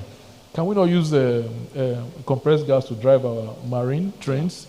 Yeah. The AKK you mentioned, sir, is it not possible to have methanol plants along the routes where you do GTL, gas to liquid, and you have methanol available for the local consumer, which can also drive your cars, can run your generators, can supply your energy in terms of distributed energy units or off-grid power. These are very possible. Then talking about infrastructure, our transmission is a big problem. So I am one of the advocates of smart grids, small units, estates, Seplat has an estate, or you incentivize your staff to take plots of land. And then just like Arup has, in Nigeria, Arup has a program where if you work for the company and you're a senior staff, you are a part owner of the company. These are kind of incentives that can drive it. And then people will now go and then push it through their communities. One other thing, please, just a minute. There's nothing like wrong policy, but rather wrong policy formulations. You talked about copying and pasting. It's all about adaptation of technology. So if you have stakeholders clearly involved in your policy formulation and up to the level of tactics for the military, for us, strategy, and then you come to task and everything, and you carry the stakeholders along to implement the policy will run smoothly. Thank you. Thank you very much. Thank you. You have a couple of actions from this minute of meeting. You have said you're going to do some things for us, so thank you very much for that. But I will note those actions for you. Engineer James, just going to you. Now, if we are to say we have sort of a pseudo solution to this, so whatever we want to do, we have to depend on an existing policy, because we've been mentioning policy. And it has to come from the top down in terms of whatever we are doing. What do you think that the federal government can do from their perspective to make it more attractive for independents like us? Okay. I think he's alluded to a few of them, but let me also add a couple to it. So today, in Nigeria, when you generate electricity in your house with your solar panel, what tends to happen is that you bring in experts for them to determine the capacity of solar or power that you need in your house, right? Yeah. Because you don't want to invest too much in that solution, and if you don't need so much. But if you have what is called net metering in the country, what that does is that whatever you generate, the excess you can send back into the grid, and the grid pays for it. And this is being done in many countries, so it's not something totally new. And while our system is not configured to be able to take net metering today, we can make changes that would allow it to happen. And for me, that's a solution that can happen.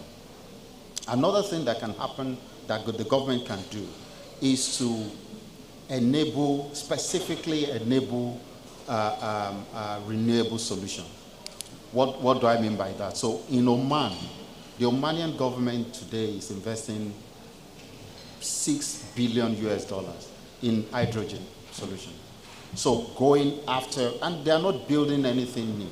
What they've decided to do is to look at development in different places and invest a small portion of money across those opportunities. What it's doing for them is that they are preparing the economy to transition. So if hydrogen wins, and I believe very strongly that hydrogen would win ultimately, very strongly, I'm a big advocate of that. By the time that happens, that economy is already positioned to take over, right? And meanwhile, we are here, we have not done anything about that conversation. There are pockets of sessions and meetings and what have you that's, like this that talks about hydrogen. And I'm hearing today that is teaching hydrogen economy. But if the government wants to prepare for that future, because hydrogen will challenge oil and gas, I can assure you of that. We can have a debate about when, but it will challenge it. So, but that's a different conversation. We can put that aside. Another thing that the government can do, ultimately, is to specifically incentivize development. What does that mean? In some places, when you generate electricity using renewable sources, there's a special rate for it. And that can happen. The government can do that today to say, if you're generating electricity into the grid with this, you get this special rate. Using the MITO model or whatever model they use, you get a special rate. That would enable people to start looking at that space. And we can keep talking, but I can say that your time is... Thank you very much. Thank you. Thank you, sir. So what I hear is more or less like a hybrid in terms of the approach, outward, inward out, and outward in terms of the independent should start it and lead it and present it, then the federal government can then sort of meet both the independent and the government per se in the middle, sort of, because should we then wait from a top-down approach or a bottom-up approach? So I think it starts with an ambition, either federal government ambition or company ambition. Okay. Clearly, if there is a clear set ambition to say X percentage of our electricity generation will come from renewable sources by so time, clearly stated, and we have set a plan to do it, then you've created an opportunity. Right? A company like Seplat, we have stated clearly what our ambition is around net zero. So that's also an ambition.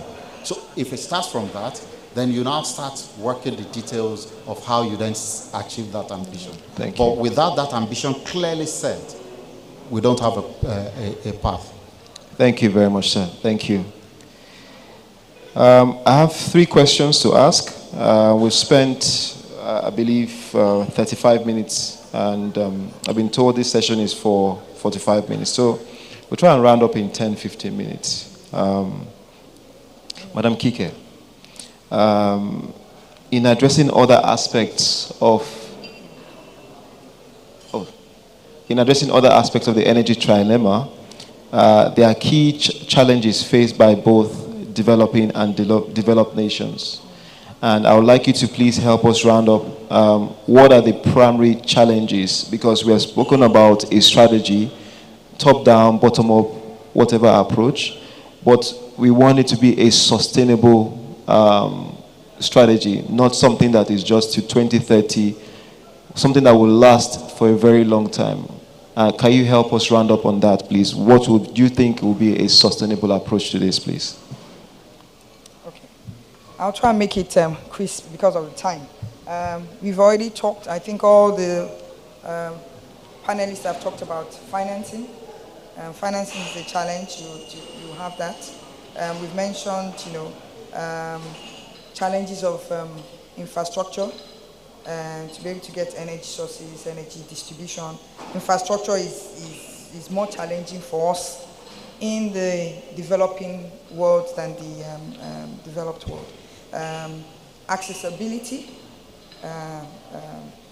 is an issue for the developing, being able to get, energy sources. Even current energy sources, before you talk about renewable, to the rural space, to ensure that people have access. But I think one other key challenges that affects, both either developed or developing nations really is the upfront, what I'll call the upfront cost energy solutions. Thank you. Right? And that's why you see us in some ways circling back to policy and circling back to incentive. Because the upfront cost is usually high, even whether you look at it at the macro level or at the micro level. Even at the micro level, if you want to deploy your nice solar, you have to first of all have panel, storage, batteries. It always has. So the cost of it is a challenge at all levels, and for which hopefully the more technological advancements go, and the more you have a lot of research and development, right?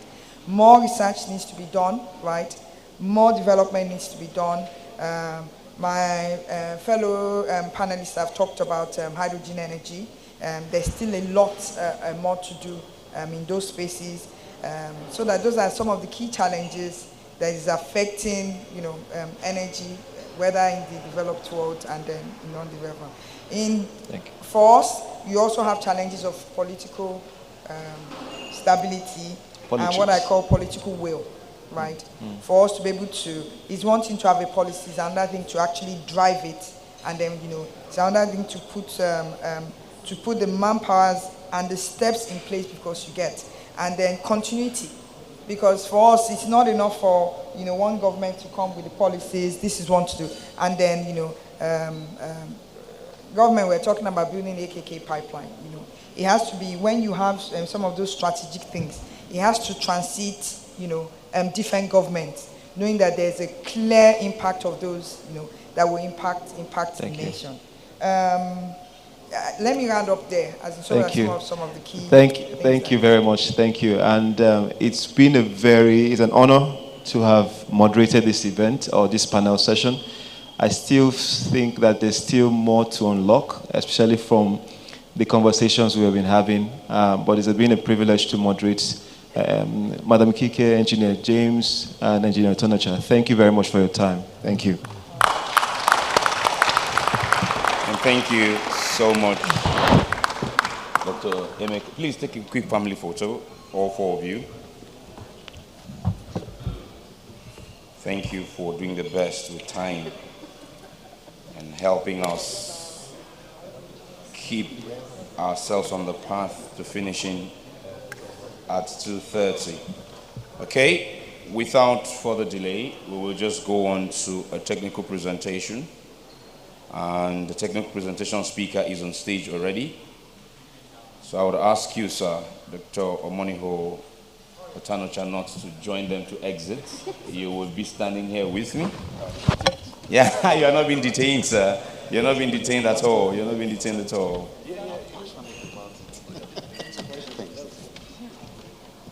So please,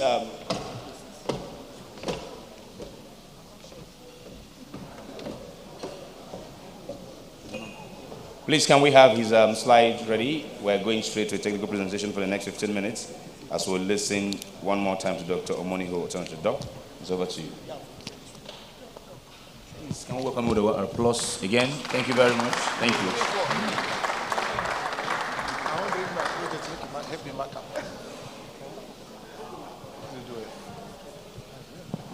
Good afternoon once again, and thank you to the moderator. I'm standing on the existing protocol, and again, due regards to Oga that is retiring. I hope I grow up to be like you. Thank you, but we still need you anyway. FUPRE will need you. We need experienced people like you to mentor the young ones. Okay, can we have a slide up, please?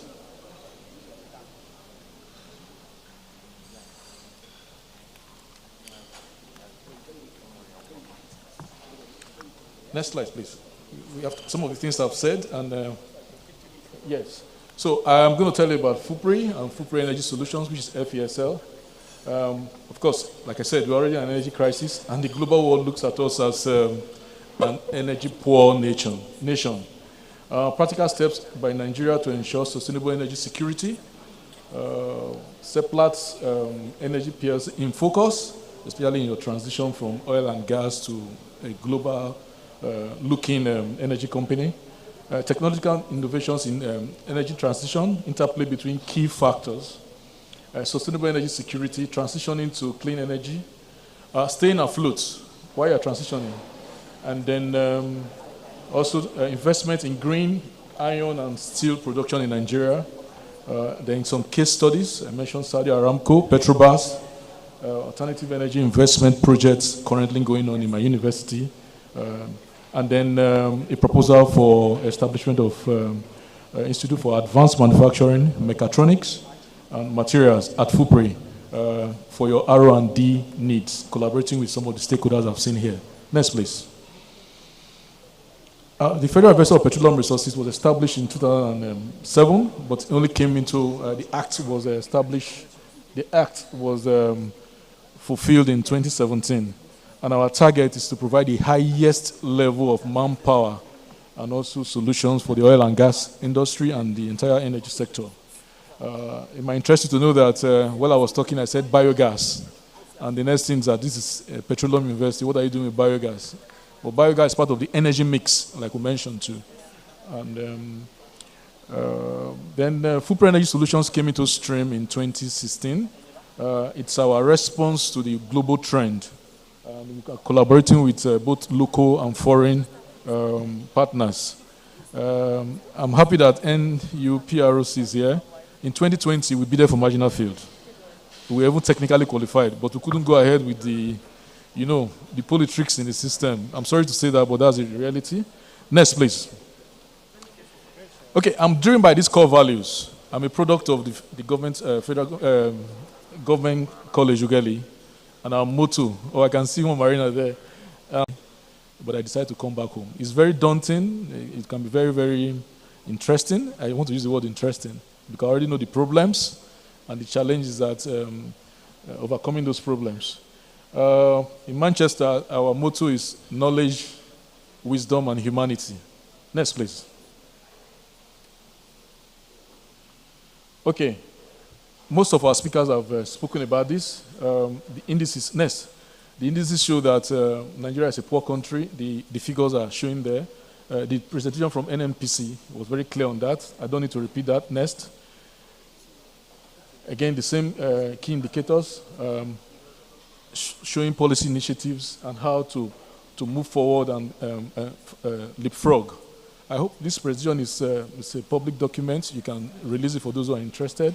There are references there for you to look at. These are not my figures. These figures are well referenced and peer reviewed. Next, please. Again, next. If you see Nigeria there at the bottom, highlighted, that's where we are in the renewable side. We need to do more. Like I said, nobody's producing solar panels in Nigeria. Meanwhile, the market is growing. There's a lot of demand.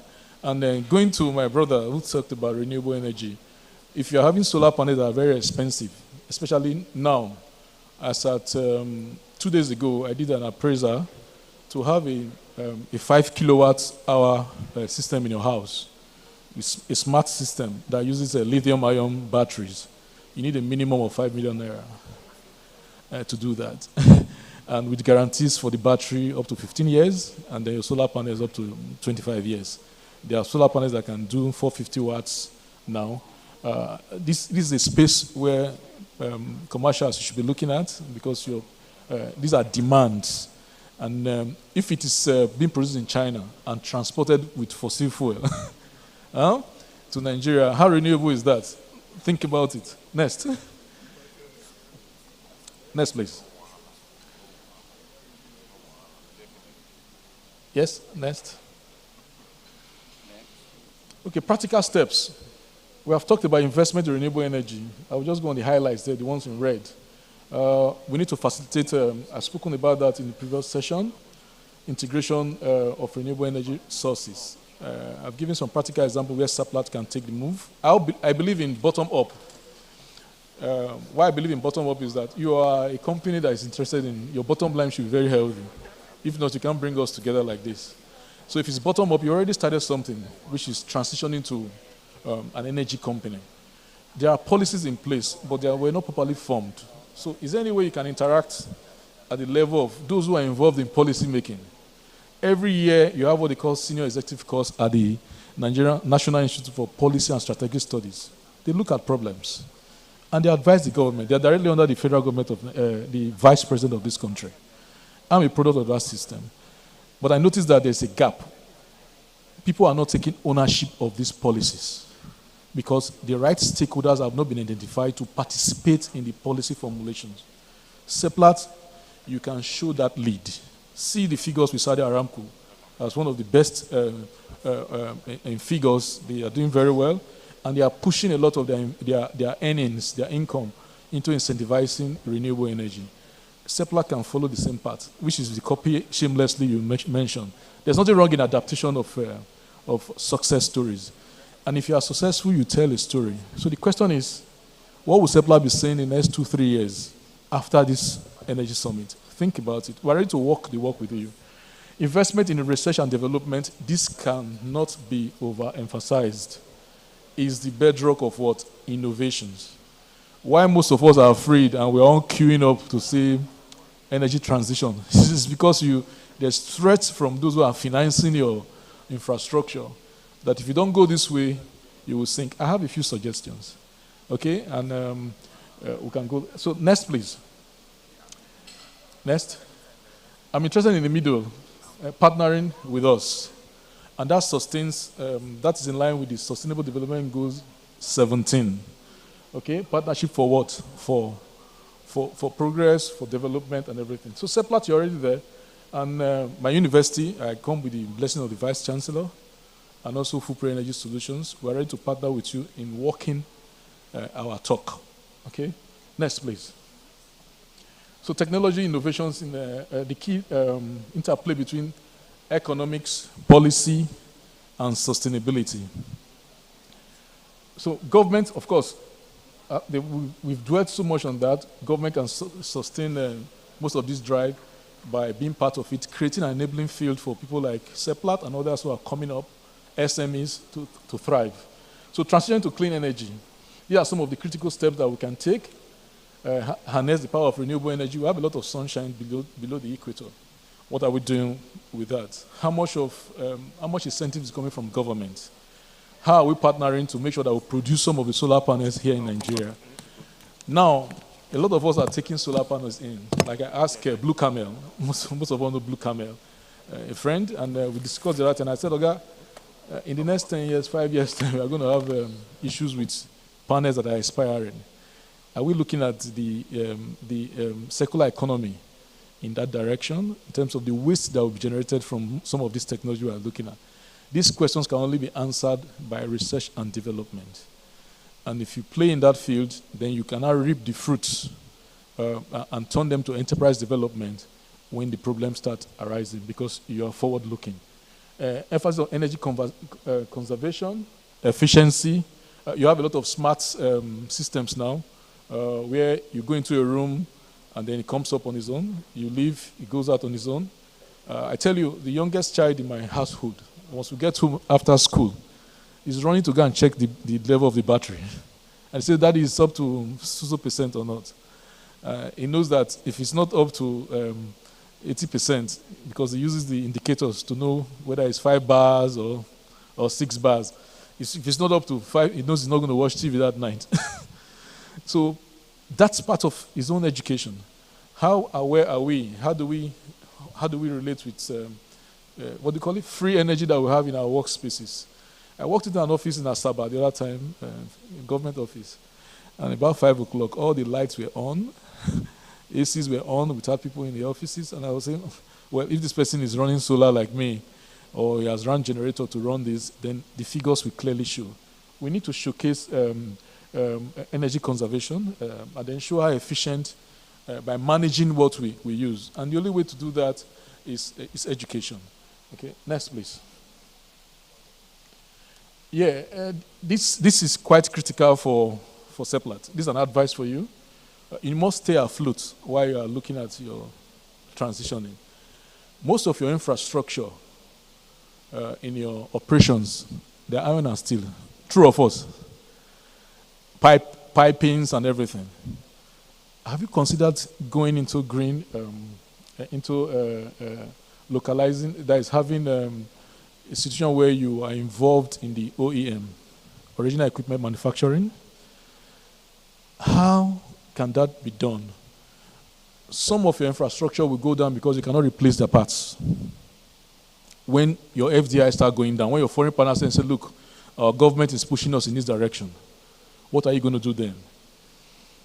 Can we look at these young ones here? I'm happy that the students are here who are studying manufacturing. Some of them studying materials. Some of them studying robotics. And they are doing very well abroad when they leave the shores of this country. How do we retain them here in terms of resilience, in terms of what knowledge for service? Seplat should look at this. In the short term, there's a huge gap in steel production. You can't develop without iron and steel. No country ever does that. I won't say go into, next please, I won't say go into Ajakuta or Alaja, steel or whatever.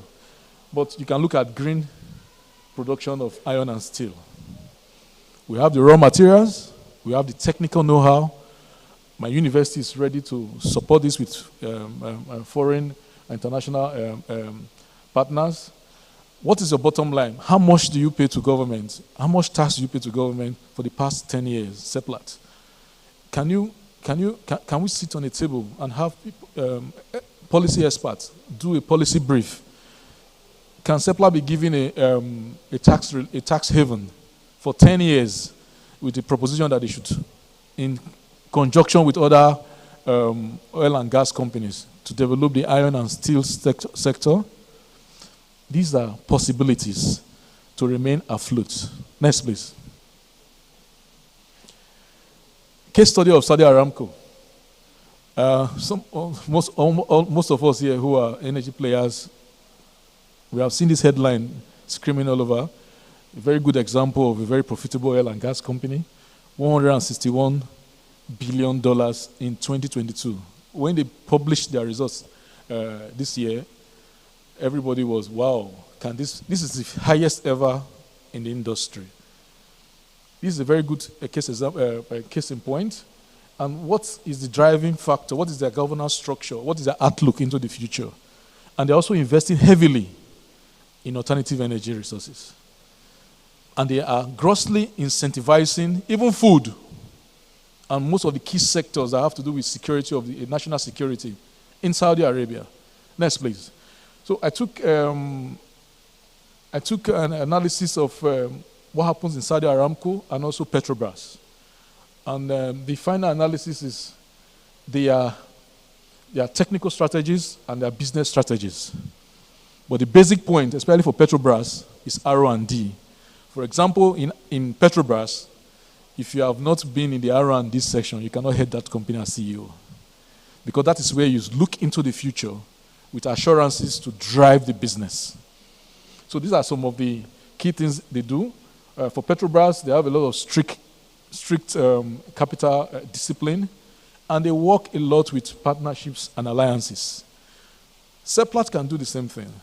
How much R&D do you do? Not in-house, but outside, partnering with FUPRI or with PTI or with any other university that you feel comfortable with. Because you need to domesticate some of this knowledge in country so that when the wave comes, you are able to say, this is my own technology, you are able to innovate, and you stay afloat. So these are good examples, best practices that are done. But the key driving force is R&D. Next, please. As I was preparing my slides yesterday, this is the screaming headline. A lot of Nigerians are buying solar panels, very expensive. Like I mentioned, just 5 kilowatt hours is about 5 million naira. For a smart, I'm not talking about lead ion, whatever. I'm talking about lithium ion batteries, smart batteries. that can last up to 10 years warranties. Next, please. Can Seplat play in this field? The answer is yes. Case study 2, I had to redact the client, but the client is here in this room anyway. We have this value proposition for a company in Nigeria as we speak. We have in Fupri, through Fupri Energy Solutions, we already, one of the stakeholders, we have land, and we also influence the pipeline to go through that particular land, or rather we bought the land close to the pipeline, gas pipeline. The target is to produce 1,200 tons per day methanol. Next, please. It might interest you to know that there's already a policy in place that every methanol produced in this country should be taken up by the NNPC. Now, methanol, some of us, we know that when you hear petrol is not purely just one product, it's a blend of different things, and some of them is methanol. Methanol can serve a lot of purposes. You can use it for power generation through fuel cells. You can also use it for cooking, and you can also use it to drive mass transit projects. And this is the figures which we have with $1 billion that can be achieved. If Seplat is interested, we are looking for stakeholders to partner with on this. Like I said, there's already land. There are some stakeholders on ground, but the current climate, I must say, is not encouraging for our foreign partners. We need some level of stability and comfort from the government to drive this. Next, please. I'm rounding up now. This is another one that was interesting. I mentioned the biogas, 30-meter cube biogas plant is in Fupri. And just recently, it took me 3 years to get the Senate to approve 2 hectares of land for animal production. And then the waste that will be generated from the animals will be used for energy purposes and research and development, while the animals will be sold to run the research. This project is going to cost almost about $1.2 billion naira to look at about minimum of 200,000 beds and then other animals. The target is to process every animal in that facility and use the waste to do bioenergy. Thank you. Next, round up. Okay, this is a proposal to Seplat. We are hopeful that if you want to go this way, Fupri has opportunity for setting up of an institute for advanced manufacturing, mechatronics, and materials. It might interest you to know that the Seplat area where you are, there's a lot of rubber there. One of the major components, they were currently doing research with the University of Witwatersrand in South Africa, with Professor UK, Sonny, is to use natural rubber as a component in the membrane for for fuel cells. Seplat can look at this. I once worked at Pamol in Seplat. It's an area where you can diversify into if you're interested in renewable energy. It's an organogram already, and we're looking at the Petroleum Ministry of Petroleum Resources, PTDF, the NNPC, and also Seplat to farm into these projects, and possibly Seplat can drive this by setting up a research chair at Fupri. And some of you that are retiring, we need your experience. The young ones need their experience. No matter what they learn in school, with your experience, they can see further. Thank you, and God bless.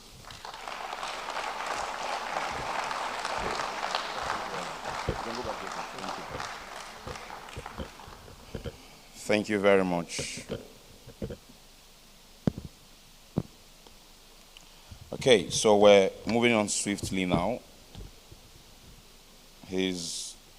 Dr. Emekalo, I'm sure you can see that he has opened up a lot more areas of partnership. So when you're discussing with him, it all forms part of what you're talking about. Thank you, Dr. Otanocha. Without wasting much time, it's time to say thank you, congratulations, well done to one who is totally, absolutely deserving of it.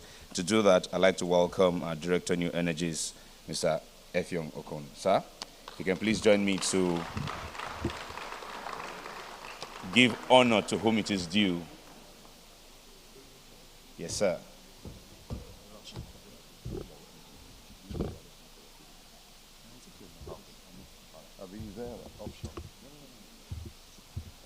So good afternoon, everyone. It's afternoon. Yeah. So I have a very simple job, just to thank. Where's the room? Okay. Where's the Tayo? Okay. So, well, I hope you guys have had a great conference. It's been fun, lots of talk, lots of... We can even see proposal for Seplat on the screen. First time. We don't see proposals on the screen first time, but it's okay. I think it's been 3 years now, and yesterday I did mention that over time we improve. Delighted to see how this year's conference is gone. 2021 we started. It was pretty much, was it in the basement, or it wasn't this hall? It was somewhere. Sorry? On the basement. So at least we've come up like submarine, But Tango, we're not in there. You know that submarine where people pay $250,000 to go and die? So it's been a great journey. So this morning, I got an email from, Erome did send an email to everyone, and it was kind of, how do I say it? It was kind of emotional, because I've known Erome way back in Shell, and it was saying, thank you very much for having worked. I think you said 35 years, if I recall what you put in there. And it's been a global resource, worked Latin America, Europe, North America, the whole world, and said, wow, this life is quite interesting. Every journey comes, it doesn't come to an end. Sometimes you change jersey, like Ronaldo is in the Arab plane in Saudi Arabia now. I'm sure some years ago he'll never imagine playing in the desert with the Arabs. But those of you also read the Bible, there's always time for everything, right? So I think I've known Erome for a long time, Shell days, started a career in Nigeria, then disappeared. You were in Venezuela for a very long time. I wonder how you survived Venezuela with all the issues, and then the US, and then came to Seplat. So people say Seplat today, Seplat is doing very well. I think Seplat is benefited from investment made by other companies. That's the honest truth. Whether it's Shell or Schlumberger, or we have some ADAX, is a center of all kinds of people. The worry I have is, as the IOCs exit Nigeria, how are we going to fill that void, right? I was with a lot of interns yesterday, and I spent a lot of time with young people, and I said, well, when I started my career 30-something years ago, it was very easy. You get out of school, you get a job in IOCs, and then your life is then shaped by the IOCs. You travel around the world. Some people go to service companies, have those exposure. I think Erome has been one of those really privileged. Sometimes they say in life, how you progress is not too much about how good, how smart you are. There's element of luck, there's element of God. Those of you believe in God, there's element of destiny. So I think it's been an amazing 33 years career with Shell. Can we just get, 33 years career in total. Seplat is 8 years of that, 7 years out of that journey. And it's not just 33 years of, going through all kinds of environments. The fact that it's walked through all that, and it's safe, it's survived, it's looking healthy, still strong to go for another 33 years. The only problem, at some point they say you can't do this, you can't eat this, you can't do this, you can't do that, you can't do that as you get older. And you then begin to wonder, why do people steal so much money as they get older? Because you really don't need a lot. There's a book I read once, published by this Harvard professor. It says, once you get to like 50, it's time to start cutting off. You know what I mean? Start just dropping things off and begin to change your life. And people who live happily, and had this chart around happiness over time, that it gets to a point in life, your happiness can either go up or it goes down. And it's a function of many things, either from when you started and your career and your marriage and your children. So many things come into whether you're going to be happy. If you have kids who are all giving you problems, or you have a wife that's giving you wahala, you can never be happy now, right? So it's a whole lot of variables that come in. But Erome, all I can say is that it's been amazing, privileged pleasure working with you. I came in 2018. I met you. You probably would say we cannot write Seplat history today without the work Erome has done. It was cheap production technologies when I came in, and then we had so many problems. The one I remember so much is about the produced water system. We had so much challenges. We built an LTF system that was meant to process water so you could inject, but it wasn't working. So we're sending water to Focado's terminal, paying huge amounts, several millions of dollars. Then I said, Roommate, please, we need someone to come and just pull all this together. And he came in and, framed all that stuff. And today we see the outcome of that work. And I know people like Ismail and co are still battling with the LTF. We want automation.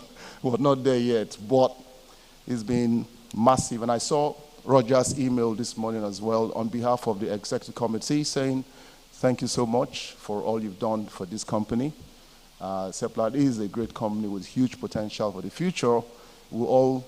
I use the train model, we'll all come on board and leave. We come at different stages, Some GTs came in some years back, some old people come in, and over time, the company is going to grow.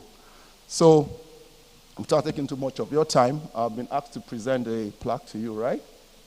And I did mention yesterday that this whole concept you all see called the technology workshop was pretty much pioneered under Rome's leadership, because we never had a technology workshop. The IO system to have all this tech workshop and different parts of the world, different companies do it differently because they have a very big organization around technology, either you're doing local deployment or global deployment. So I just want to say on behalf of the board of Seplat Energy Plc, the executive committee, the senior leadership team, the entire staff, and everyone you worked with, you've touched their lives one way or the other. I would like to say a big thank you. And this is one event I'm sure that will run for the rest of the history or future of Seplat. So, and that's one thing that is really critical, that you come on board on a company, you try to make an impact, and then when you leave, what you've done keeps going as legacy, and we'll leave it to the likes of Tayo and Co. to then improve it. But it wouldn't have been possible without you guys. So thank you, and I want to say all the best. You go into another phase of life. I can see that the guy who spoke last already offering you a job anyway.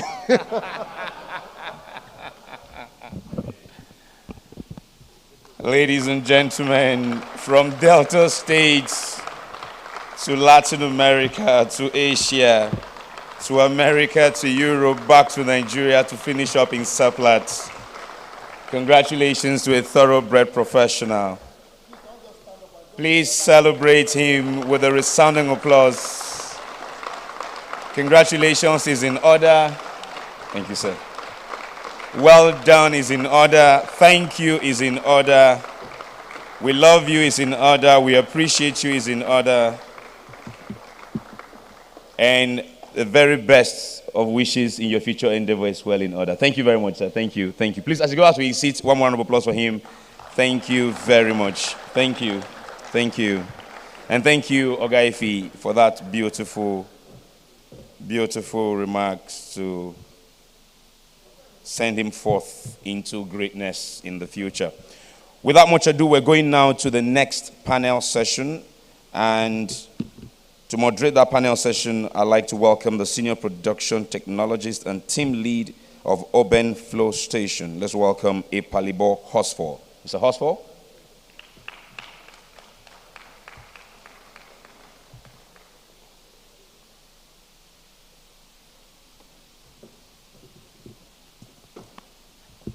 Let me just allow them a minute to take that picture. It's all to honor.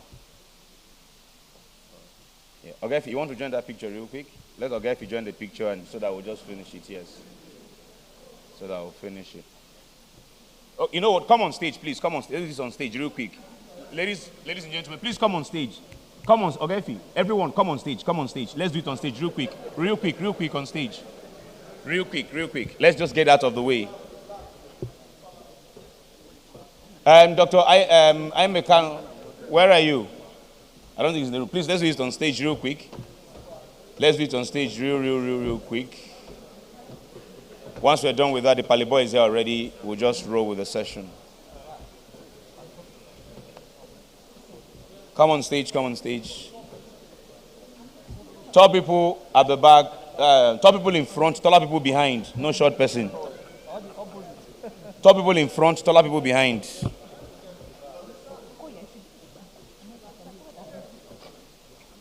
Let's do it real quick, please.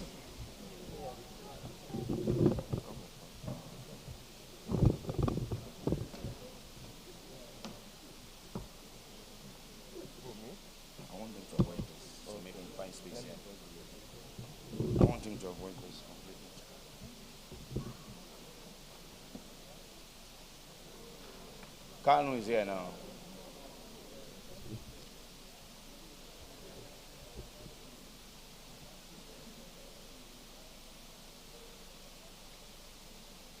Anybody who is not smiling will not appear in the picture, so smile. Tunde and Co, do we have it? We have it. Thank you, thank you, thank you. Please, one more time, a round of applause for Ogai Rome. Thank you, thank you, thank you. Please take your seats. Please take your seats. Thank you very much. Please take your seats. Please take your seats. Thank you very much. Thank you, thank you, thank you, thank you, thank you. Mr. Horsfall, it's all yours. Just please, can we settle down? The panel is in session. Please, let's take our seat. We're ending before you know it. Please, as in ending everything, and we'll be left with the exhibitions and lunch. Please take your seats.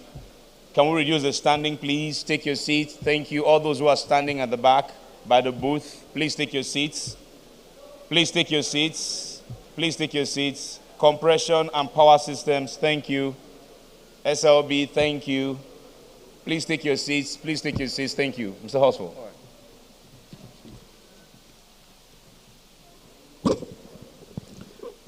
Good afternoon, everyone. My name, once again, is Ipalibo Horsfall. I'll be moderating the third round of discussion on the role of technology in promoting energy access and security. Just as a way of a quick deep dive into some sort of discussion which dovetails to our discussion today, a lot has been said about energy transition. It's clear that as a country we have a plan, and as a company as well, as shown in the name change from Seplat Oil and Gas to Energy, we have taken steps to ensure that we decarbonize and reduce the carbon footprints, ensuring a low carbon future. Without taking so much time and in no particular order, I will call on my very distinguished Nigerians who will be serving as panelists for this discussion. But because I was properly trained and nurtured by my mom, I will call first on the only female on the panel, and thereafter I'll take on the other persons. She's a consummated process automation technical lead consultant overseeing operations in East and West Africa at Schneider Electrical Systems based in Lagos. She has about 10 years cumulative expertise in automation and controls. She majors in industrial Internet of Things, programmable logic controller, also called the PLC, and systems automation. She has a background in electrical electronics engineering from the University of Lagos. She's got an array of leadership certifications. Worthy of note is a leadership certification from INSEAD University, and then a functional safety engineering specialization certification from the TÜV Rhineland. She maintains a reputation for delivering exceptional results and very passionate about strategic problem solving and devising the sustainable, agile, innovative solutions. She's a mother of 3 lovely children and a wife of an extraordinary man. Please, team, make welcome Mrs. Belema Kolo-Esor to the table.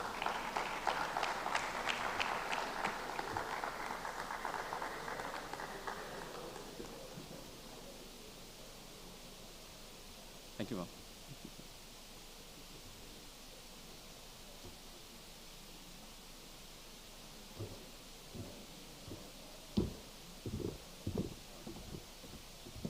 Okay. The second panelist is an energy economist.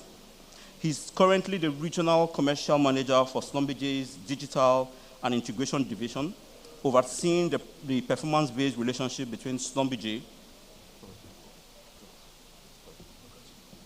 overseeing the performance-based relationship between Schlumberger and its digital and integration customers across West Africa. He's an economist by background from the University of Lagos. He holds an MBA degree from the prestigious Imperial College London and has nearly 2 decades of experience in the energy industry, spanning multiple countries around the world. As an energy economist, he's worked on several home-based and international projects and has provided technical assistance to E&P executives, operators, and government organizations along the lines of decision analysis, project economics, and digital economic strategy. He's passionate about driving design thinking and digital innovation in line with Schlumberger's vision of driving energy innovation for a balanced planet. Please make welcome Mr. Eniola Oludemi, who is my second panelist.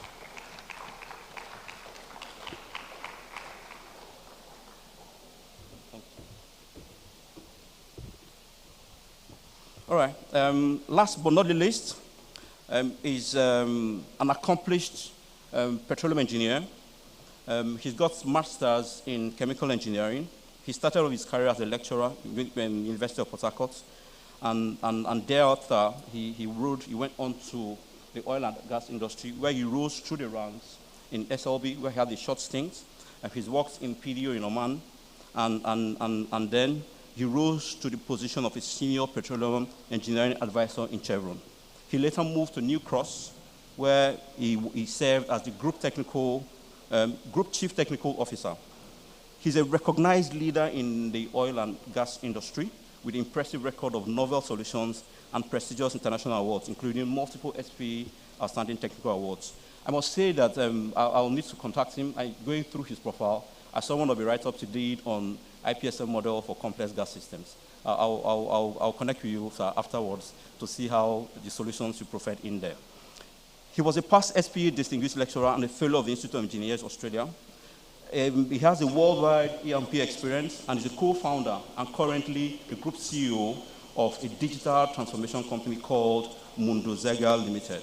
Please make welcome Mr. Chidi Amudo, who will be my test panelist for this session. Thanks.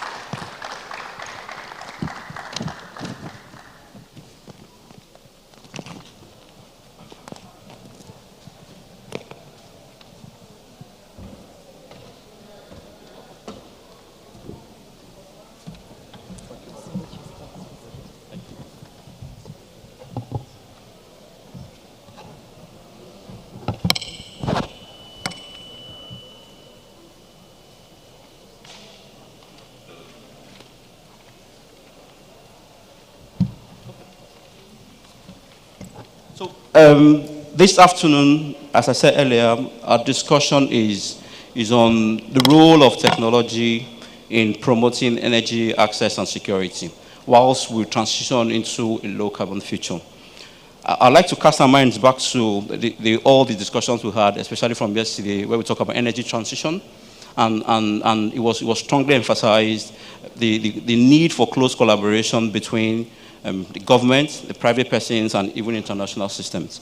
2 years ago in Glasgow, our country, Nigeria, made a promise or a commitment to ensure a net zero gas emission by 2060.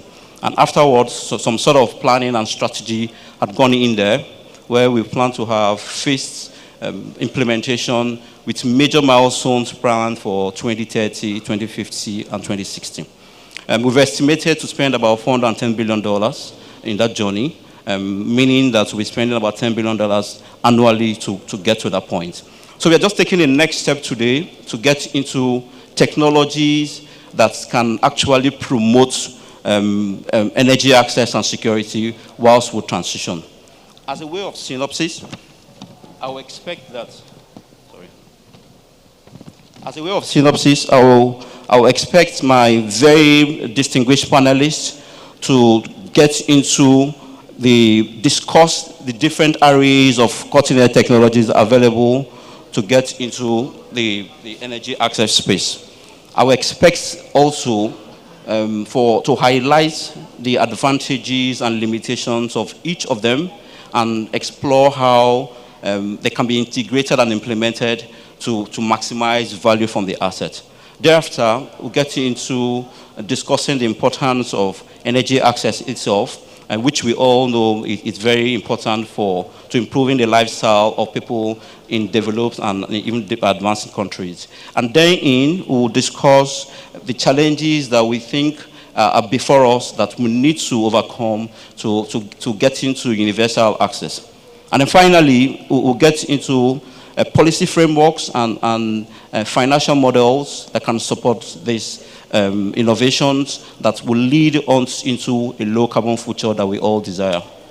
So without taking too much time, I'll get into the questions, and I'll start off with Mr. Eniola. So my first question is to you, Mr. Eniola.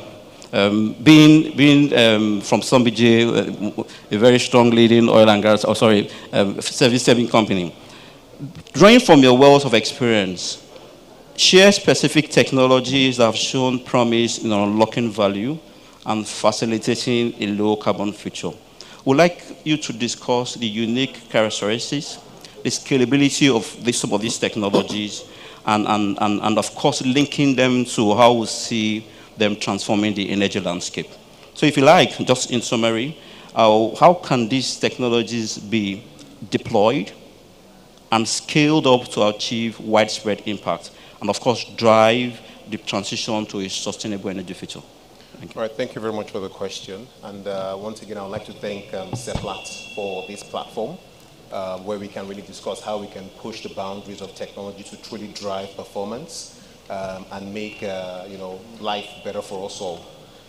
In terms of technologies that can really help to unlock and facilitate a low carbon future, sometimes we tend to think very far, but I would say we need to start from home.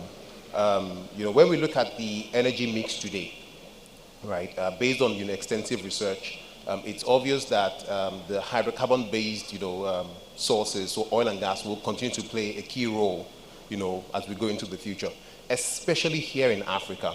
I love one of the comments made in the session just before this, right? That, around how, the story around transition needs to be specific to the region.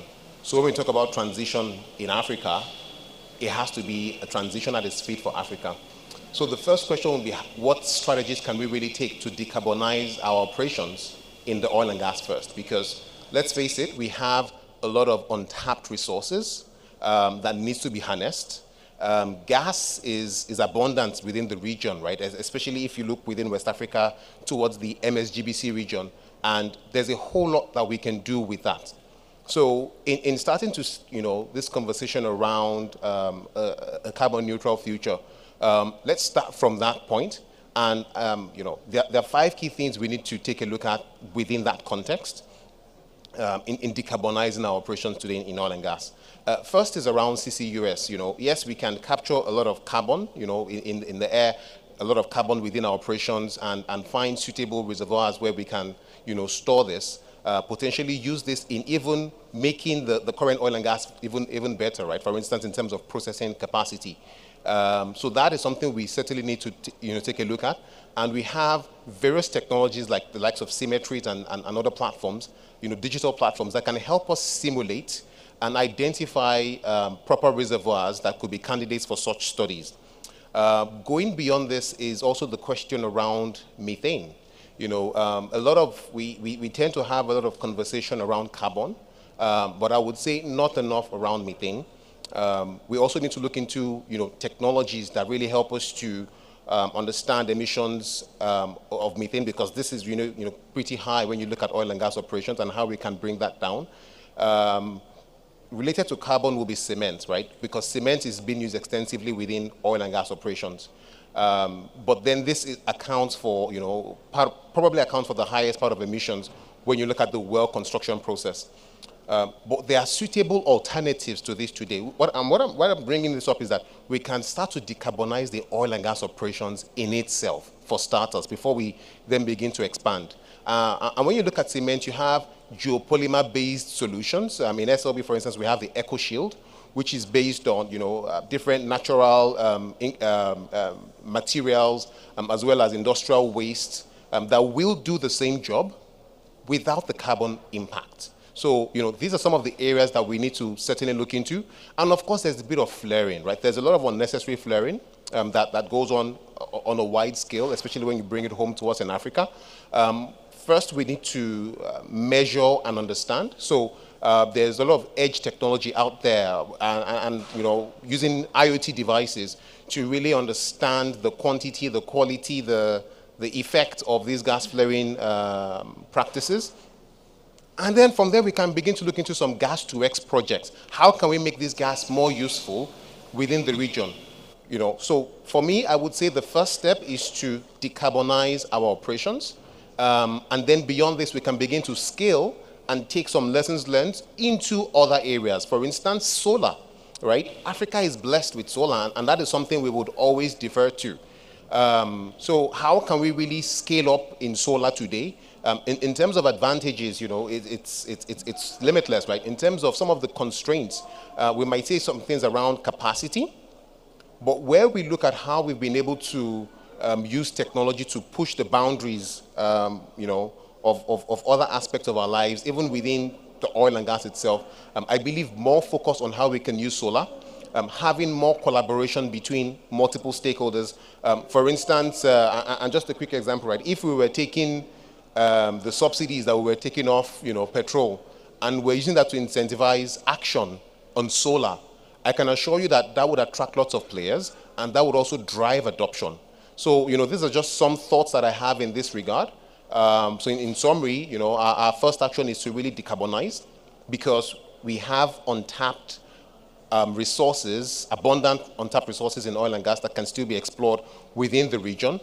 And beyond this, we can begin to scale up using technologies such as solar and see how we can reach even further rural regions. Thank you. Thanks so much, Eniola. Very well noted. I understand your position around still staying within the oil and gas and seeing how we can even decarbonize from there, then moving to solar. Very clear. Thanks so much. We'll get to Mrs. Belema, and it's still on innovative technologies to enhance energy access and security. But this is on decentralized energy solutions. We all appreciate the crucial role this plays in improving energy access and security, whilst also promoting sustainability. We would like some sort of discourse around the advantages and limitations of this sort of energy, which we know is mostly applicable or mostly beneficial to rural areas. Very quickly, we would like to see how these solutions contribute to energy access in remote and underserved areas, and what policies and support mechanisms are needed to foster the adoption and scalability for use. When we look at rural areas, one thing that comes to mind is their access to basic infrastructure, their access to the things that we take for granted, in living in the cities. And one of the things that also comes out of it is the operational cost, of taking care of, assets. If you cast your mind back to different breaking news bulletins, if I take my village, for example, in Obuama, we had this power plant, that was floated, but I cannot, say how much power we've actually gotten from that. And that's majorly because of the operational cost, that is attached to, these facilities that are deployed in these rural areas, So facilities that would give energy and still put operational costs under, a certain, cap, is what would really, work for these areas. And that's where renewable energy, comes into play. Things that they can find, fuel sources that they can find around them in nature that can as well give energy, and fuel the economy, add life to the economy. So for distributed rural areas, hard to reach places, Nigeria has a lot to benefit from, the renewable sector. Solar, wind, hydro, these are technologies today that have seen a lot of advancement. There's a lot of flexibility also, in the structures. I mean, if you think about, residential apartments here in, the city, you have a house set up with solar panels on the roof, that provide power, augment the power that comes from the grid. And then think about that, putting that to scale, in an area where, they have drawn down the basics to what they want to power, what their needs are, their basic needs, and they have a certain budget, and they basically need a technology partner that can come in, and give them a solution that works, during, within these parameters. And so you already have a capacity to meet. And one thing about these renewables is that they are modular and they are scalable, so they can meet the capacity that these communities are looking for, augment the sporadic supply that they get from the grid, and basically give them the stability that they need to have the basic life necessities that people have in other areas. So that's the major focus for rural electrification. Where the rural communities can also function in a way that they do not have so much dependency on the center, and that's the whole drive to democratize the grid. So in this space, what we are basically looking at is the access for the customer, more of on-site generation, more of generation of this supply closer to where the demand is needed. In this space, you have a lot of technologies, a lot of architectures, that can be deployed, and that can be modified even as technology changes and time improves. So there is a lot that comes into play here, and sustainability again is woven into the design fabric of this infrastructure when they are being built. You have a lot of advantages that come today with AI and data analytics, where you're able to model your plant, you're able to see the interaction of loads, you're able to see the correction factors that you need to put in place, for the different simulations that you have, been able to model. And so from that point on, you are able to put on ground a system that works, a system that has proven to work, and a system that the community can then leverage on, to have that as a bedrock for further development. So it's clear renewable energy, fit for purpose renewable energy to augment the current supply that we have, and of course, getting into the sustainability to see how this can be maintained and then improve on later. Thanks so much. My next question is for Mr. Chidi, and it's about bridging the energy access gap. We're all aware of the huge variation or variance between the access to energy here within Africa and, of course, the external world. And we appreciate that technological innovations have the potential to bridge this gap, so we can leapfrog. The last panel of discussants talked about how Africans can even leapfrog to close that energy gap and ensure affordable and reliable energy for all, particularly in underserved areas or the rural communities. I would like us to discuss the strategies and best practices for leveraging this technology.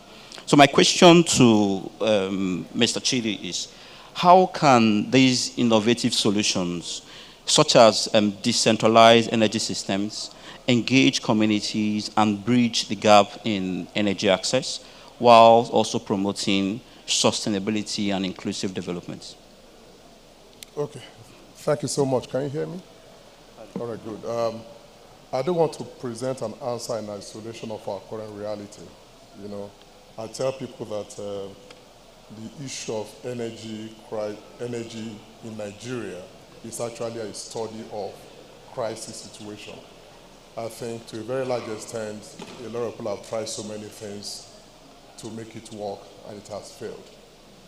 We talk about energy access, but the reality is that at the moment, even though we don't generate as much energy as we are capable of generating, we can't even distribute the little that we generate. So if we start focusing a lot on maybe sourcing for more energy, the question is, how do you get it to the people that actually need it? So this is a very intricate problem, and I look at this as a situation where the problem is endemic, or probably is symptomatic of our real problem, which is planning.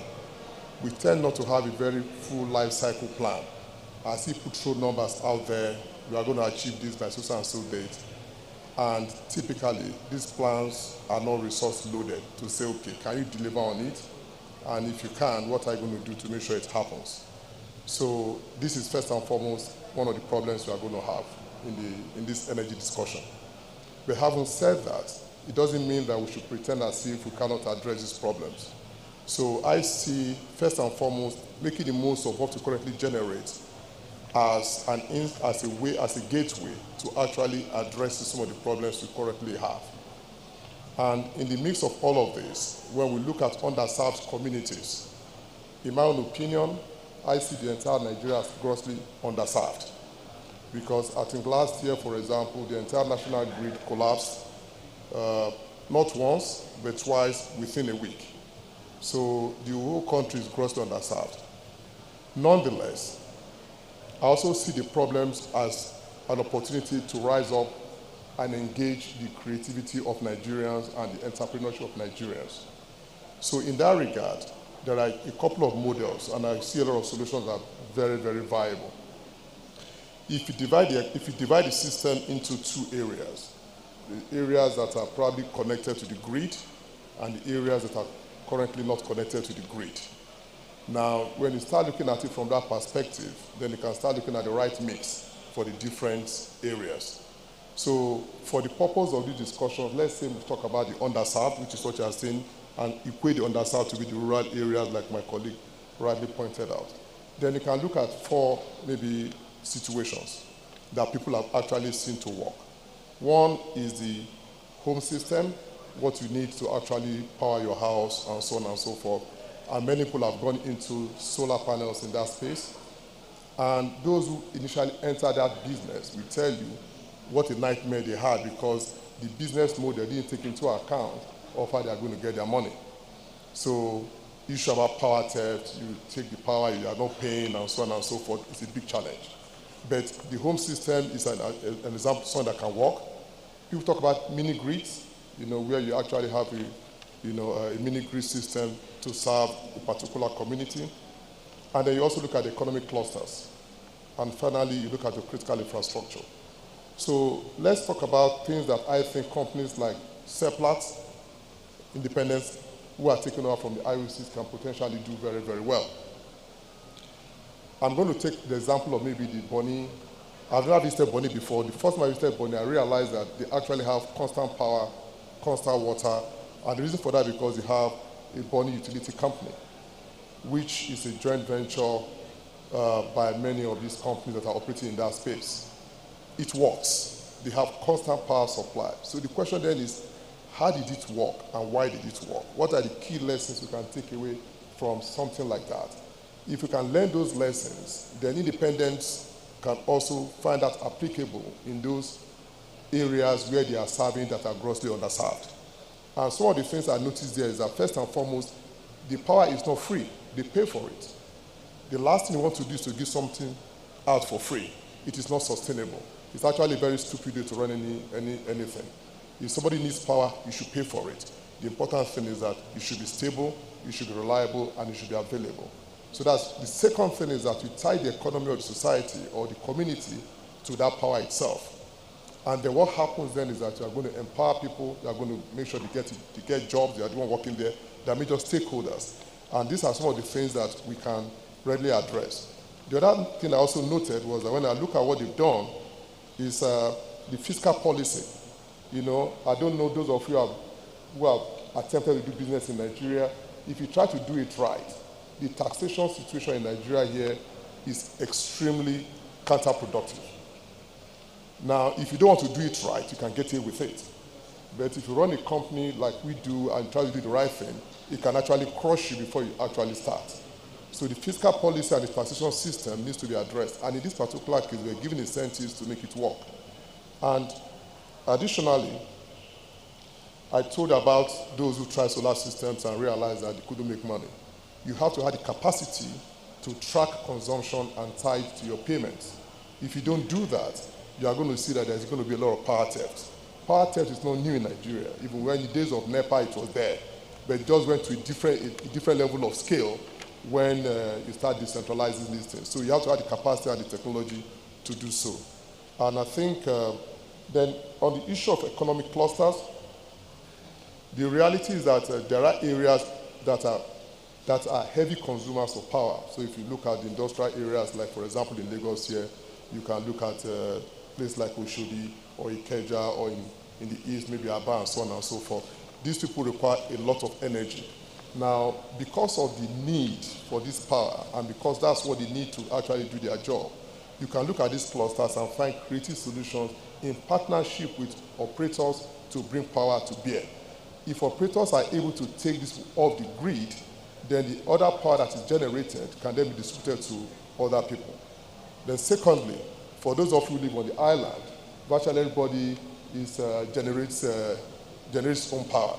And usually the power it generates is grossly underutilized, totally inefficient. So you have these huge generators that are not used half of the time, or even when they are used, they are grossly inefficient. So you can imagine a situation, therefore, where you can take up an area and say, okay, I'm going to supply energy to this space so that the other power that you are generating within the other place can go to other parts of the economy. So I think when you do that, then you start to target things, and this solution, in my own opinion, is a lot more scalable. I hear questions around carbon capture and underground storage, fine, but the question is, does it pay itself out in a country like Nigeria? If I capture the carbon and store it, what am I storing it for? Does it have any economic significance? So ultimately, for this to work, the solution, like they said, has to be localized. It has to be a solution that works for us. And it is in that regard that I'll probably yield back to the moderator. Thank you. Thanks so much, Mr. Chidi. Your points are noted. Localized solutions, and you mentioned a few of them. But I like the bluntness you showed at the beginning when you said, before we even get into the energy access, it's good that we maximize the use of what we even generate before we get to that space. But thanks so much for your comment. The next question still talks about the energy access gaps, but this time around on sustainability. We understand the importance of sustainability and longevity are very crucial for the energy access projects. We would like to have some positions on strategies that can ensure sustainability of some of these projects or initiatives. So my question, or what I would like Mr. Eniola to discuss next on is on sharing your insights and experiences on ensuring long-term impacts and successful implementation of some of the energy access projects. Thanks. All right, thank you very much. In terms of really securing the longevity, in quotes, of these projects, and I think there's something that was mentioned in the previous panel, which I liked. There was a term that said copy hopelessly or something like that, And I think if we come back to the core oil and gas, for instance, right, especially in terms of upstream activity, there's a lot that we have done that can be copied into, talking about the longevity of these, of energy access, especially when it comes to new energy sources and new projects coming on stream to sort of expand the scale of availability. The first would be around, I would say, operations and maintenance, right? I would say that is an area where we have almost perfected, right, in the upstream. In SLB, for instance, we have a policy called excellence in execution, which means everyone gets it right the first time and every time. And this means before you go for every job, there are certain standard work instructions, there are hazard analysis that needs to be performed, there are procedure capture, there are knowledge sharing, And I think some of these operations and maintenance practices, these are transferable skills.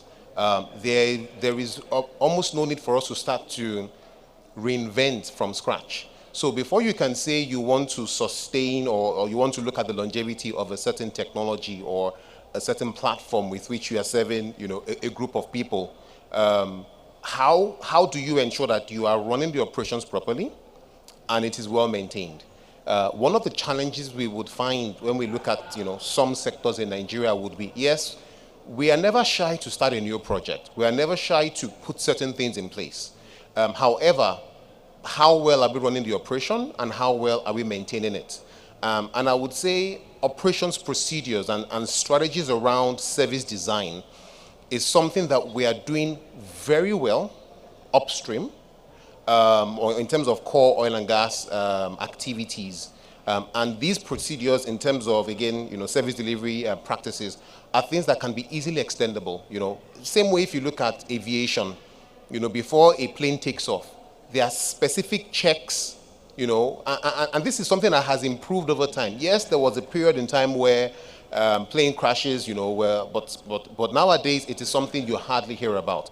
And it's because that practice around operations and maintenance has been pushed to, almost the end of the envelope, even further than that, to almost perfect it. And I think if we're talking about the longevity of this project, that's a starting point. The other bit will now be, yes, beyond operations and maintenance, how do we couple this with technology? Again, some things can also be transferred, and some things will need to be, created from scratch. But even as we create from scratch, for instance, in building fit-for-purpose technology, because it is one thing to build the technology that delivers the power or provides the access. It's a different question to say building technology that ensures that the energy access in itself is efficient, is optimized, and it's available. We want to go to our houses every day and flip on the lights, and the light comes on. So if you're using a solar system, for instance, you want that level of reliability to say, look, if I switch on this light, it comes up. And this is where technology comes in, right? Again, like I said, there's a lot of transferable skills we can bring in terms of the technology itself and in terms of the technology know-how. When we look at certain oil and gas or certain technologies used in oil and gas, they go through extensive levels of research. In SLB, for instance, right, research takes the forefront of, of certain conversations. So how can we bring that research know-how, that innovation know-how to operations and really pushing the longevity in terms of, how do we gather data, rely on, things like data analytics to get a lot of information that we can use in driving optimization of what we're currently consuming. And I talked about, borrowing from technology. So one of the alternative sources of power today is wind, right? And for you to have a windmill, right, it needs to be situated in a place where, of course, if you don't want a wind to bring your windmill down, right? Beyond that as well, there are issues around geomechanics, around subsidence, right? If you take maybe some of the industrial boreholes dug in Nigeria today, where it's not done by a professional, you would notice some compaction around it where there's subsidence and, the ground begins to sink. So imagine you have, a windmill which is to serve a community within such an environment. And that can't stand the test of time, right? Because, with such geomechanical issues, the windmill falls. But you have technology used in oil and gas today, in terms of subsurface modeling. In SLB, we have our Petrel. And we have used this in some, new energy projects where where the same Petrel used in understanding the subsurface for well placement and optimizing, oil and gas activity has been used in understanding the same well placement or the same subsurface to see where's the best place for us to place a windmill. So, in my view, there's a lot of operational practice and a lot of things that we can transfer when it comes to technology and innovation know-how. The last bit will be around affordability and scalability. And it's important that, yes, if something is meant to be there for the long haul, it should be affordable and it should be scalable. We've talked about how, we need to understand the different markets. Yes, there are industrial users, there are private users, and even within the residential users or private users, it's also broken into smaller, different niches, right? And we need to have a solution that fits everyone. And what would really make a big change here is the market dynamics. Right? There's no way you can drive affordability without driving supply. An example can be taken from the telecoms industry, right? There was a time in this same Nigeria where having a SIM card was a bragging right. But today, the SIM card is offered to you free of charge, probably with some credit on it, because there's more interest in data. Data is the new gold. And this was only possible because, we could incentivize supply, and through private-public partnership, ensure that, yes, there are enough players to drive the market dynamics, drive the level of efficiency. And so the competition today is really around how efficient is my service. And the fact that you also have the flexibility to flip between services even makes that more interesting. So I think, working with, and this is where regulation, public-private partnership, and the government comes in to see how can we incentivize and drive the market dynamics by bringing in more players. We can also bring in fiscal policies to drive these dynamics. For instance, in the upstream operations, you have certain policies or fiscal regimes that have, say, ring fencing, right? So if I am, in order to favor exploration or extend exploration, certain fiscal legislations would allow you to ring fence your tax. So my exploration cost here, can serve as some sort of incentive in other projects, right? In the same way, if you look at the fiscal regime or the legacy fiscal regime in Nigeria around water depth, at the time the government wanted to favor deep water operations. So they said, okay, the deeper you go, the lower the royalty, right? And today we're having, another round of deep water, bid rounds where even more players are coming in, and that is because it has now been established that there's something to play with within that region. So I think in terms of scalability and affordability, the government and the private sector would need to work together to see how we can drive the market dynamics, ensure supply, ensure quality, ensure that we can really optimize things. And I think naturally, investment would find where it's needed, and as long as the product is right. I mean, power is something that drives everything we do.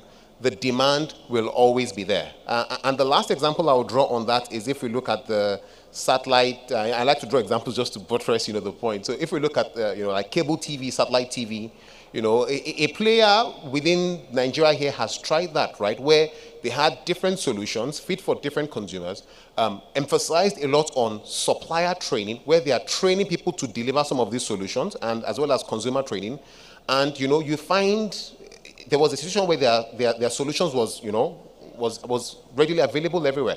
So what I'm saying in essence is by focusing on those three areas, number one, around operations and maintenance, there's a lot of practices that we have perfected, in the core oil and gas that we can extend. In terms of technology usage, there's some technologies that can be moved in, as well as the approach towards technology innovation that we can also extend. And the last bit would be around to drive market dynamics in order to really make gain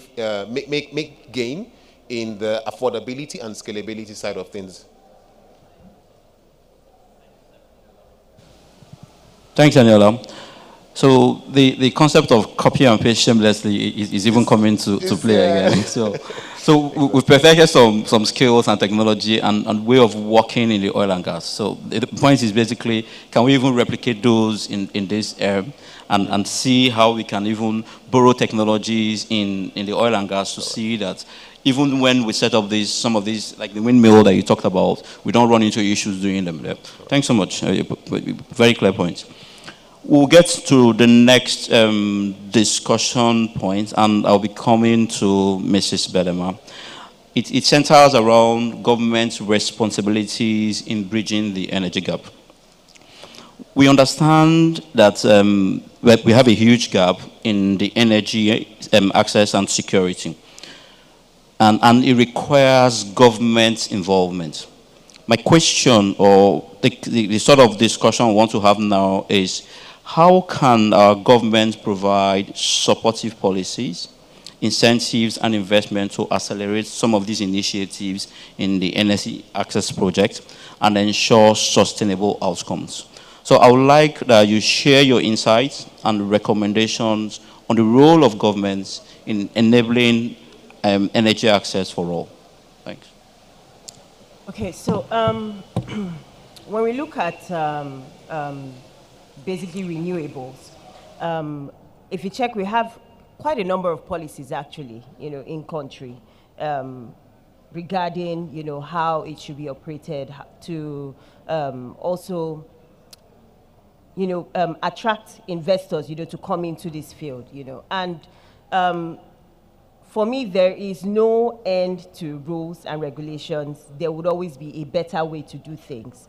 But a starting point will be the policies that we have on ground at the moment, accentuating them and having them being implemented, having a continuity plan around them, an entrepreneur, trying to do things the right way.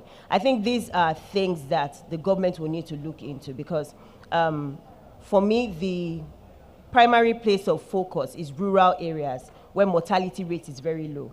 You cannot even begin to talk about economic development, when you cannot even talk about access to life, things you need for survival. And that is the reality in most of the rural areas that we have in Nigeria today.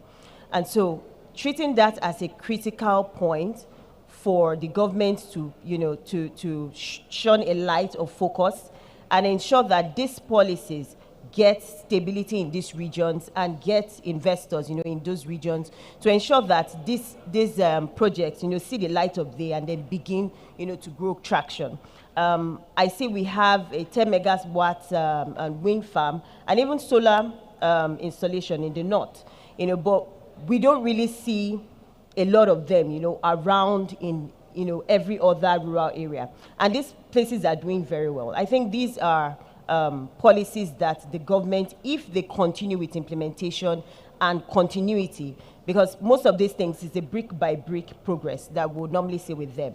You have to have success cases in other places and lessons learned that can then be applied into other regions. So by the time we continue and find a lesson learned in different other areas, we'll see that we'll have prolific progress in other areas. Another part of it will be moving from consumption to production, in this area. Because what we see is that there's a lot of importation with the infrastructure that goes into these places. Nigeria is rich with natural resources. Turning that into industrial produce, that can be used to produce most of these things that we have today, would also help to bolster the progress that we need to see in these regions. In Schneider Electric, we have some programs that we run with private equity firms. We have the green structure, alpha structure, and recently in the Congo, we launched the Easy Energy project, where we partner with private equity firms and, put these projects on the way, and then they pay for themselves, with time. Because one thing that comes off this is, so you could have a microgrid, okay, that serves the area where it has been installed, and what is not being utilized can then be monetized, and then that's like an extra source of revenue, for these communities. So there are many things that we can do. There are many ways that we can monetize these assets, to ensure that they're actually paying for themselves. But the first starting point is to ensure that there is enough policy and implementation to ensure that the players in this field are protected. The players in this field have a way to find stability to be able to make their profits. Thanks so much, Mrs. Belemam. I share your views on helping the rural settlements. And of course, in Nigeria, as we all know, we don't lack the documents or way to do. It's just the willpower to implement what we have in black and white. Thanks. The next question will be on digitalization and data analytics. And I will go to Mr. Chidi. Mr. Chidi, we are coming to your domain now. So I know, but we are pressed for time, so we'd like to just keep it very straight to the point. Accessing, please.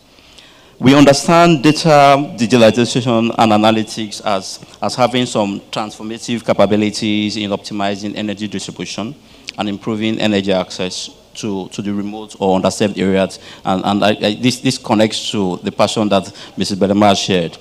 I would like us to explore the role of digital solutions and data analytics in enhancing energy access and security. And how can these technology enable more efficient energy systems, facilitate targeted interventions, and ensure better energy planning and management? Thanks, Mr. Chidi. Thank you very much. I think the issue of data analytics, you all agree with me, require data. So the question is, what are you analyzing if you don't have the data that you require? We have this huge energy gap. So the area I think the data analysis might be helpful is what Eniola has already spoken to. in terms of maintenance and operability, in the context of the fact that when you have this data available to you, you can do a lot of preventive and predictive, a lot more predictive maintenance processes. And I think that was probably the lesson from that. So my response therefore might sound off as a bit academic, given the fact that we have a lot of issues with energy access itself. But nonetheless, let me look at a couple of things. First and foremost is the concept of load shedding. You know, when you have proper data, then clearly, you know, when you have multiple sources of energy, then what you don't want to do is to overload one source over the other. If you do that, then there's a risk of the system actually collapsing. So when you have multiple sources of energy, data analytics might help you, will definitely help you to optimize the way you distribute where energy should come from. That's the possible. But we are not at that point yet where we have a lot of sources of energy. But like I said, it's purely theoretical. One area that can also help with is the issue of tracking consumption and matching it against payments. Those of you that have already transitioned and are trying to do into gas marketing, there is always constant argument between the operator and the off-takers. The off-takers say, I asked for this amount, you gave me this, and there's always this argument. So that's even at an institutional level. So can you imagine when it comes down to institutions like this? So that's also an area where data analytics or technology solutions in that space can be very, very helpful. And I think if you are able to, so like I said, it's difficult to actually speak to data analytics without the data. That's basically the truth, you know. And other than the area that Enola has spoken to, I don't think there is much more we can say on to actually address the essential question in the room, which is access to energy, making the most of what we currently have, and being able to optimize that little we have, and then learn from that and grow from it. I think I'll try to do that because of time constraints. All right. Thanks, Mr. Chidi. We'll go a bit quickly now because we're pressed for time. So in the next couple of questions, I'll just take 2 minutes to respond to them. And then I'm coming back to you, and it's on policy implications for affordable and sustainable energy. Good that you even talked about it a bit. But right now, we'd like to explore the sort of policy frameworks needed to address now energy access and security challenges. So the major thing that burns in the mind now is how can we now foster an enabling policy environment that encourages investments, innovation, and collaboration. We'd like you to share your perspectives on the policy measures that can drive the positive change that we all desire, getting to the point where we have energy available and accessible to mostly Nigerians. And of course, I'm harping on what Mrs. Belema said about getting the energy to the rural areas. And of course, accelerates the energy access efforts. Thank you. Well, thank you very much. I mean, I will say the first thing in terms of policy would ride on what I mentioned earlier around, you know, market dynamics and the government using the different fiscal policy to drive participation in the market. I don't think we can take that for granted in any way, because the more players you have, the more competition can drive prices lower, and the more, you know, availability that you can have out there. So I would say that's the first one, but again, for time, I wouldn't spend a lot of time there. The other bit would be around policies to drive innovation. And I'm really happy being here today, because when you look around you, right, you are not only seeing the name Seplat, you're seeing different partners. And I think we need to have policy around innovation partnerships. How can we bring people together? When we look at the key players within the, you know, energy ecosystem, you know, it's not all players, right, that would be strong when it comes to certain levels of innovation. When you look at what you've done, what Seplat has done here today, right, it might not be every single operator that has that capacity. And I think this is where a lot of service providers come in. I think we need to take conversations from, you know, being transactional, as it is in many cases today, to really, you know, deepening the relationship and driving true innovation. I think that would be one area that we can certainly make a big difference. Another bit would be around, policies around procurement practices, right? There are certain procurement practices that, might seem, yes, it helps us to meet the budget, but down the line harms us or gives us a higher, total cost of ownership. A very familiar term, when it comes to, people involved in procurement, especially from the service company end that we hear is, lowest bidder, And while, yes, that might help us meet certain budget constraints, right? It also limits innovation in so many ways, and low-tier technology, is then deployed or pushed out there that doesn't really deliver value. So we need to, go back and ask ourselves, what is the real definition of cost? So in summary for me, from a policy standpoint, yes, we need to look into taxation and how we can drive the supply side of things. We need to look at how we can use policy to affect true innovation and collaboration. And yes, we need to look at how we can use policy to bring, a forum where multiple parties are coming together to really help drive, one need around, providing energy for all. And yes, using, like I mentioned earlier, taxation to drive market dynamics to increase the supply side of things.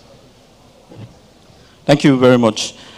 My next question is bordered on the potential upsides of some of these initiatives we discussed. So the question will come in twofold, and I'd like Mr. Belema to address it first, and Mr. Chidi and Mr. Inola, if you want to chime in, we can do that very quickly so we can wrap the session.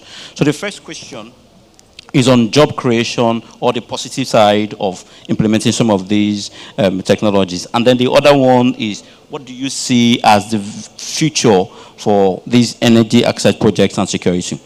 So the question goes thus: how can energy access initiatives be designed to maximize local employment opportunities and foster inclusive economic development? That's on the positives of this technology. And then the second part of the question relates to, what do you see as the future vision of the energy access projects we have? And I'll go very quickly to the question.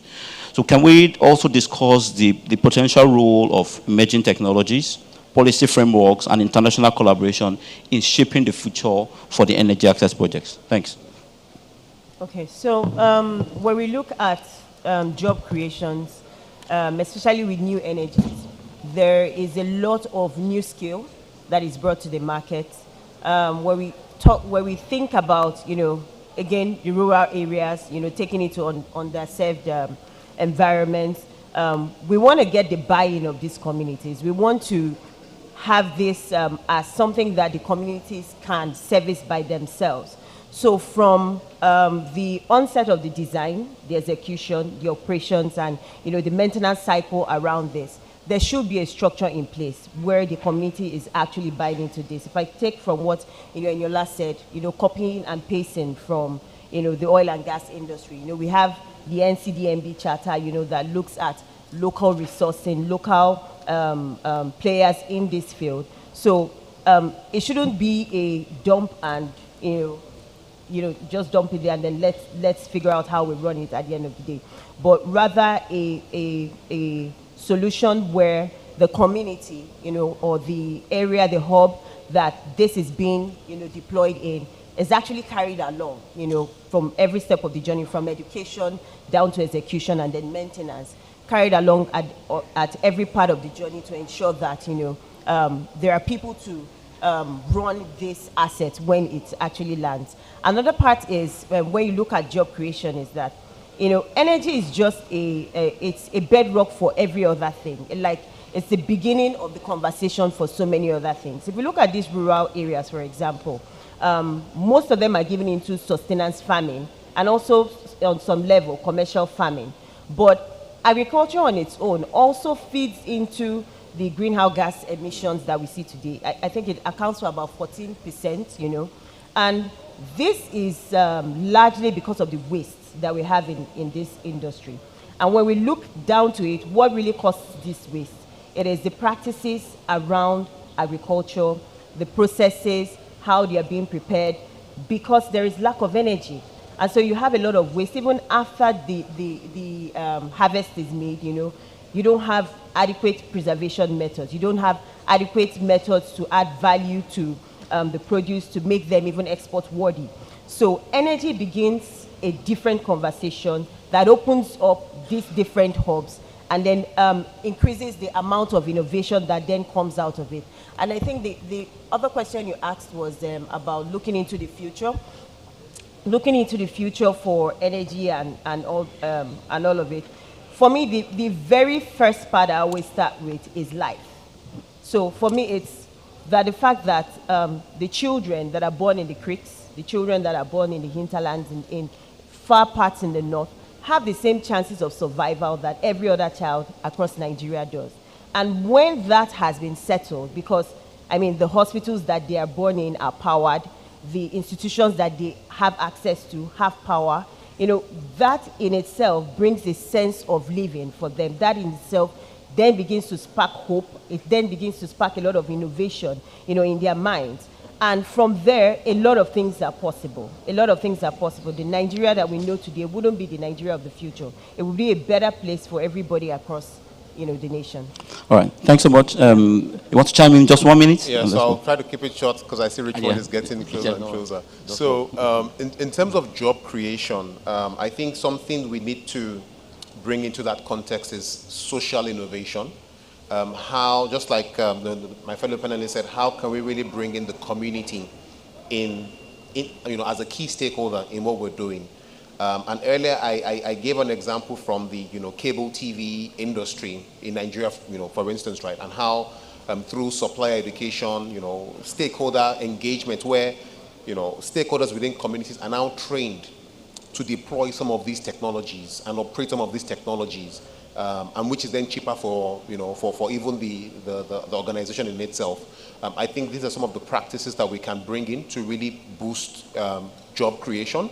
And then in terms of looking ahead, I think as a community or as an energy community, we need to see how we can come together to innovate and really drive new solutions that can make a difference for not just for ourselves, but for the benefit of all. Thank you.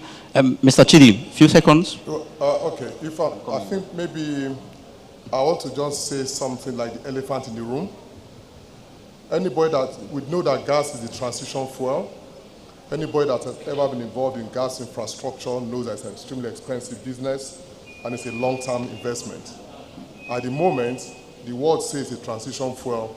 What happens to that investment when they now say it's a dirty fuel? And I think this might be some of the challenges that people are going to have in terms of how do you do, what are you going to do? And that's a big elephant in the room that unfortunately we've not been able to talk about. Thank you. Thank you very much. I'm very delighted that you honored our invitation to be part of our session. Thanks for sharing your expert views. Thank you very much, everybody. Bye. Thank you. Mr. Household and your team, please take it to family photo. Technical, can I have my sound back? Is my sound back? My sound, I guess, is back. So thank you very much. Thank you for giving us your insights. We're moving on swiftly. Oh, by the way, Mr. Chidi, it was said some kind of tacit agreement at NOG that it's no longer a transition fuel. We're choosing to take it as a destination fuel. We're transiting and destinating. Anyway, don't worry. We'll use our gas bottom line. If they say it's dirty fuel, to be clean to us. Thank you very much. Okay, so we're making progress now. A lot has been said in the last 2 days. We'll just take a quick tech summit round off, and thereafter we would visit with our 3 remaining exhibitors. Thank you, then lunch. And to do the tech summit round off, please welcome back representing the Chief Executive Officer, the Chief Operating Officer of Seplat Energy Plc, Mr. Samson Ezugwori. Can we put the hands together as we welcome Mr. Ezugwori one more time?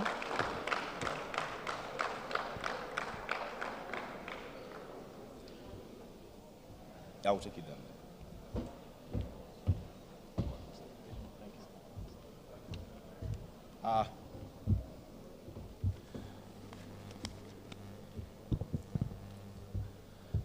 Hello. Okay, good. It works. Thank you very much, dear colleagues.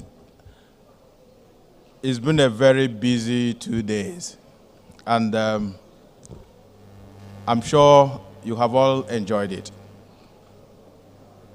If I look at the energy in the room, I feel sincerely that we still want to go ahead. Am I right? So, but everything that has a beginning has an ending. And I would like to start, first of all, by bringing you a message from our CEO again. I made you a promise yesterday that he was going to be here this afternoon. But then, due to business exigencies again, I have to come back and first of all apologize on his behalf that he's not able to be here. Part of the reason being that there was a change in the timing for this. I misinformed him. I told him to be here to do this round about 3:30. And when he got a message that it has to happen now, he could not just cut short his meeting. And I could do mine. So that is the reason why I'm back here. And then sincere apologies from him that he's not able to do this in person. But looking back in the last 2 days, I think it has been a very invigorating 2 days. We have all enjoyed it. We've created a pathway for creating a sustainable future for ourselves. And I would like to start by appreciating our partners, NEPL, NUIMS, for really being true partners and for being our partners through this event as well. We'd like to appreciate our regulators as well, because if you listen to them yesterday morning in their opening speech, it seemed as if they are not regulating us. But it's because of Seplat agenda around compliance. If you comply, you would do less of regulation because it then begins to turn into partnership as well. So we see ourselves relating with our regulators in a manner of partnership anchored on compliance, our compliance to the native laws and expectations from us. So for them, we truly appreciate them. Now, if I just go straight down to the presentations that we had yesterday, from the keynote speech from Effie himself, this presentation from Grace, before we went into the panel sessions, I'm sure we have laid a very solid foundation for energy transition, not only for Nigeria, but for the whole world. And for that, I remain very grateful to every one of you that had participated through the dialogue. I would then like to appreciate our other partners, the vendors, the contractors that had come here to exhibit the technological advancement they are also making in driving the transition. We rely on you mainly to do our business. So without you, we cannot actually operate. So we sincerely appreciate the partnership and the relationship that we use to create value and to drive the transition. So for every company that had exhibited here today and in the last 2 days, we send you deep appreciations. There is a group that we like to appreciate specially, and those groups are the youths of today. It is actually your future that we are trying to protect. So this is your moment in the sun, and I would like to pay special tribute and appreciation to our students from University of Ibadan and LASU that were very active. Thank you.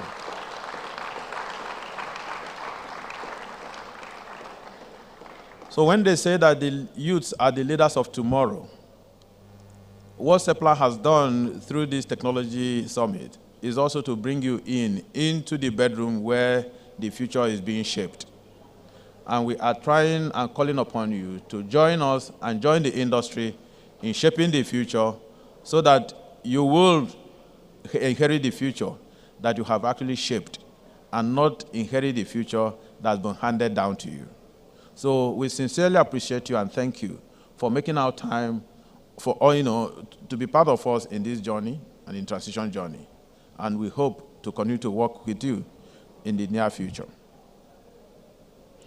We would also like to just appreciate the wider participants to this event.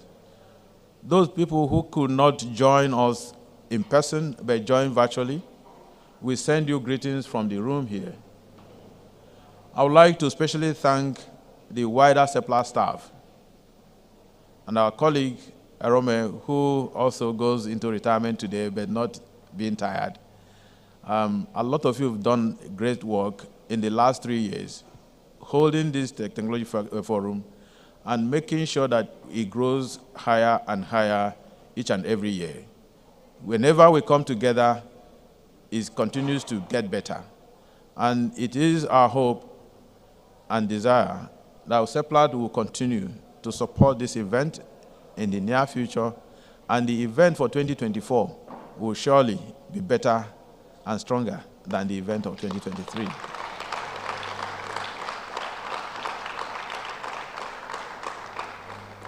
Thank you. Yesterday, Efi, in his keynote speech, sent words of appreciation to people who are behind the scene, making sure that this event continues to go on successfully. A lot of work goes on behind the scene. And for every one of you, please, wherever you are, sincere appreciations and thank you for the great job that you are doing.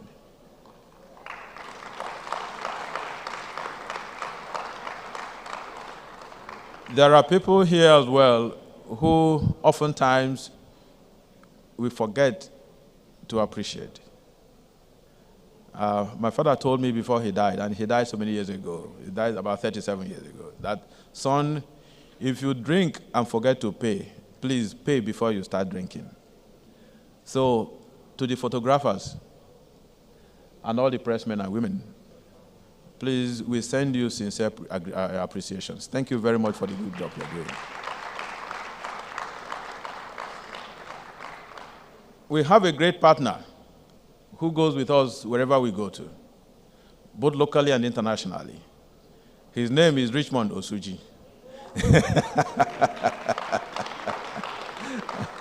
So, Richmond, we love what you do.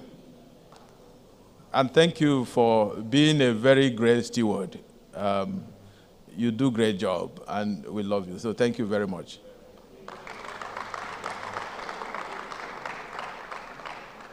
On the appreciation note, I would like to end by also appreciating the management of Eco Hotel. They have been very great hosts. They play key roles, and they do a lot for us each and every year and every time when we come around. So we don't take it for granted that you provide us a safe environment to carry out our business. So Eco Hotel management, we say thank you. So finally, I would like to say that the last 2 days have been very, very enlightening to me as a person, rich in creating the awareness and the inspiration, much more than anything else. Inspiration for us to continue to embark on a very sustainable, just, and inclusive energy transition journey, not for Nigeria alone, but for the greater good of the world. And I would like to thank you for the energy that you have brought in the room, for the wealth of experience that you have brought in the room, and the last panel session continues to put the big elephant in the room, and I hope that Chidi is still somewhere here listening to me. So Chidi, thank you for really putting the big elephant in the room, and I'm hoping and praying that from here, we will continue to drive for a greater and greener world for every one of us to continue to live and thrive. Thank you very much, and have a lovely weekend.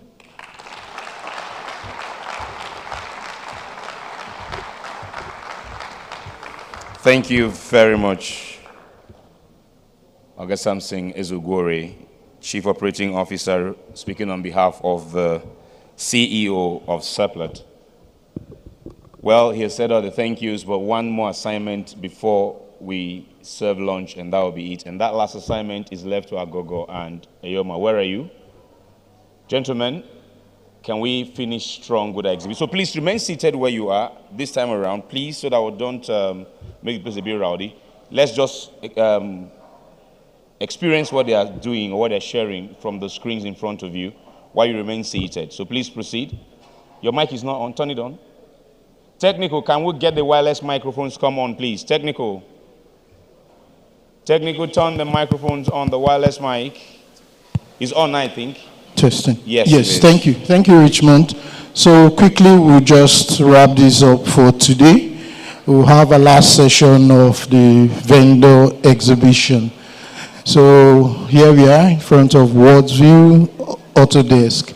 So quickly, in about 2 minutes, just tell us what you Good have. afternoon, ladies and gentlemen. Happy to be here. Thanks to Seplat for giving Worldview Autodesk this great opportunity to be here. Autodesk is known all over the world. We've been in the industry for over 40 years. Doubt any engineer here who has not heard of at least one of our major solutions called AutoCAD. So Autodesk here is providing various kinds of solutions for the oil and gas industry. And we are here to digitally transform the industry as it is. We have a couple of solutions.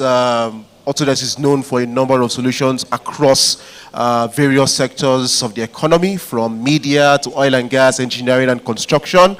And Autodesk is here to provide a project management, safety management, quality management solution that can help the industry. So looking at Seplat with its brownfield operations, we are looking at upgrading facilities, project management, lifetime extension projects.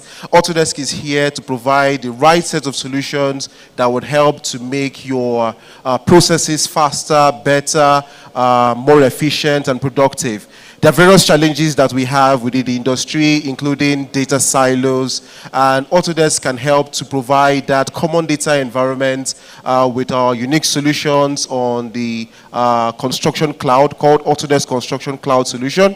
And it's here to provide these wonderful solutions to the oil and gas industry, especially to Seplat Energy as it seems. So these solutions are extremely interesting and they are cloud-based. So they are here to make all forms of challenges that are currently encountered in the industry to be taken off completely from the sector. So thank you so much for the opportunity. Thank you very much. It's great to hear from you, as all these will help us to be more productive and, of course, save some more money. Thank you very much. Hope to have you again another time. Okay, so we're here in front of Austin Limited. Could you quickly just, tell us what you do? Yeah. All right. Good afternoon, ladies and gentlemen. We appreciate this platform that Seplat has given to us. This is Austin Limited, and Austin Limited is actually an environmental consultancy and quality assurance company. We carry out a vast, area of activities in the oil and gas, and we are very sure that our activities and services, over time has benefited Seplat, and we keep on benefiting Seplat. For environmental services, we cover sustainability, including environmental impact assessment for field development and also seismic activities. We are well known in this particular environment. For quality assurance, Austin Limited carries out, a whole lot of activities in quality assurance, including... all right, sorry to cut you. I can see that you have some thermal cameras. Can you just quickly, in a minute or two, tell us about that? This is actually our latest, product. Actually, this is part of our, sustainability approach, in solving environmental issues and also enhancing safety. For the thermal cameras, this is actually for gas emission detection and also gas leaks detection for pipelines and also for storage terminals. So in events where you have emissions of gases like the greenhouse gases, you have leaks from your pipeline, from your storage tanks, these cameras are able to detect where those leaks are coming from and transform that into data that can help corporate organizations make decisions. So it helps your sustainability approach in it helps you achieve your what do we call it? The Climate carbon. change issues, just like we've heard from the panel session. It also helps the safety of, your assets. Taking, for instance, you could have a truck coming into your terminal to load LPG, and that truck is leaking or has leakage. These cameras installed can help you detect, okay, this truck has issues before loading or after loading. So that is the safety part of it. All right, so thank you very much. I think it's good to really see this because we are interested in something like this. Hopefully, we'll talk more on that. Thank you very much. Thank you very Good much. to see you again. Yeah, and so finally, we come to Aviva. Thank So you very it's- much for giving us the opportunity to be part of your success story. We are Aviva Select West Africa. We are based in Nigeria and we cover some African countries. And we have our channel partners, Lunadec. We are here to present some vital software information to optimize your operations. We have discovered that there are so many bottlenecks in achieving your desired purpose. And Aviva, as a software producer who has been in existence for over 3 decades, has 249 software to aid you in your productions. So as I go further, like I've said, we have 249 products. We have Aviva Pipeline Integrity Monitoring. We have Aviva Pi System. We have Aviva Edge, Aviva CTEC, Aviva System Platform that will help you. We are also in position to support you, the global oil and gas value chain. We are there in your exploration and production, drilling, completion, and production. At the midstream level, we are also there to support you in your transportation, gas transportation, crude transportation, to ensure that the sending end product is same as the receiving end product, to avoid theft, leaks, and all what have you. We are also there at the downstream in refining green fuels loops. Further, we also support you in production and operation, maintenance integrity, health, safety, and environment, asset facility management. We help you to comb the predictive faults and issues that would result to downtime in your operations. With deployment of Aviva software, you are able to comb every unseen and foreseen issues that could disrupt your production. All right. Thank you. So I can see that you have something like a solar-powered floodlight system. Can you just in a minute? Okay, thank you very much. We also have a sister company which we call Scan RF. Where you have construction sites in remote areas, we also have a product that will provide illumination, which is like the preaching we are talking about today, decarbonization, and this is strictly based on renewable energy services where you have solar panels, and you also have opportunity of increasing the size of the system because you have a cubicle that can accommodate additional batteries depending on the number of lightings that you desire to have. And we have it in 3 categories. You can pick one of the flyers for further study. My card is also available if you want to reach out to us for further product information. All right. Thank you very much. Thank you very, very much. So like we have all heard, we can come here to each of their booths and get more information. So distinguished ladies and gentlemen, and for our esteemed viewers online, we have come to the end of the exhibition section of the 2023 Seplat Technology Week. So thank you all, and over to Richmond.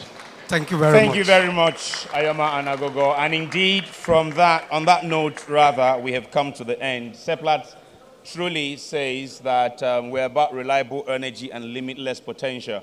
We do have the energy that is reliable, the potential is in abundance, and Seplat is always looking for ways to take it from potential to reality.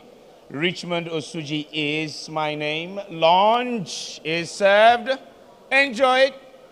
And let the networking continue till later this evening as exhibitors will be on their stand after lunch. Bye for now.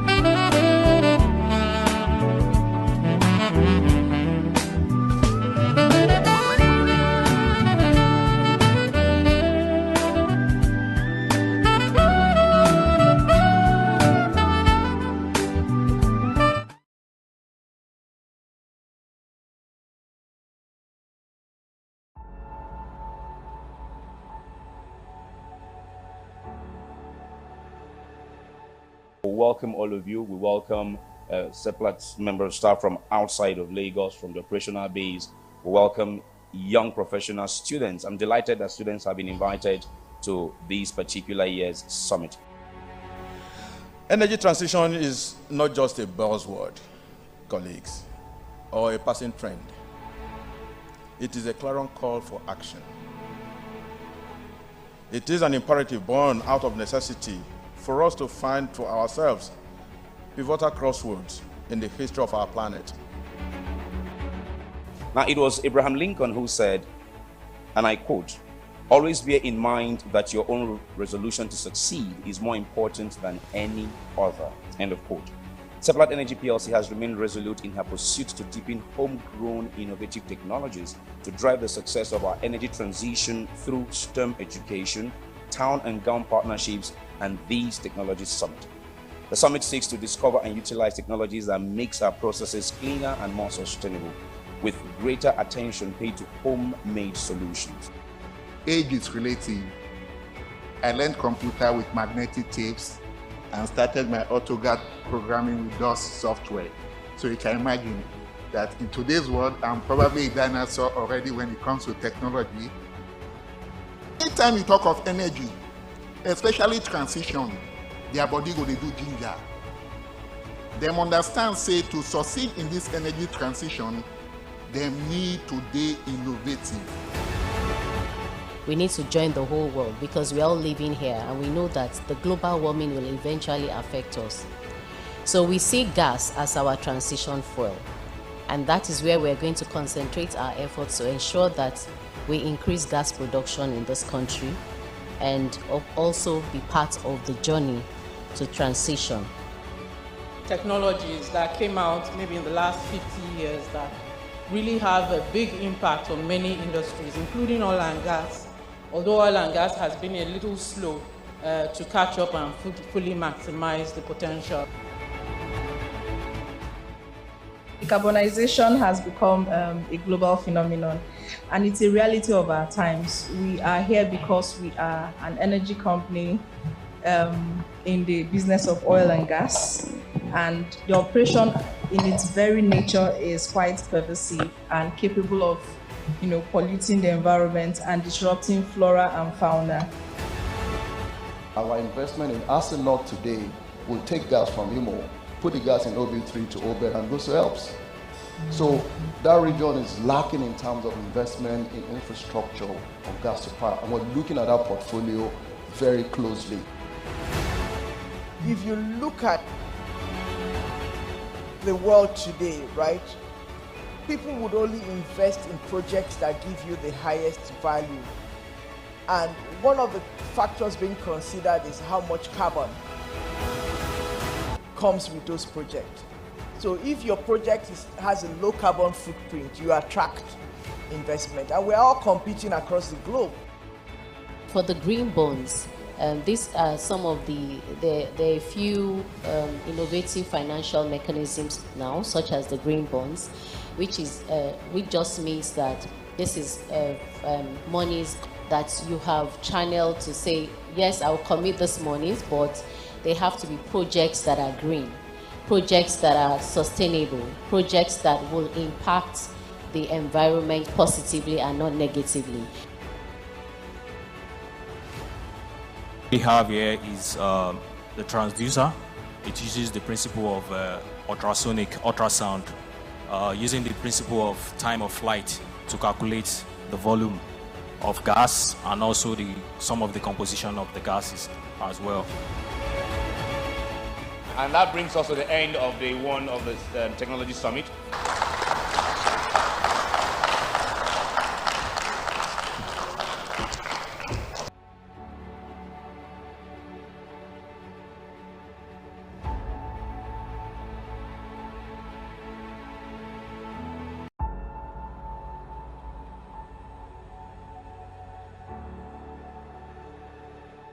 We welcome all of you. We welcome Seplat's member of staff from outside of Lagos, from the operational base. We welcome young professional students. I'm delighted that students have been invited to this particular year's summit. Energy transition is not just a buzzword, colleagues, or a passing trend. It is a clarion call for action. It is an imperative born out of necessity for us to find for ourselves pivotal crossroads in the history of our planet. Now, it was Abraham Lincoln who said, and I quote, "Always bear in mind that your own resolution to succeed is more important than any other." End of quote. Seplat Energy Plc has remained resolute in her pursuit to deepen homegrown innovative technologies to drive the success of our energy transition through STEM education, town and gown partnerships, and these technologies summit. The summit seeks to discover and utilize technologies that makes our processes cleaner and more sustainable, with greater attention paid to homemade solutions. Age is relative. I learned computer with magnetic tapes and started my AutoCAD programming with DOS software. So you can imagine that in today's world, I'm probably a dinosaur already when it comes to technology. Anytime you talk of energy, especially transition, their body go dey do ginger. Them understand, say, to succeed in this energy transition, them need to be innovative.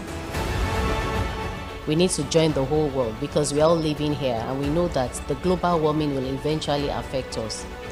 So we see gas as our transition fuel, and that is where we're going to concentrate our efforts to ensure that we increase gas production in this country and also be part of the journey to transition. Technologies that came out maybe in the last 50 years that really have a big impact on many industries, including oil and gas, although oil and gas has been a little slow to catch up and fully maximize the potential.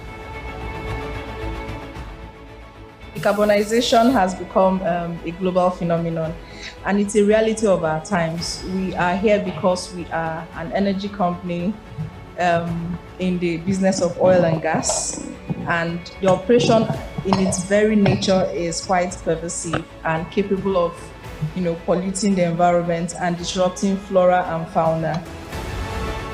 Our investment in Arsenal today will take gas from Imo, put the gas in OB3 to Obed, and those helps. So that region is lacking in terms of investment in infrastructure of gas to power, and we're looking at our portfolio very closely. If you look at